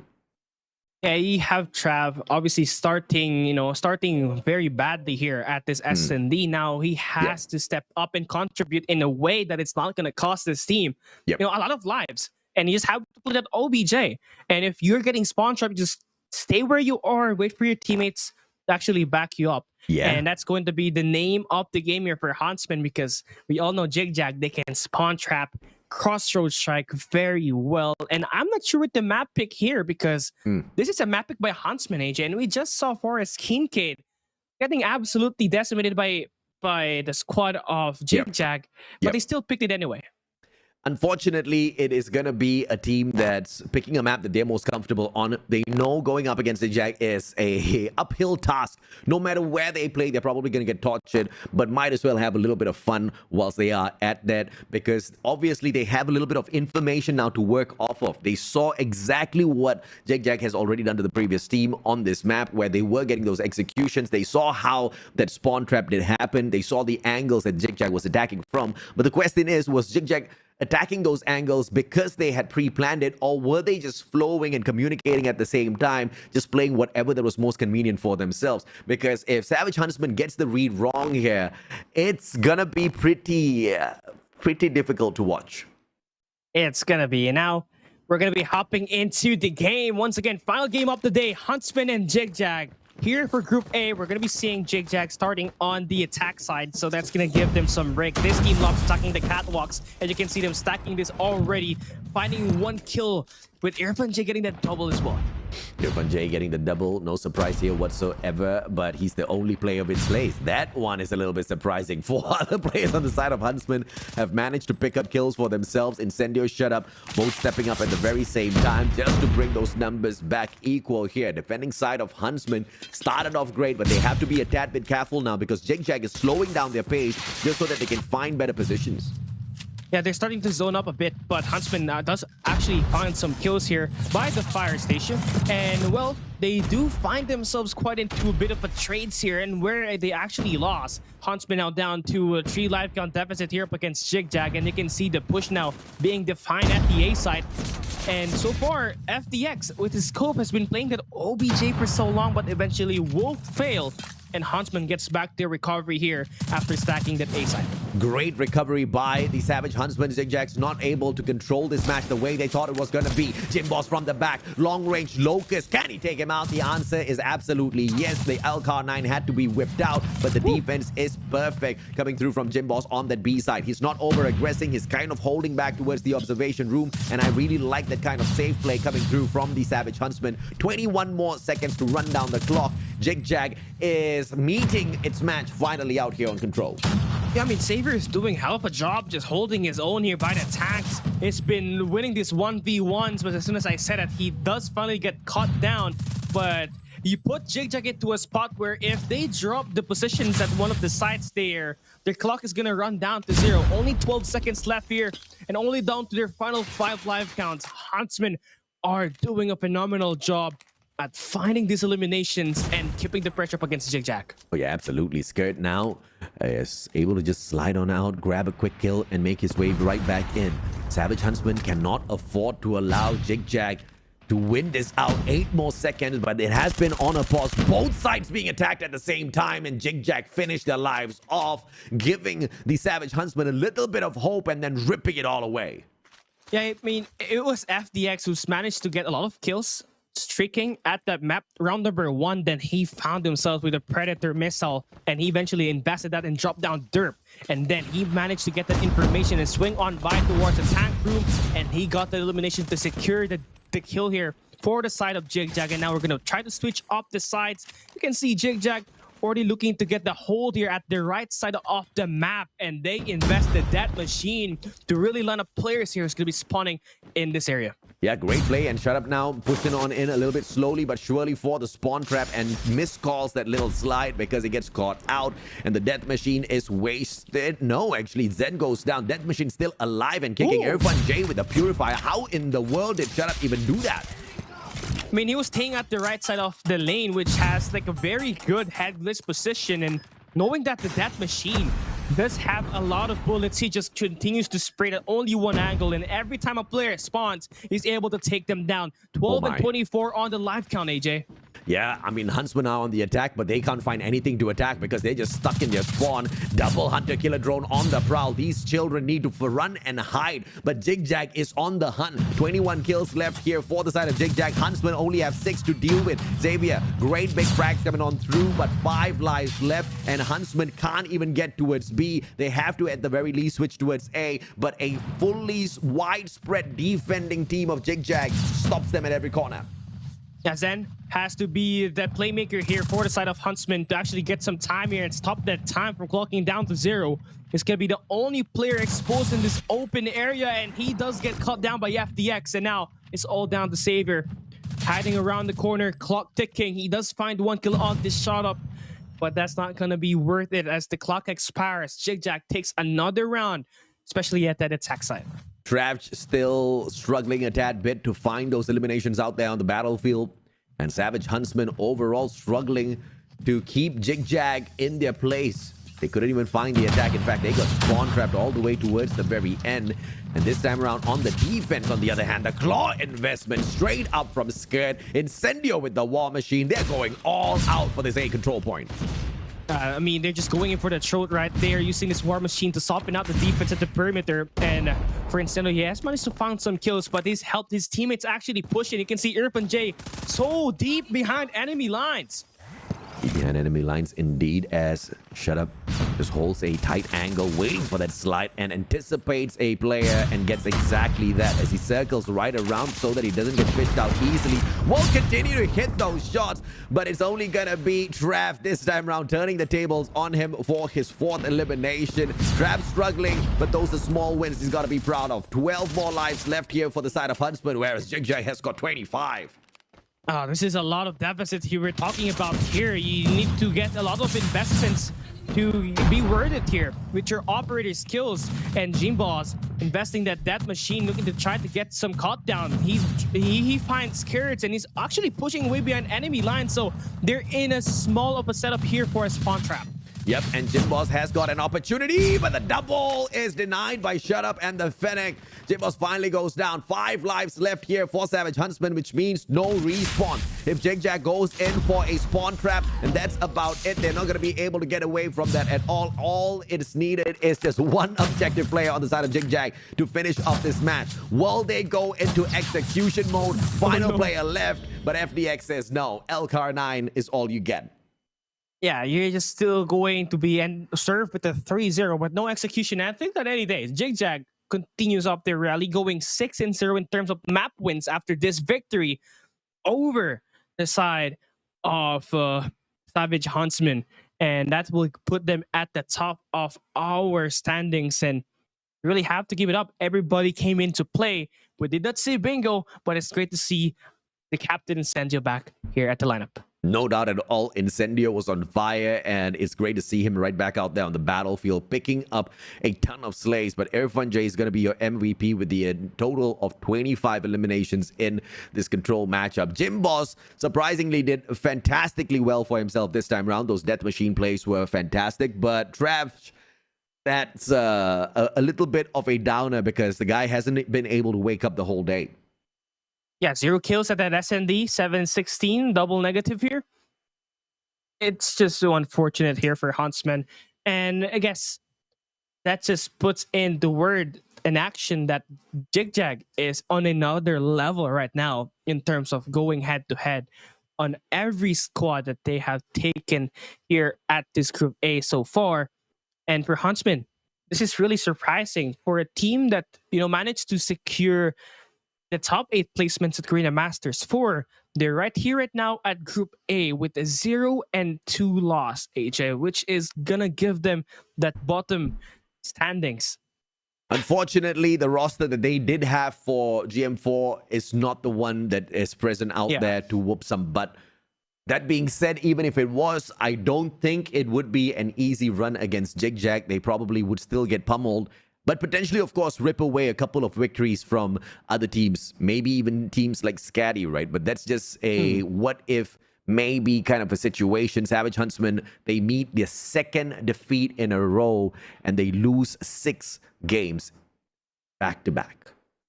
Yeah, it's good though. It's actually a blessing in disguise for HUNTSMEN here, knowing that they finally got rid of the tough schedule. They went up against SKADI at day 1. They went up against ZHAG here at day 2. Now they're just gonna have to take those small fries, right? Forces Esports, KINCAID, ZHIG, as well as LVX. Now, if they do still want to be part of the top 4, they have to get those wins. More importantly, they cannot drop any single loss in terms of series in order to qualify here for Group A. No doubt they have to pick up every single victory moving forward. Like you said, the most deadliest teams are out of the equation in terms of a checklist for Savage HUNTSMEN. But the rest of the teams are not going to be giving them an easy walkover. We saw what Forsuits Esports did to both LVX as well as PB Sage. That's going to be a tough contender. And we also have got a team like LVX that beat down KINCAID earlier on today for a 2-1 victory. That was a crazy, crazy fight. Even if it is not going to be an easy one, we know for a fact this is going to be a crazy journey for the side of Savage HUNTSMEN. Their fights moving forward are going to be very exciting. Yeah, and it's going to be, it's a fight or flight here for them, right? They're fighting for survival at this point after this 2 loss. And honestly, that play here for HUNTSMEN needs to be leveled up a little bit. More involvement from Trav is going to be needed at the succeeding games that they're going to be playing, because we're already seeing consistent gameplays from Derp. We're seeing so many plays from Xavier at his SNDs. Yeah. But it's just that their 4th and 5th player really have it rough in terms of getting involved in the gunfights and contributing to the team. And of course, if the Savage HUNTSMEN wants to improve a little bit more within the competition, this is the best way to get that done, right? Take these fights very seriously against teams like ZHAG. And they did exactly that in this SND. There was a little bit of a push and pull, but unfortunately, at the end of the day, it's still gonna be the one and only ZHAG. Shut up! who practically coined the name ZHIG, gets the MVP of the game. 24 kills, 13 deaths, 11.5 assists for an average score of 2,828, a KD average of 2.77. Him getting the MVP means we get to speak to him just as we wanted. Oh, we're waiting for this moment, and shut up, you just kind of brought it to yourself by getting the MVP of the game, man. But yeah, honestly, he has been consistent at this respawns ever since the start of this Garena Masters 5, but more importantly, his consistency as a sniper, along with the pair up with FDX, is really working wonders for this squad. And I got nothing but, praise for this squad, knowing that Shut has been a mainstay for ZHAG for so long. And that's gonna be it. A 3-0 victory in favor for the side of ZHAG. And that's going to be 3 donuts that will be served here today at the schedule. We do have an interview segment with the players of ZHAG. The only problem is we don't know who. Usually, we do get to catch players like Incendio as well as Irfan J. Are we going to get shut up this time round, Callie? That's exactly what my question is. I think it's Incendio most likely since he's the captain and he loves the spotlight. But you know what? I believe that ZHAG should shut up and put him into the interview because he deserves it. This team is under him, honestly, literally. He does, man. He most definitely does. MVP title for Shut Up. Let's see exactly who we get to speak to from the side of ZHAG. Welcome! And production trolling me, man. There you go. Hello! Welcome, FDX Cisco. Oh, What's up, FDX? How are you, man? hello. I'm good. How about you, AJ? Fantastically well. Thank you so much for joining us on this interview segment. Can I know, thus far, obviously, the journey has not been tough for ZHAG at all. 4S KINCAID got smashed by you guys. Savage HUNTSMEN got eaten alive. Are you expecting strong competition from Group A, or are you guys already plotting for the playoffs already? To be honest, we're actually still focusing on our Group A matches. We're not going, straight away from Group B if we're not even finished with Group A first. So I think we're doing step-by-step process first because we're not underestimating any opponents now. I love that answer. So which opponent do you think is going to give you the biggest run for your money? From Group A or from Group overall? A, of course. I think SKADI. Okay, nice one. Cali. Okay, now since you said that Group A, SKADI is your biggest contender, now let's take a look at the other group. And, which do you think is the one that you guys want to take down at Group B at the playoffs, possibly? Personally, I think Omega or Low Kings. Okay. Yeah. I think those AJ? are great picks, right? EZR Bookie, of course, will be looking forward to meeting you guys as well, for sure. I think they've got a couple of dealings to give you guys right back for obvious reasons. How's the chemistry of the team doing, with the departure of Heaven and, you've got a couple of new players in the squad as well. How are you guys feeling? What's the prep like? Are we facing any bit of friction within the squad when it comes to preparing for the stage? I think we're not at our best yet. We're still having so much errors, and I think we're only at our 50%. So I think at playoffs, you'll guys see if we're already at our best. You'll know, guys. For sure. Oh, we are definitely watching. If this is 50%, Cali, I'm excited for the 100%. Yeah, I just want to pick your brain here a little, FDX, and I speak for the viewers here. And since we're here at the new update for Call of Duty Mobile, what are the top 5 guns for you? For me, I think it's still the same. Should be number 1 Fennec for SMG, then CBR, Switchblade, LK, and of course Locus. Okay, you guys heard it. So you guys have to try it out on the rank mode. Thank you very much for your time, FDX. Congratulations on the wins, and good luck for all of your future matches as well. Thank you. Cheers. Thank you. All right, Cali, there you go. We have got the answers from them.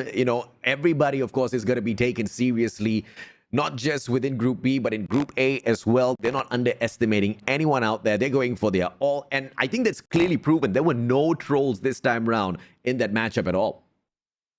I love that they're taking this one one step at a time, right, AJ? Since they've been trying to find ways to get themselves back after they lost Heaven as well as Jeffro on their usual roster. And knowing that they're looking to try to take down SKADI first, just to try to gauge up themselves here to prepare for the playoffs. I got my eyes set on this one for Group A. No doubt at all. I think we are most definitely waiting for that matchup. It's going to be a fun one. Perhaps it's going to be the team that really pushes ZHAG to the edge, maybe to rip away a couple of maps from them to deal ZHAG their very first loss. Or is that going to be the stepping stone that they use to get up to the next level? Either way, Cali, this day has been absolutely fun with you, man. Thank you so much, ladies and gentlemen, boys and girls, for joining us. That brings us to the conclusion of Day 3 of Garena Masters Season 5. Day 4 continues tomorrow at the exact same time, Cali. Yeah, and it's going to be AJ as well as Wasabi joining you guys for the ride, and it's going to be a long game. Group B is the group of death. That means a lot of adrenaline-packed action. And yeah, that will wrap up our day here for today. Once again, this is Callie, and this is the Mustachio AJ on behalf of our prod crew. See you guys on to the next one. Peace out.